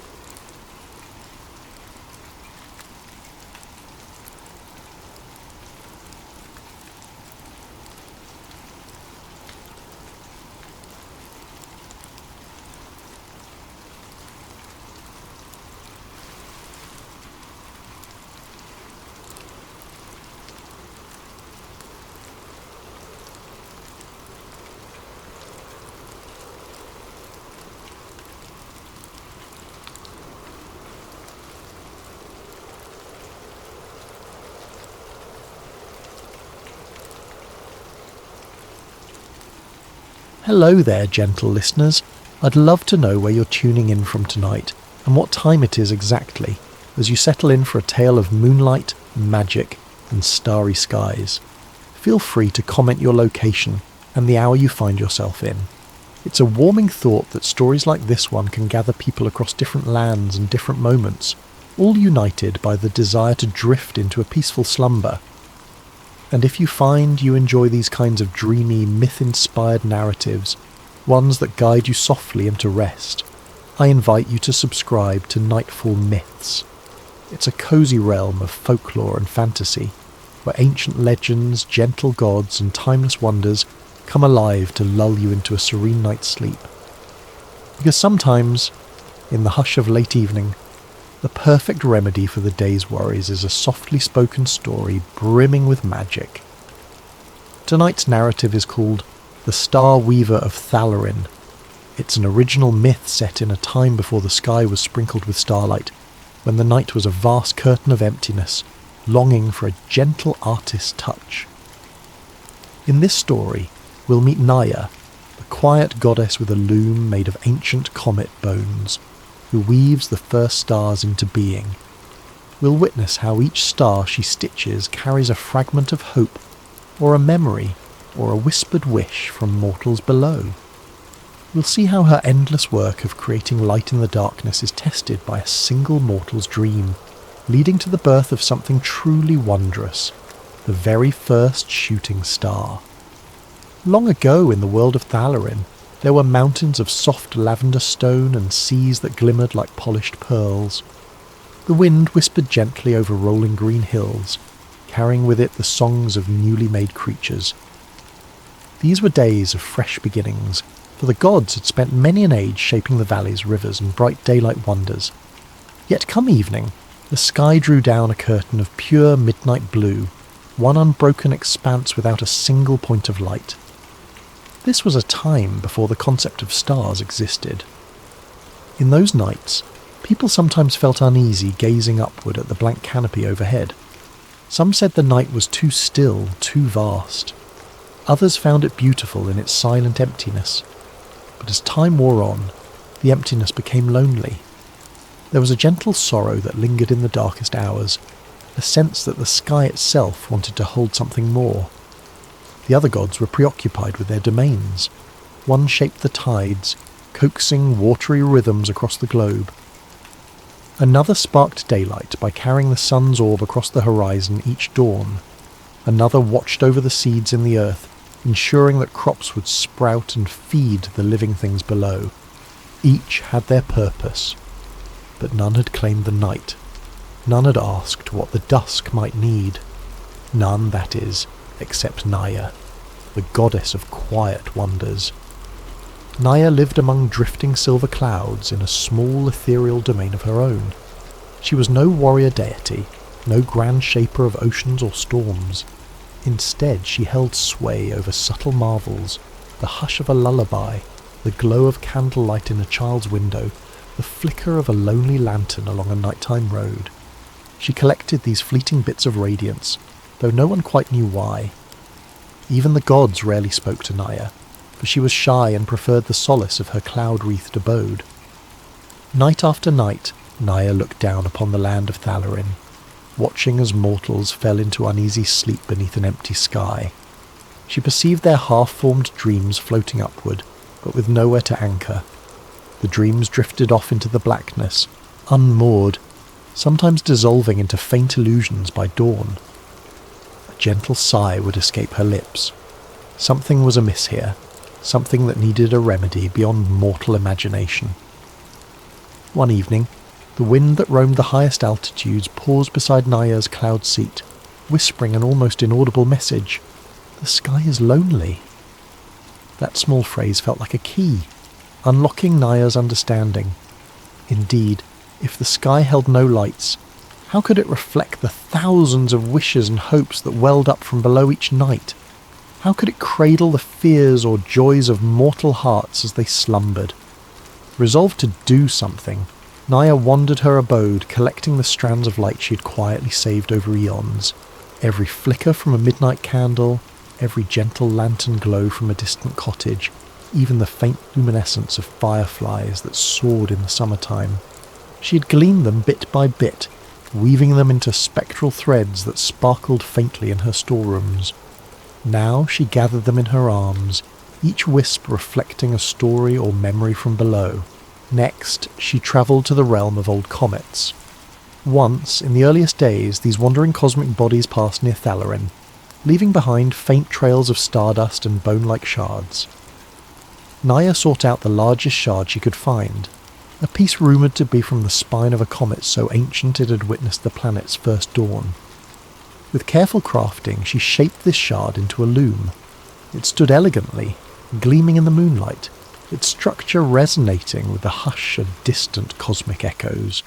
Now armed with her luminous threads and a loom of ancient comet bone, Naya prepared for her grand endeavour. She floated to the edge of the night sky, stepping onto a gentle platform of swirling clouds. There, the quiet hush of the world below offered her an almost sacred stage. The moon, half asleep in the distance, cast a pale silver beam upon her. She placed the first spool of moonlit thread upon the loom. Weaving was a tranquil act for Naya, each motion imbued with patience and love. She slid the shuttle left and right, pulling threads of captured lantern glow across the warp of dreamlights. The cloth forming on the loom shimmered with faint luminescence, reminiscent of tiny dots of brilliance. Slowly, methodically, she began to pluck single strands from this cloth and placed them in the sky's canopy. Each strand took shape as a star, a solitary point of light that glimmered faintly but steadily in the once empty heavens. The process demanded care. If she placed a star too close, its glow might overshadow a neighbour. If she placed one too far, a patch of sky might remain lonely. She found a rhythm, almost like a lullaby, weaving and placing, until the earliest dawn tinged the horizon pink. Then, fatigued, she paused, stepping back to admire her night's work. Perhaps only a handful of stars twinkled at that point, yet the effect was already mesmerising. Mortal eyes, if they looked skyward, would notice subtle points of light they'd never seen. The hush of night was no longer absolute emptiness, but dotted with gentle sparks of hope. After that first attempt, the other gods noticed a difference in the nighttime realm. Some inquired politely, "Naya, what do you do up there each eve?" She would only smile, continuing her quiet labour, for it brought her joy. The gods, seeing no harm in her endeavours, let her be. Perhaps they were even relieved that the night finally had a caretaker. So each dusk, Naya resumed her weaving, sewing more and more stars. The sky's once barren tapestry started to fill with these tiny beacons, inviting wanderers below to behold their flickers. But such a grand undertaking was bound to take eons. Naya had the patience of a goddess, though, and for many mortals, a lifetime might pass while only a few dozen new stars appeared overhead. Some nights, a boy or girl might stare upward, noticing a new point of light and wonder if it was truly new, or if they simply had never spotted it before. Regardless, a quiet enchantment began to settle over the world, as the black emptiness turned into a realm of scattered lights. People felt comforted, travellers gained reference points, and nighttime songs invoked these stars as watchers in the dark. Yet, even as she worked with unwavering devotion, Naya sensed that not all might remain so simple. She glimpsed how some of her woven stars carried deeper sparks, memories or wishes that glowed more intensely. Among them was a single flicker of light that seemed restless, almost like a living heartbeat. She set it aside in her basket, waiting to understand its nature. Little did she know that this single luminous strand would alter her cosmic tapestry forever. Night after night, under the gentle gaze of the moon, Naya resumed her place at the loom fashioned from comet bones. The hum of cosmic wind ruffled her flowing garments, and her silver hair gleamed with moonlit reflections. Before her, the vast sky stretched, a deep expanse that now boasted a growing array of stars she had lovingly placed. Yet, compared to the immensity of that darkness, the stars were still too few, their spacing a hint of the near-infinite task she had set for herself. Her process was akin to a lullaby's gentle refrain.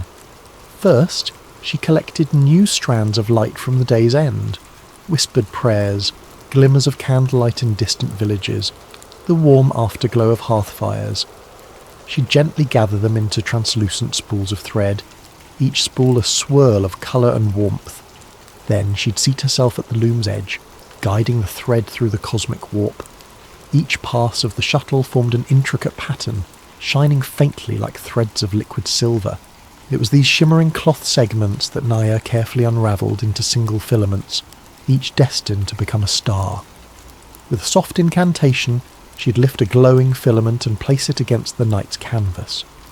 A spark of magic anchored the star in position, and it began its quiet watch over the sleeping world. Every star was unique. Some were faint and flickered shyly, while others radiated with bold clarity. Each, however, glimmered with the essence of mortal dreams, tiny pieces of memory or longing that had drifted upward. Over weeks and months the starry panorama grew. At first, only keen-eyed watchers noticed the new lights, but soon many gazed skyward and found the nightscape changed. The hush became comforting rather than oppressive. Sailors discovered that certain bright points in the sky stayed fixed, helping them navigate across uncharted waters. Shepherds found solace in the faint glows, feeling less alone in their pastoral watch. Children invented tales of these sky lanterns as guiding souls or protective spirits. Below, among the mortal realms, an unspoken gratitude began to bloom. They did not know the name of the goddess who laboured each night, but they felt her kindness in each star's presence.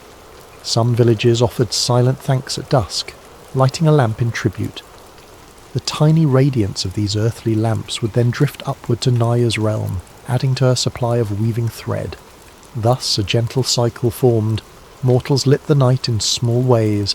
Naya gathered the light and returned it as permanent beacons overhead. But each good deed invites a test. One midnight, as Naya worked, she felt a peculiar tremor in her basket of threads. Among them, that single flickering strand from earlier pulsed more intensely.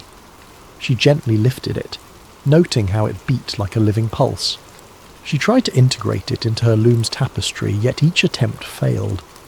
The thread refused to blend with the others, slipping loose as though it bore a will of its own. Exasperated but intrigued, Naya set it aside, intending to decipher it another time.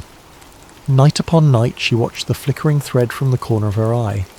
Each attempt to weave it into a star ended with the thread unravelling or drifting away. At last, curiosity overcame her. She decided to follow where the thread led her.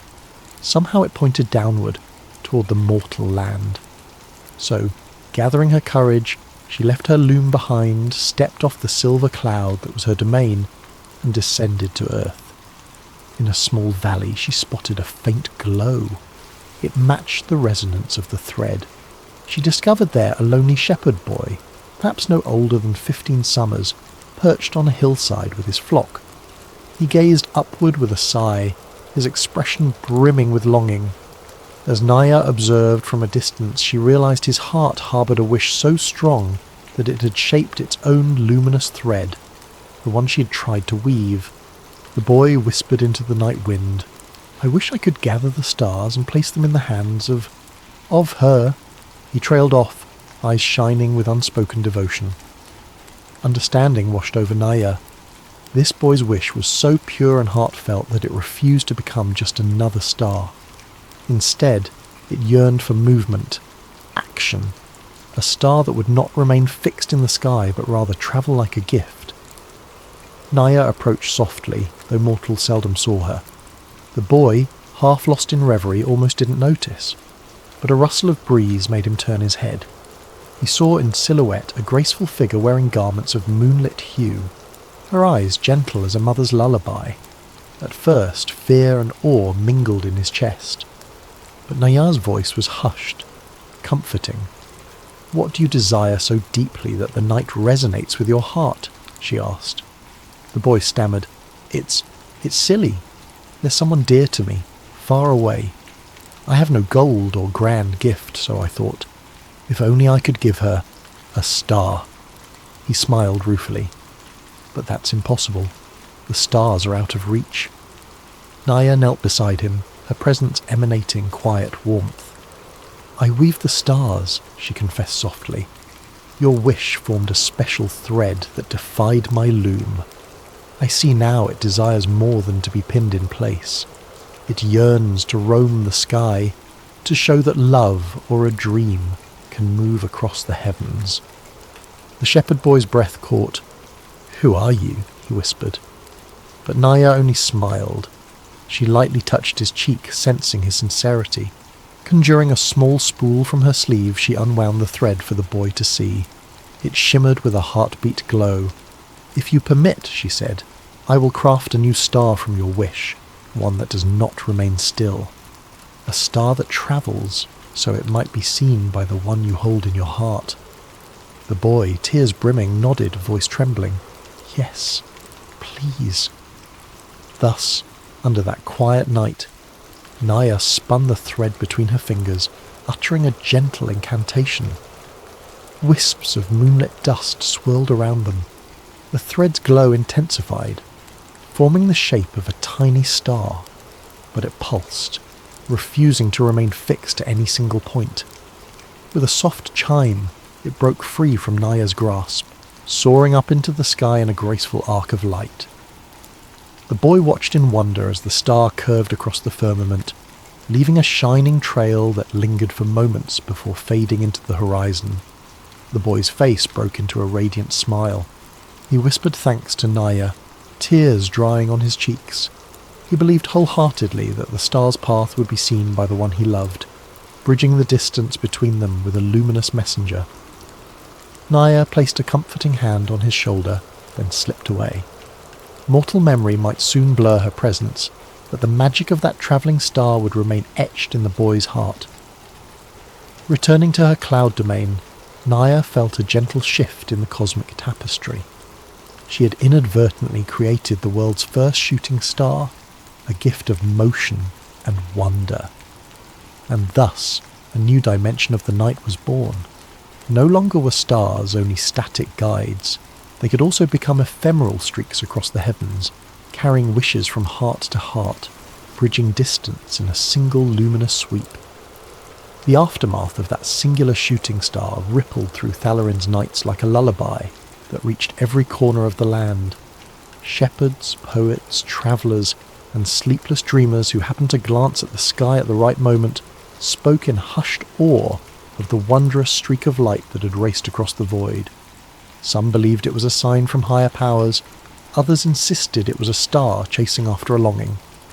No one was certain, but the night air buzzed with a gentle excitement that had never existed before. Naya, from her vantage in the silver cloud domain, observed these changes with quiet delight. She resumed her weaving, but now the tapestry of stars had a new dimension. Whenever she encountered a thread that was restless, yearning for movement, she coaxed it into becoming another shooting star. Not all stars wished to roam. Most were content to shine steadily in the night's canopy. But those that carried the echo of a fervent wish or a powerful emotion were best woven into travelling arcs of light. This brought new life to the sky, for at unexpected moments a shining star would leap across the darkness, leaving watchers breathless. The creatures of the night began to sense this shift in cosmic rhythm. Owls, once solemn observers perched in treetops, now hooted with a different melody, as if responding to the star chimes they sensed far above. Wolves, meeting the sky's new points of reference, raised their voices in howls that carried harmonies no one had heard before. Even the smallest insects, like crickets and fireflies, seemed to dance in new patterns, emboldened by the gentle glow overhead. Among mortals, children were especially entranced. They discovered that if they made a silent wish upon a shooting star, their hearts felt lighter, as though the night itself listened to them.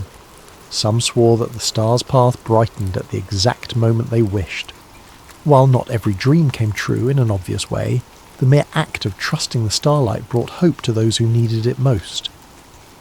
In this softened, enchanted realm, Naya also found renewed purpose. No longer was her weaving merely a slow, endless chore. She recognised how each star she placed, or each shooting star she fashioned, had a tangible impact on the living hearts below. Travellers lost in the wilderness gleaned direction from bright constellations. Lonely souls found comfort in the shimmering patterns overhead. Lovers parted by distance discovered solace in the memory of a shared star they both could see from different corners of the world. Yet even amid this widespread wonder, whispers floated among certain mortal scholars who questioned the sudden proliferation of stars. Philosophers debated, has the night always had such capacity for new lights, or is some divine hand at work? Some suggested that an unseen goddess tended the sky, but they had no name to give her. This speculation didn't bother Naya. She was content to remain half-hidden, letting her deeds speak for themselves. One particularly starry evening, Naya paused her loom to watch mortal realms more closely. She noticed a poet perched on a windowsill, writing by candlelight, gazing often at the starlit heavens. She saw a mother in a humble hut, telling her children stories of the Star Maiden, who embroidered the sky. She glimpsed a small caravan travelling a desert route, relying on star patterns to stay on course. The night was no longer lonely. It brimmed with watchers, dreamers, and nighttime creatures guided by gentle starlight. Her heart glowed with contentment. Hushed though it was, such contentment soon faced a new challenge. With the arrival of more shooting stars, mortals began to attach deeper hopes to them. Some grew desperate, placing burdens upon these fleeting arcs of light. If I see a shooting star, I must beg it to heal my child, one father prayed. Another insisted, if the star passes overhead, I need wealth or victory. Many such demands shaped new, heavier threads in Naya's basket, threads flickering with urgent pleas, heavier than the gentle wishes she was used to. She tried weaving them into the tapestry, but they occasionally snagged or entangled other threads, creating tangles that required extra care. Naya realised that with the greater recognition came deeper longing, and deeper longing could risk overshadowing the simple beauty of the night. The cosmos, though vast, had its own delicate balance. She did not wish to become a goddess of unfulfilled, desperate prayers, nor a mechanism for selfish desires. Hers was a spirit of gentle creation, not a storehouse of illusions. So she continued her weaving with compassion, but kept an eye on the threads that felt heavier, with urgent longing. Some she shaped into small ephemeral meteors, flashes of light that might bring hope but not guaranteed miracles. In the animal kingdom, the transformations carried subtle ripples. Certain nocturnal beasts began dancing more elaborate courtship rituals under the star-sparked sky. Migratory birds discovered new guidance by night, orienting themselves by newly formed constellations. Even in realms beyond Thalarin, hidden valleys, remote islands, travellers returned from journeys amazed by the shimmering starfields overhead, describing them to those who lived under gloomier horizons. Amid all these wonders, Naya never boasted. The primal hush of creation remained her chief companion. Each star she placed was a quiet act, one of selfless care for a world that once had no starlight at all. If the other gods happened to remark upon her success, praising how the night no longer felt lonely, she only offered a modest smile. She had no hunger for worship or dominion. The sky itself was her reward, a silent, infinite canvas that blossomed under her constant, patient toil. Thus, with the creatures of the night responding in songs, and the mortals finding comfort in each new constellation or shooting star, Naya felt her role fulfilling. Yet in the swirl of starlight and ephemeral arcs, she remembered that single flickering thread, the first one that refused to be woven as a still star. Something told her that was but the beginning of a deeper magic she had tapped into. Perhaps new, unforeseen wonders lay ahead, moments when the sky would quiver with changes that mirrored the hearts of those who looked up in hope or in sorrow. She intended to be ready. For now she resumed weaving, guiding her shuttle in a peaceful cadence, letting the hum of starry creation fill the nights of Thalarin. One evening, as Naya carefully placed a new cluster of faintly greenish stars near the southwestern quadrant of the sky, she felt a tug in the half-woven tapestry. Usually, her loom's cosmic threads hummed with calm synergy, each star a gentle note in a grand nocturnal symphony. But this night a distinct tension reverberated through the weft and warp. Something was amiss. Setting aside the spool, she moved to investigate. There, among her shining threads, was a strand that flickered erratically, a pulsation that suggested it carried not just a single wish, but a heartbreak that threatened to unravel. Eve recognised it as one of the heavier threads. It coursed with urgent longing, surpassing the quiet innocence typical of most starlights. She slid the thread from the loom, pondering how best to shape it. Try as she might to incorporate it into a stable star, it resisted, fraying at the edges, threatening to snap. She realised that the underlying wish, the mortal longing that birthed this thread, was in crisis. Somewhere on Thalarin, a person was in the throes of profound despair or peril, generating a wave of yearning so intense it didn't align with the usual star-weaving process. Perhaps their desire was not for wonder or guidance, but for immediate rescue from sorrow. If this thread snapped, that mortal's hope might be lost in the darkness forever. Naya's heart stirred with compassion. In previous nights, she'd mostly left mortal matters to their own courses, weaving from afar. But after experiencing the shepherd boy's wish, she now knew sometimes a direct approach was needed. She decided to descend again, following the flickering thread's trail to discover who needed help. Her journey led her down to a misty forest clearing, dominated by an ancient oak bent low with age. At its base sat a lone figure, a young woman, clothes torn from wandering brambles, eyes red from weeping. In her lap, she cradled something that looked heartbreakingly still, perhaps a small child or sibling, gravely ill or worse. The starlight overhead cast a dim glow on the tear-streaked tracks of the woman's face. Her voice shook with frantic prayers to any goddess, any star, any passing spirit. Help me. Please. Stepping softly into the clearing, Naya approached. The woman, half in shock, barely reacted until she felt a gentle hand brush her shoulder. Looking up, she beheld the tall, slender figure with silver hair glowing faintly in the starlight. Immediately the mortal recoiled in fear, but Naya's eyes, brimming with empathy, calmed her. Naya knelt, noting the limp child in the woman's arms. She sensed a flicker of life still burning within that child, but very faint. The mortal woman breathed out in a trembling voice, "I'm losing him. He's so cold, no one can help us. I prayed for a sign, but the night is silent." Tears choked her words. Naya recognised that the starlight alone was not enough here. No typical star or shooting star would suffice to remedy mortal wounds. Yet she might do something simpler, more direct. She gently took the child from the woman's arms, holding the small form close. The child's breath fluttered weakly, heart like a faint drum in a distant hall. Summoning a portion of her cosmic weaving skill, Naya coaxed a single bright thread from the sky above, forming a radiant spool in her palm. This thread she wove into a delicate net, the size of the child's chest, each filament glimmering with star energy. Placing it gently over the child's heart, she sang a soft lullaby in a language older than human memory. The lullaby's notes resonated with the hush of star creation, encouraging life's spark to glow stronger. The net shimmered, pulsed. The child's breathing grew a fraction steadier, colour slowly returning to pale cheeks. The mother looked on in awe, tears still flowing but now tinted with hope. Naya let the lullaby fade into a gentle hum, and the net dissolved into faint starlight that sank into the child's chest like a memory of comfort. Slowly the child's eyes flickered open. A fragile whimper parted his lips. Relief washed across the mother's face and she wept anew, this time from joy.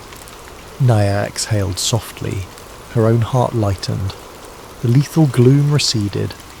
The thread that had threatened to snap was now soothed, woven into a star that might forever shine with the memory of motherly devotion. Indeed, high above, a fresh star flickered into place, symbolising the child's survival and the mother's unwavering plea. The mortal woman turned tear-filled eyes to Naya. "Who are you?" she whispered, voice shaking with gratitude. Naya offered a kind smile, brushing aside a strand of silver hair. "A friend of the night," she said gently. "Your prayers carried to me in the stars' making. Let your child rest now. He shall heal with time." She rose, feeling a swirl of cosmic threads beckoning her return. In that instant a thought glimmered. Was this the path the world would now demand of her? Countless mortal crises, each generating a flicker of star thread, each calling her forth. Her weaving was infinite enough. Could she also answer individual cries of anguish? Would she become not just a star weaver, but a caretaker of mortal tragedies? For a moment, the burden seemed immense, yet she felt no regret, only a gentle acceptance that her power and compassion could occasionally step beyond the loom. So she left the mother and child, who remained in the clearing, safe for the moment. Naya soared back to her domain, carrying the memory of that family's relief. She recognised that the night sky was not only about beauty and wonder, but also about solace. Each star could be a small testament to hope, guiding the desperate toward a new dawn. Returning to her loom, she discovered the half-finished tapestry had grown calmer. The flickering thread that once threatened to break was now integrated, shining as a stable star, bridging the boundary between mortal despair and cosmic compassion. The luminous thread had found its rightful place. Thus the night wore on, and Naya resumed her weaving. In her heart, she felt a quiet assurance that she had done right. The hush of the realm was no longer just about aesthetic splendour, but an interconnected bond between the sky and every living soul beneath it. The star-filled firmament blossomed further, each new point of light a whisper of empathy, a sign that some voice or dream had found a home among the stars.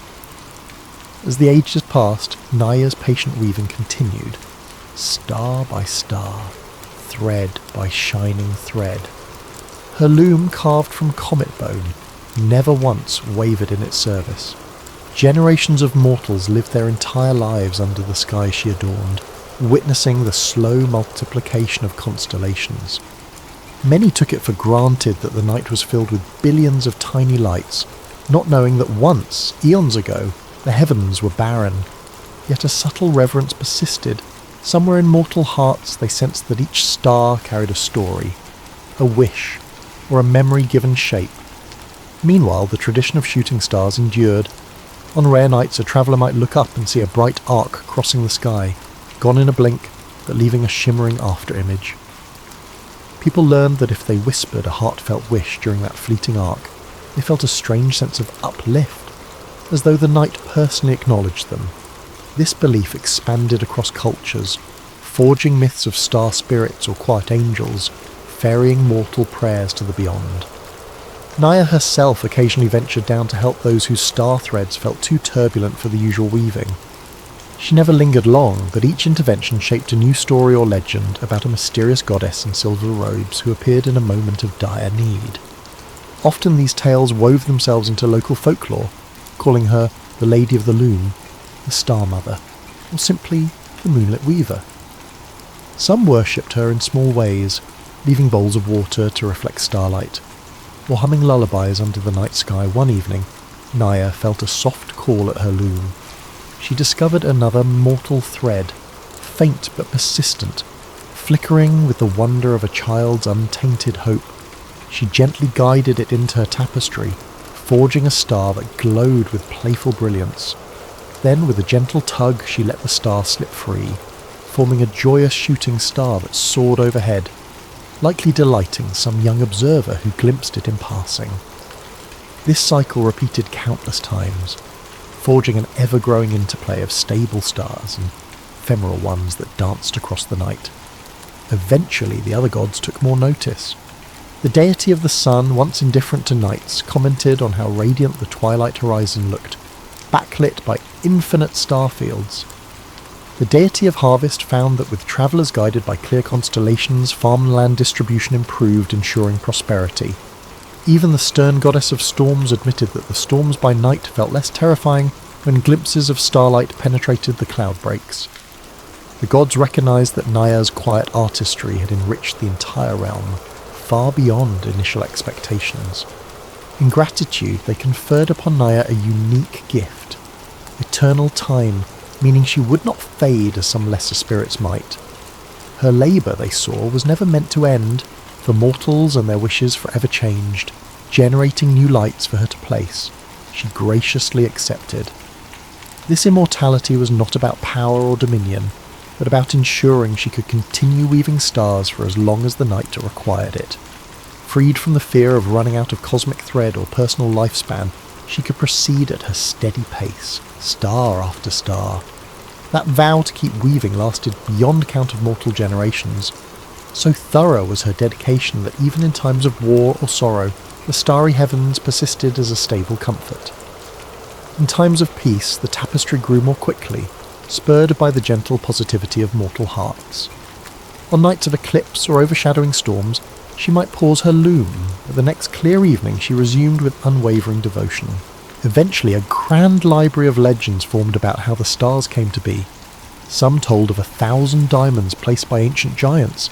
Others claimed they were the souls of heroes who soared to the sky. But in hushed circles, a more heartfelt tale thrived. That of Naya, weaving bits of leftover mortal light into the midnight canvas.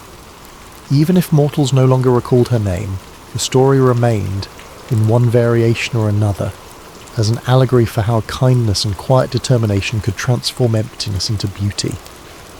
To the present day, wherever Thalarin might exist in cosmic imagination, when you step outside under a star-filled sky, you can sense the gentle presence of the Star Weaver. If you watch long enough, you might see a shooting star cross your vision. Perhaps that star was born of a child's dream, or a weary traveller's plea, or a musician's final note drifting into the evening air. In that fleeting spark, you witness Naya's continuing gift, the constant bridging of mortal longing and celestial tapestry. So as you prepare to drift into your own slumber tonight, remember that each star overhead was placed with patience and care.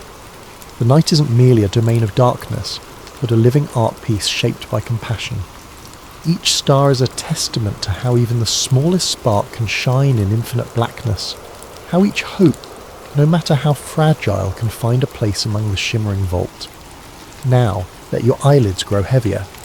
Envision Nahia's loom, half lost in moonlit mist, working with the faint hum of cosmic wind. Hear the soft whisk of threads passing through the comet bone frame, each motion forging a new star, or weaving a wandering line of light. In that dreamy hush, you might find your own hope, big or small, quietly drifting upward, waiting to be woven into a star of its own. If you keep your heart open, you might sense it join the night's tapestry, so that tomorrow or next week or next year, you'll look up and spot a star that glimmers just for you. Take a deep breath.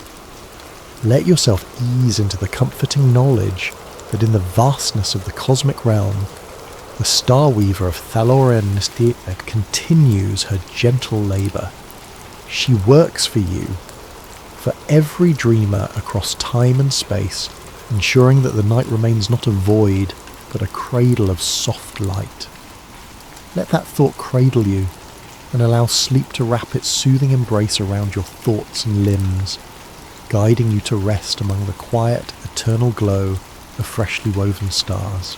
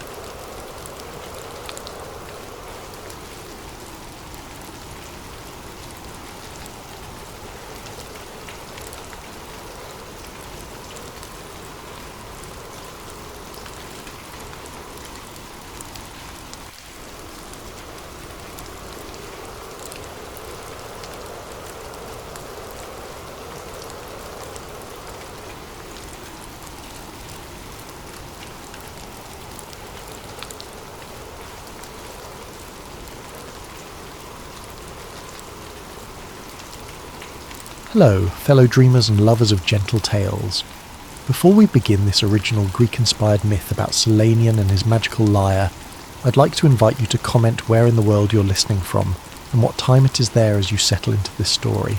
It's always wonderful to see how a single narrative can draw in people from across time zones and corners of the earth.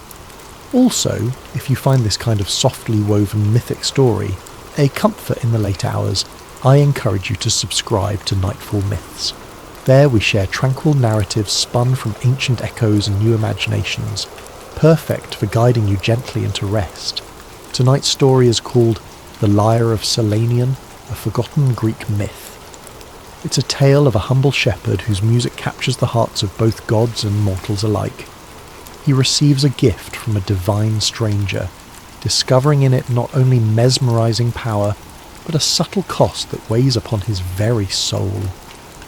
Together, we'll wander the olive groves, linger by the marble hills, and listen to a flute's soft notes on a twilit breeze. By the end, we might realize the quiet power of music, memory, and kindness, qualities that can bridge worlds both mortal and immortal. I invite you to find a comfortable place, perhaps with a warm blanket or a soft lamp. Let your breathing slow. Picture the gentle horizon of an ancient Greek countryside, the hush of dusk across orchard-laden valleys, and as you do, let us begin, drifting into the story of a shepherd, a golden lyre, and the hush of a gift from the gods. May it lull you closer to sleep, or simply provide a serene moment amid your day. Close your eyes if you wish, and we shall start in that tranquil hush, where myths so often find their voice. In a small village nestled between olive groves and the softly gleaming marble hills, there lived a shepherd named Selenian. He was neither famous nor wealthy, only a gentle soul who rose each morning to gather his flock from their stone pens and guide them to the rolling meadows. The village lay far from any major city. Travellers passed through seldom, and the world outside seemed a distant rumour of politics and wars. Here, the wind carried the scent of thyme and wildflowers, and the people lived simply, trusting the land to provide. Selenian possessed a handmade flute, carved from a cypress branch, lightly stained by the oils of his hands over many years. Its music was delicate but soulful, each note weaving a hush that seemed to calm both goats and villagers alike. Whenever he played, the local children would scamper near, enthralled by the tuneful lullabies. Even grown farmers would pause in their orchard tasks to listen, some swearing that the orchard blossoms turned toward the melody as though seeking sunshine. But while many praised Selenian's skill, he himself shrugged off compliments with a shy smile, insisting the flute had a spirit of its own. He never charged a single coin for his performances. Instead, he played out of an innate desire to share beauty, like an unspoken vow to the fields, the wind, and the subtle hush of twilight. As the day ended and the sun dipped beneath the horizon, Selenian would often linger by a small hill overlooking the village. There, with the last golden rays fading, he'd play a soft tune to accompany the transition into night. The sheep would circle around him, nestling in the warm grass, lulled by the sweet notes drifting through the dusky air. The villagers, finishing their suppers, might hear faint echoes of that flute and feel a sense of peace as they closed their shutters, preparing for sleep. Then, one violet evening, as the horizon blazed with a swirl of pink and orange clouds, a stranger appeared on the hill's slope. Cloaked in what seemed to be starlight and wearing sandals that made no sound, he approached Selenian with measured steps. Selenian at first assumed him to be a lost traveller, so he gave a polite nod and offered a simple greeting. "The evening's quiet, friend. Have you wandered far?" The stranger's face was half hidden by the hood, but his voice, when he spoke, held a resonant warmth. "I have travelled many roads, shepherd, and your flute's melody has guided me here." There was something in his tone that made Selenian's heart quicken, a subtle authority, like the hush of wind before a sudden presence of thunder. Yet the man did not seem threatening, only curious. They stood together on the hill, the sheep munching contentedly, as the last vestiges of daylight faded into purple dusk. The stranger then asked, "Would you play me a tune?" His words were gently spoken, but carried a sense of quiet command. Solanian saw no reason to refuse, so he lifted the cypress flute to his lips and began to play a lullaby, shaped by the colour of the sky. The tune began in soft, mellow notes and rose into a mild refrain that captured the hush of approaching night. As the melody drifted, the stranger closed his eyes, standing motionless under the gathering stars. The air felt charged, as if the divine itself listened. Solanian's goat stilled, even the wind paused. When the final note trailed off, the hush that remained was almost tangible. "You play with heart," said the stranger. "A heart that seeks no gain, no applause, only the sharing of something lovely. Such purity is rare." He paused, glancing at Solanian's flute. "I have something for you in return, a small token of thanks." Solanian tried to wave off any idea of payment. "Your presence is enough. My music is given freely, as is the setting sun or the orchard blossoms." But the stranger merely reached into his cloak and withdrew a curious object. Long and slender, it gleamed faintly in the dim light, revealing itself as a lyre, small and elegant, with a frame seemingly spun from threads of gold and strings of silver so fine they might have been filaments of the moon. Solanian gasped softly, Yue, for it was the most exquisite instrument he had ever witnessed. Hesitantly, he raised his eyes to the stranger's face. The hood slipped back a little, and for an instant, Solanian thought he saw a faint aura around this being, like the glow one sees in the mosaic depictions of deities. Could it be a god in mortal guise? It was reminiscent of tales about Apollo, god of music and prophecy, who often travelled the world in many forms, but the stranger simply extended the lyre. "This is the lyre of sunlit threads," he said. "It once belonged to a friend of mine, but I believe you should have it now." With trembling hands, Solanian accepted the lyre. Its frame was warm to the touch, as though lit from within by a soft glow. I don't know what to say. I am but a shepherd, and He faltered, overwhelmed by the gift's apparent preciousness. A hint of a smile curved the stranger's lips. "Music at its heart is a divine art. Your sincerity wields it well. This lyre will help you share a deeper magic. It can bring forth memory, or hush sorrow, or evoke a peace that transcends words. But remember, gifts from the gods carry their own cost. Play it wisely, and with kindness." Before Solanian could utter another word, the stranger turned, stepping into the lengthening shadows. The cloak shimmered with starlight, and in one blink, he was gone, the night swallowing him silently. Only a faint echo in the wind remained, a voice that might have whispered, "Play gently, friend." Dazed, Solanian stood, the golden lyre in one hand, his old cypress flute in the other. The goats stirred from their docile hush, resuming their quiet bleats. Above, the first stars of evening began to twinkle, as if acknowledging a new presence in the land. That night, Solanian returned to his modest hut, carefully placing the lyre atop a clean cloth. He tried to sleep, but his mind whirled with questions. Was the stranger truly a deity, or just a wondrous traveller? Would this lyre transform his life for better or ill? He drifted off eventually, lulled by the lyre's faint glow, feeling a mixture of anticipation and unease. No dreams visited him that night, only a sense of star-laden calm, as though the gods themselves watched from a distance. He had no inkling that the next dawn would mark the beginning of a journey that spanned from gentle shepherd fields to the hush of the divine, all hinged upon the strings of a golden lyre. The following morning, Solanian awoke with dawn's first rays filtering into his hut. The events of the previous evening felt almost like a dream, but the sight of the golden lyre, resting on a wooden stool catching sunlight in a soft reflection, confirmed its reality. Gingerly he picked it up, marvelling at how light it felt. The frame sparkled with discreet motifs carved into the gold, depicting swirling vines and tiny constellations. The silver strings gleamed as though polished by the moonlight. He carried it outside, curiosity welling in his heart. The goats, expecting their usual trip to pasture, milled about impatiently, but he paused in the yard to test the lyre's sound. Laying his fingers gently across the strings, he strummed once. A single chord rang out, a tone of such crystalline purity that even the goats stopped their mild complaints and stared.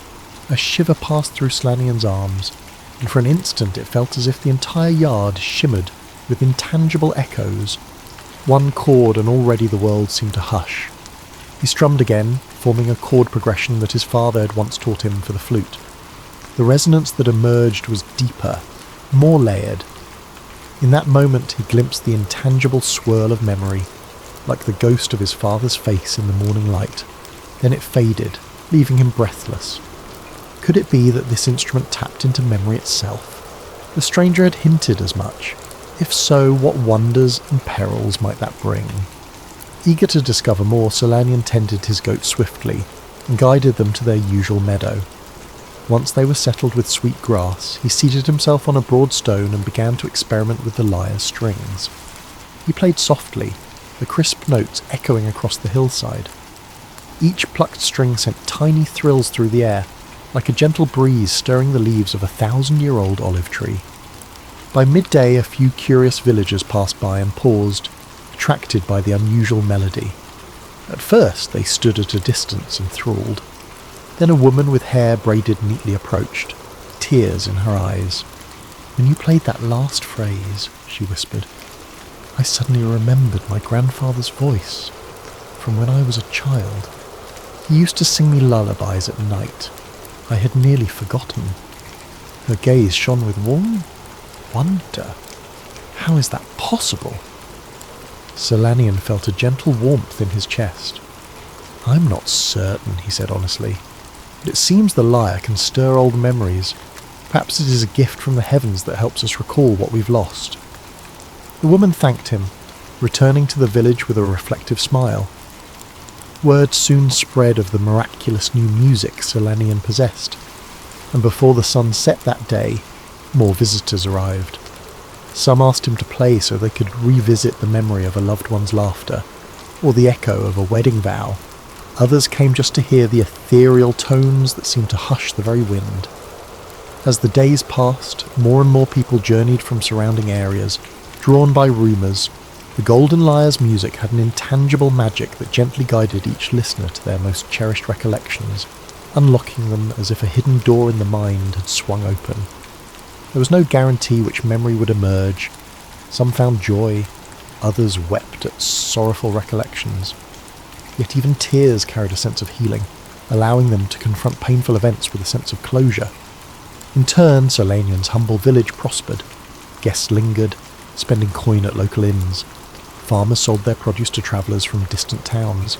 Everyone praised Solanian for his generosity in sharing the lyre's gift.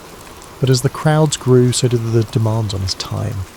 Each day lines formed near the old stone he used as the seat, folks requesting songs that might help them remember. The voice of a lost mother, or the face of a childhood friend. Solanian tried to accommodate as best he could, playing gentle tunes that coaxed the hidden corners of their hearts. Yet quietly, almost imperceptibly at first, Solanian began to feel weary. After hours of playing, his fingers trembled, his body ached in ways he'd never known. A subtle fatigue settled into his bones, heavier than anything he'd experienced as a shepherd. When he woke each morning, it took him longer to rise, as though each chord he gave to others drained a fraction of his own life's essence. He did not speak of it to the townspeople, not wanting to worry them or dampen their newfound hope. But privately, at night, when the crowd had dispersed, he stared at his reflection in a water basin, noticing faint lines under his eyes that had not been there before. One evening, after a particularly long day of playing, he found himself nearly collapsing on the hillside. He managed a few final notes for an elderly couple wishing to see the memory of their wedding, then slumped, breath ragged. The crowd thinned, concerned. A friend from the village helped him back to his hut, urging him to rest. They asked if he was ill, and he simply shrugged, uncertain. But in his heart he recalled the traveller's warning. Gifts from the gods carry their own cost. The next sunrise he gathered courage and resumed playing, because how could he deny those who sought solace? He reasoned that if the lyre was indeed draining him, maybe it was a fair trade for helping so many. But doubt gnawed at him.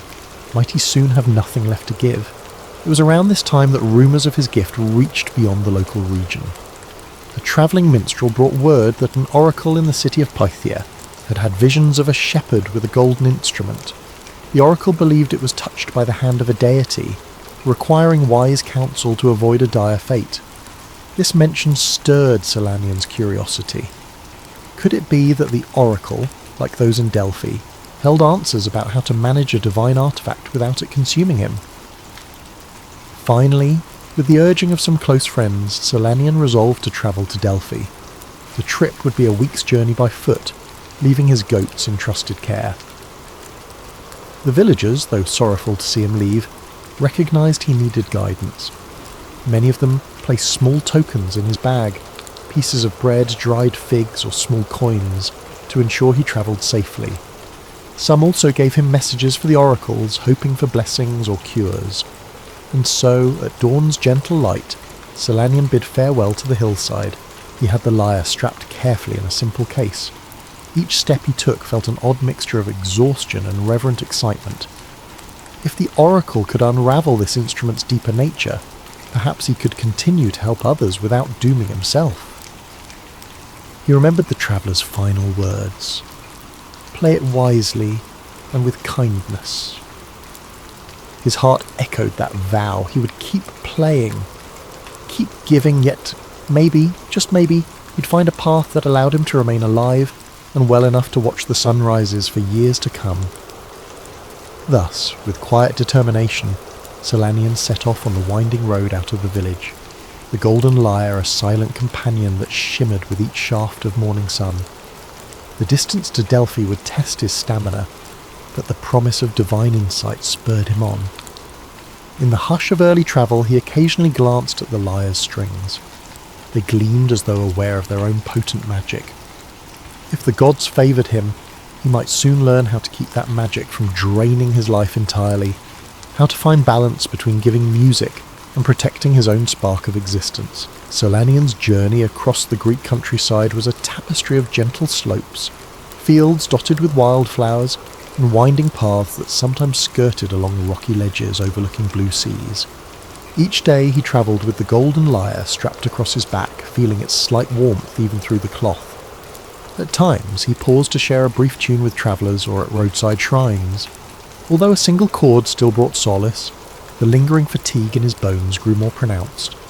He tried to ration his playing, saving it for moments that truly needed it, lest he arrive at Delphi too weak to glean the oracle's guidance. At dusk, he found shelter in small inns or under the open sky. Villagers on the road recognised the lyre, or had heard rumours of the shepherd-turned-musician, and they offered him bread and water. In return he performed a short piece, just enough to touch their hearts, but not enough to sap him entirely. As he continued, he felt a whisper in his mind. The lyre itself seemed to yearn for more use, like a living instrument hungry for the next performance. He resisted this subtle pull, suspecting it was part of the danger swirling around divine gifts. Eventually, after a week of steady progress, the distant shape of Mount Parnassus rose before him, crowned by swirling mists. At its base lay the famed city of Delphi, nestling around the sanctuary dedicated to Apollo, the very god whose presence had once cloaked that starlit traveller. Arriving in Delphi was both thrilling and intimidating. The cobblestone streets thrummed with pilgrims, merchants, priests, and travellers from every corner of the Greek lands. Some carried offerings of wine or grain for the temple. Others hoped to seek the oracle's pronouncements on everything from war to marriage. Solanian, unassuming in simple shepherd's garb, gently wove through the crowds. The golden lyre slung at his side drew curious stares, but no one harassed him. He found lodging at a modest guest house, and after a day's rest, he made his way up the sacred path to the temple of Apollo. White columns gleamed in the midday sun, and the sweet scent of burning incense lingered in the airy courtyard. The hush was broken by the murmured prayers of visitors, the crisp instructions of priests, and the occasional chant from within. Approaching a robed attendant, Solanian explained that he sought the counsel of the oracle regarding a divine artifact. The attendant, upon glimpsing the golden lyre, nodded gravely. The Pythia has spoken of a shepherd with a luminous instrument. You may have an audience, but be warned.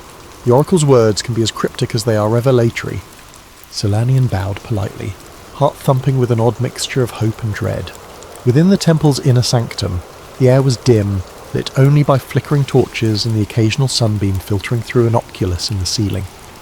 A pungent aroma of laurel leaves and smouldering herbs wafted from the corners. In the centre, upon a three-legged stool, sat the Pythia, veiled and silent. Priests stood by, each armed with solemn watchfulness. The oracle was said to commune with Apollo's spirit, delivering cryptic riddles that revealed hidden truths. Summoned forward, Solanian gently laid the lyre at his feet and bowed. The Pythia lifted her head, and though her eyes were hidden behind a gauzy cloth, it felt as though they pierced straight into Solanian's soul. In a voice that wavered between mortal and something beyond, she intoned, "Speak your request, child of mortal flocks." With a quiet breath, Solanian told of how he'd received the lyre from a cloaked traveller, suspected to be Apollo, and how its music revived memories but drained his strength. He explained his fear that if he kept playing for people, he'd be consumed. He asked if there was a way to use the lyre without losing his life. The Pythia listened without interruption, hands folded, the hush of the temple thick with tension. At length she inhaled deeply, as though drawing from an invisible well of prophecy. Then, in a slow, resonant tone, she spoke words that felt half riddle, half decree. "From the breath of gods your lyre was born. The strings of silver thirst for mortal storms. Each note you gift is a thread from your heart. The tapestry woven must tear you apart.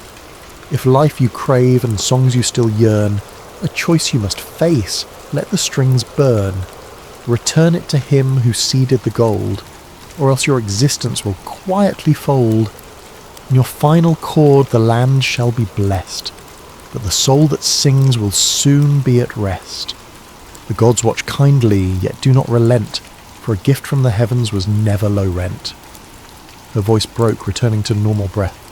She sagged slightly on the stool, and a priest stepped forward, whispering that the oracle had finished. An uneasy hush enveloped the temple's watchers. Solanian struggled to process the verses. The lines hammered at his mind with stark clarity. The lyre's power was intimately tied to his own life's essence.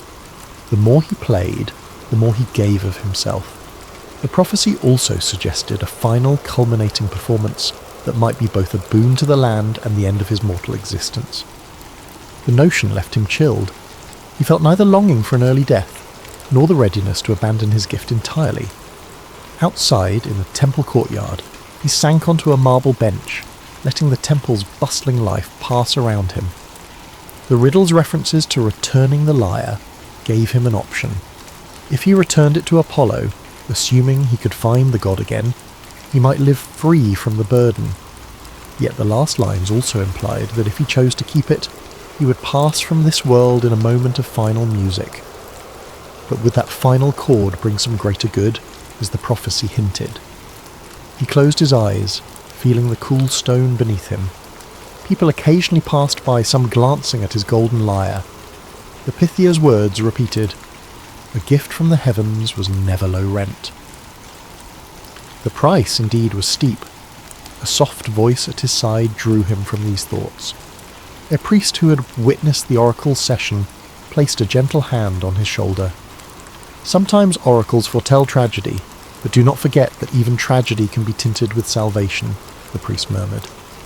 "You must weigh which path resonates with your heart, life without the lyre, or continuing to bring comfort through it, at the risk of your own cost."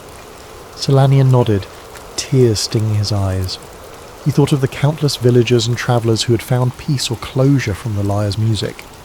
Could he, in good conscience, cut them off from this gift by returning the lyre?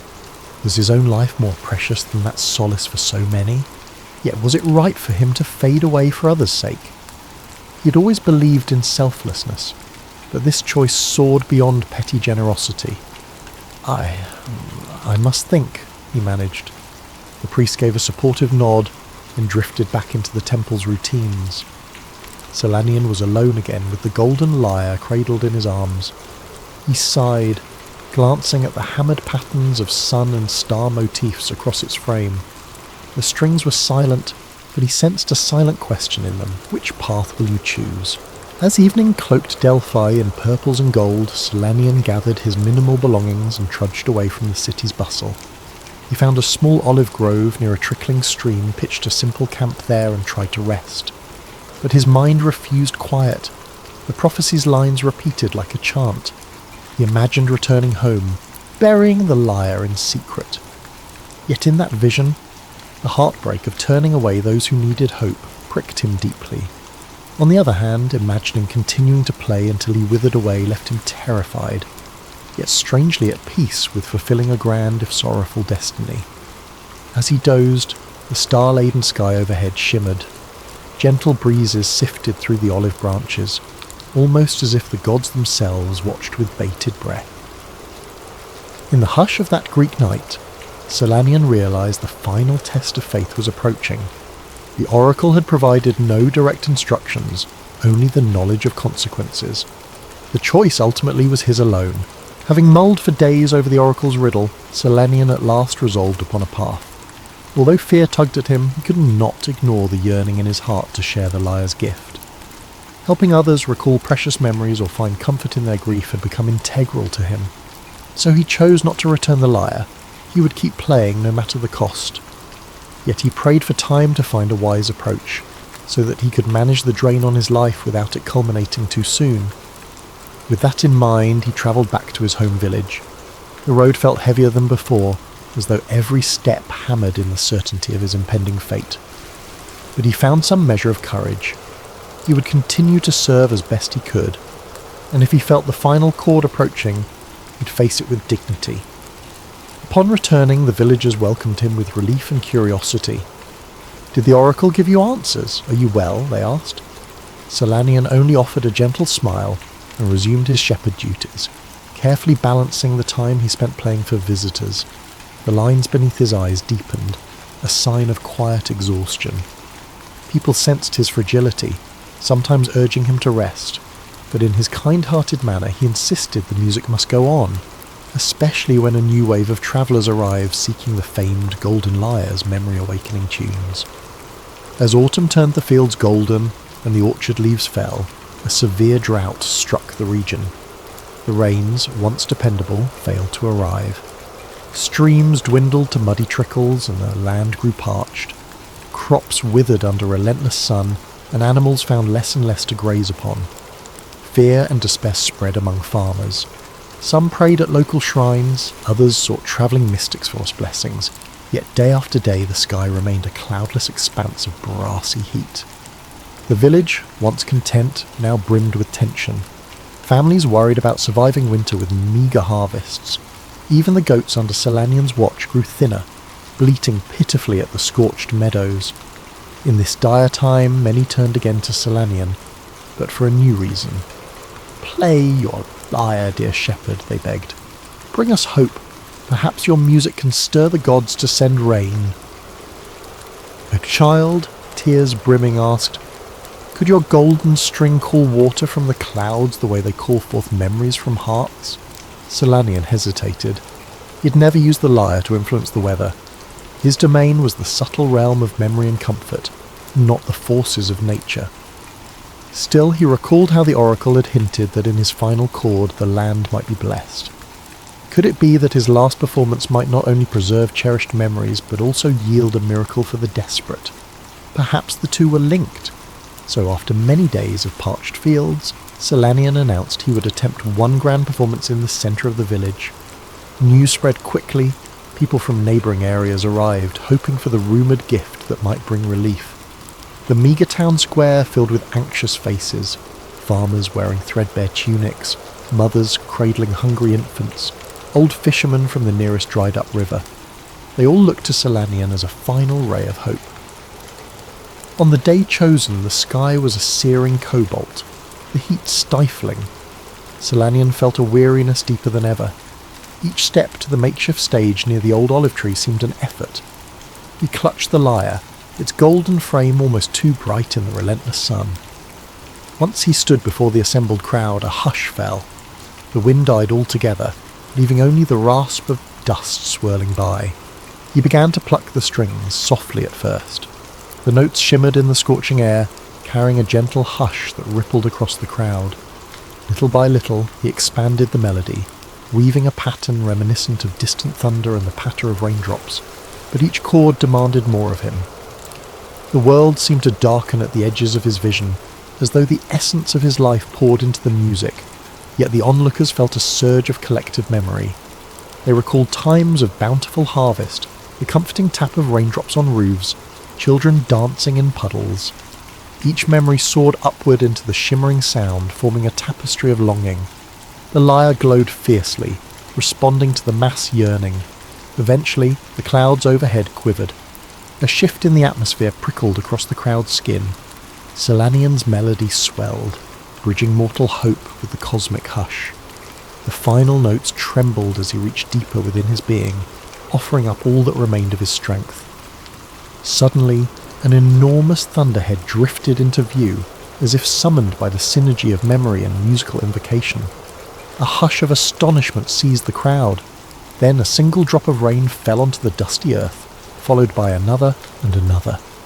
Within heartbeats, a gentle shower pattered down, building into a blessed rainfall that soaked the fields and orchard. People gasped, arms lifted to the sky. Joyous cries filled the air, many dropping to their knees in gratitude. Selanian, now trembling with exhaustion, managed one last chord, letting it resonate across the drenched landscape. The blackening edges of his vision closed in. He felt a wave of peace swirl around him. The hush of the final chord echoed in every droplet of rain. He gently lowered the lyre to the ground. Even as the crowd roared with joyous thanks, he sank to his knees, breath coming in ragged gasps. Those nearest realized something was wrong. They rushed forward to support him, but it was too late. The prophecy's words whispered in his mind, "In your final chord the land shall be blessed, but the soul that sings will soon be at rest." A gentle smile graced his lips as he gazed at the newly soaked earth.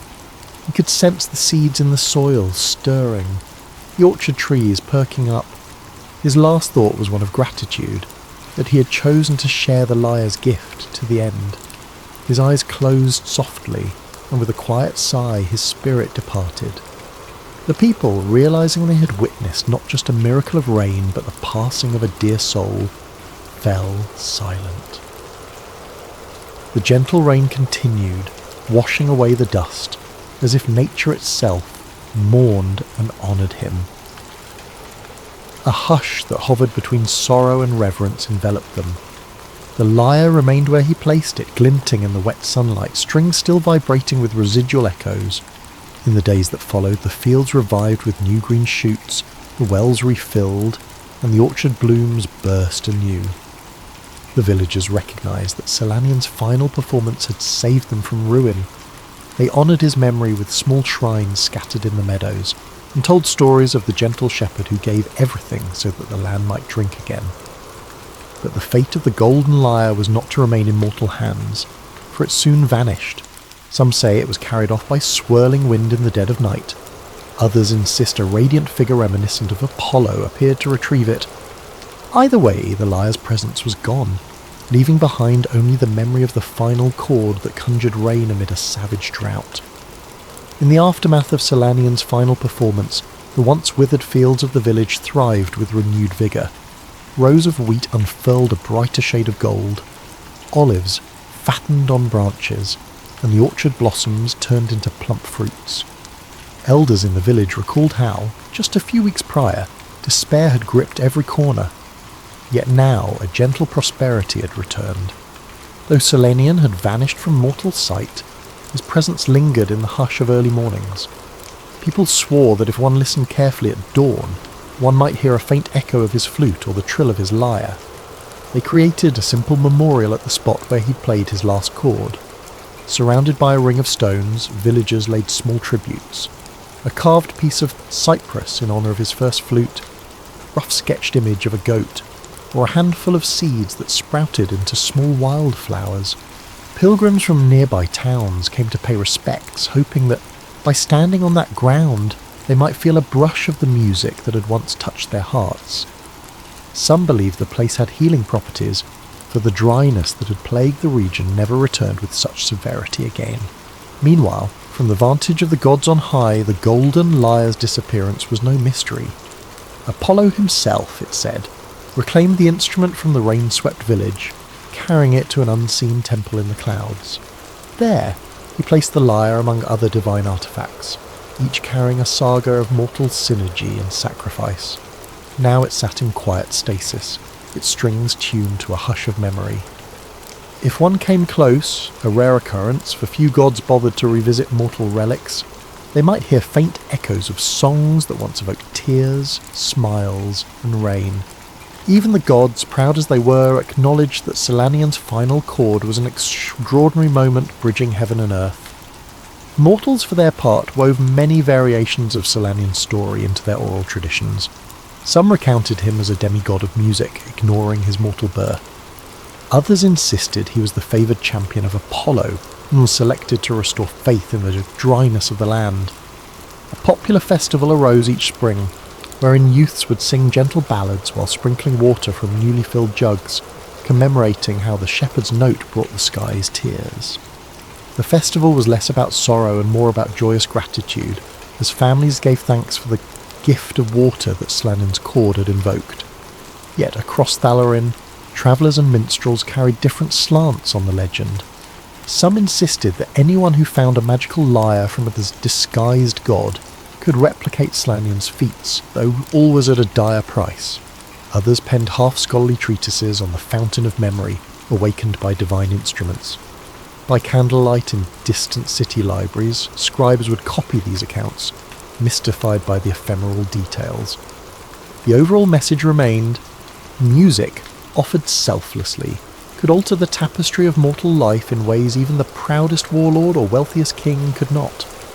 At times, wandering bards arrived in the village, singing haunting tributes of the shepherd who gave everything. They found that the locals responded with solemn nods, having lived the memory intimately. An intangible hush often followed these performances, like a shared recollection that no words could fully capture.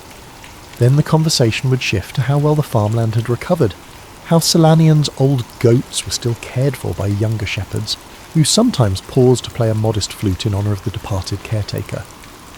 Meanwhile, in those quiet intervals when the sky turned saffron at sunset, a few chosen mortals claimed to see a fleeting figure on the hills.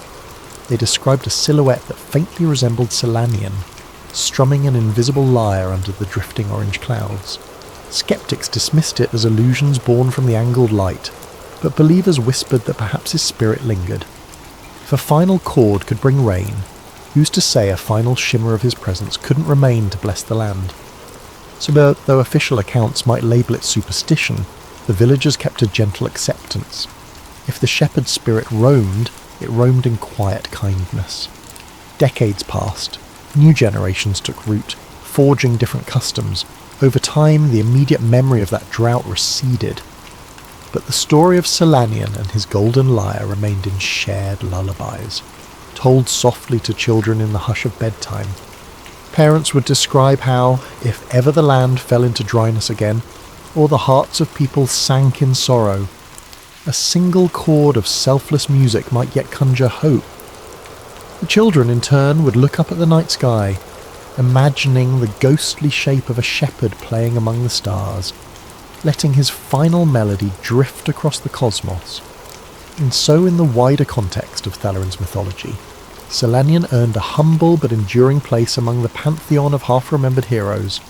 Not a warrior, not a cunning trickster, but a quiet soul whose unwavering generosity touched a power beyond his mortal shell.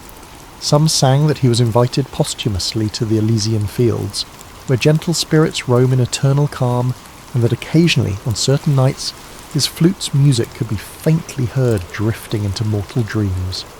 In an orchard near the old village, a single cypress tree stands with an unusual shape said to have grown from the staff Solanian once used to guide goats. Pilgrims occasionally tie small ribbons around its trunk, each colour representing a personal memory or a prayer for renewal. The orchard caretaker doesn't mind, it's become a local tradition. On particularly still afternoons, if the caretaker rests against that cypress and closes their eyes, they might sense the soft echoes of flute or lyre, a testament to how music once bridged the gap between dryness and vitality. And so, dear traveller, that is how the story of the Lyre of Solanian finds its end, or perhaps its continuation. For in the hush of each day's close, music still holds the capacity to shift hearts, to cradle sorrow, to recall memories otherwise lost. And if we recall the final words of the oracle, we know that the gods do not casually grant gifts.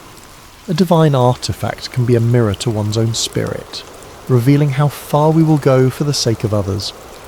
In the present, if you stroll through the olive groves at dusk, you might feel an inexplicable warmth in the gentle rustle of leaves.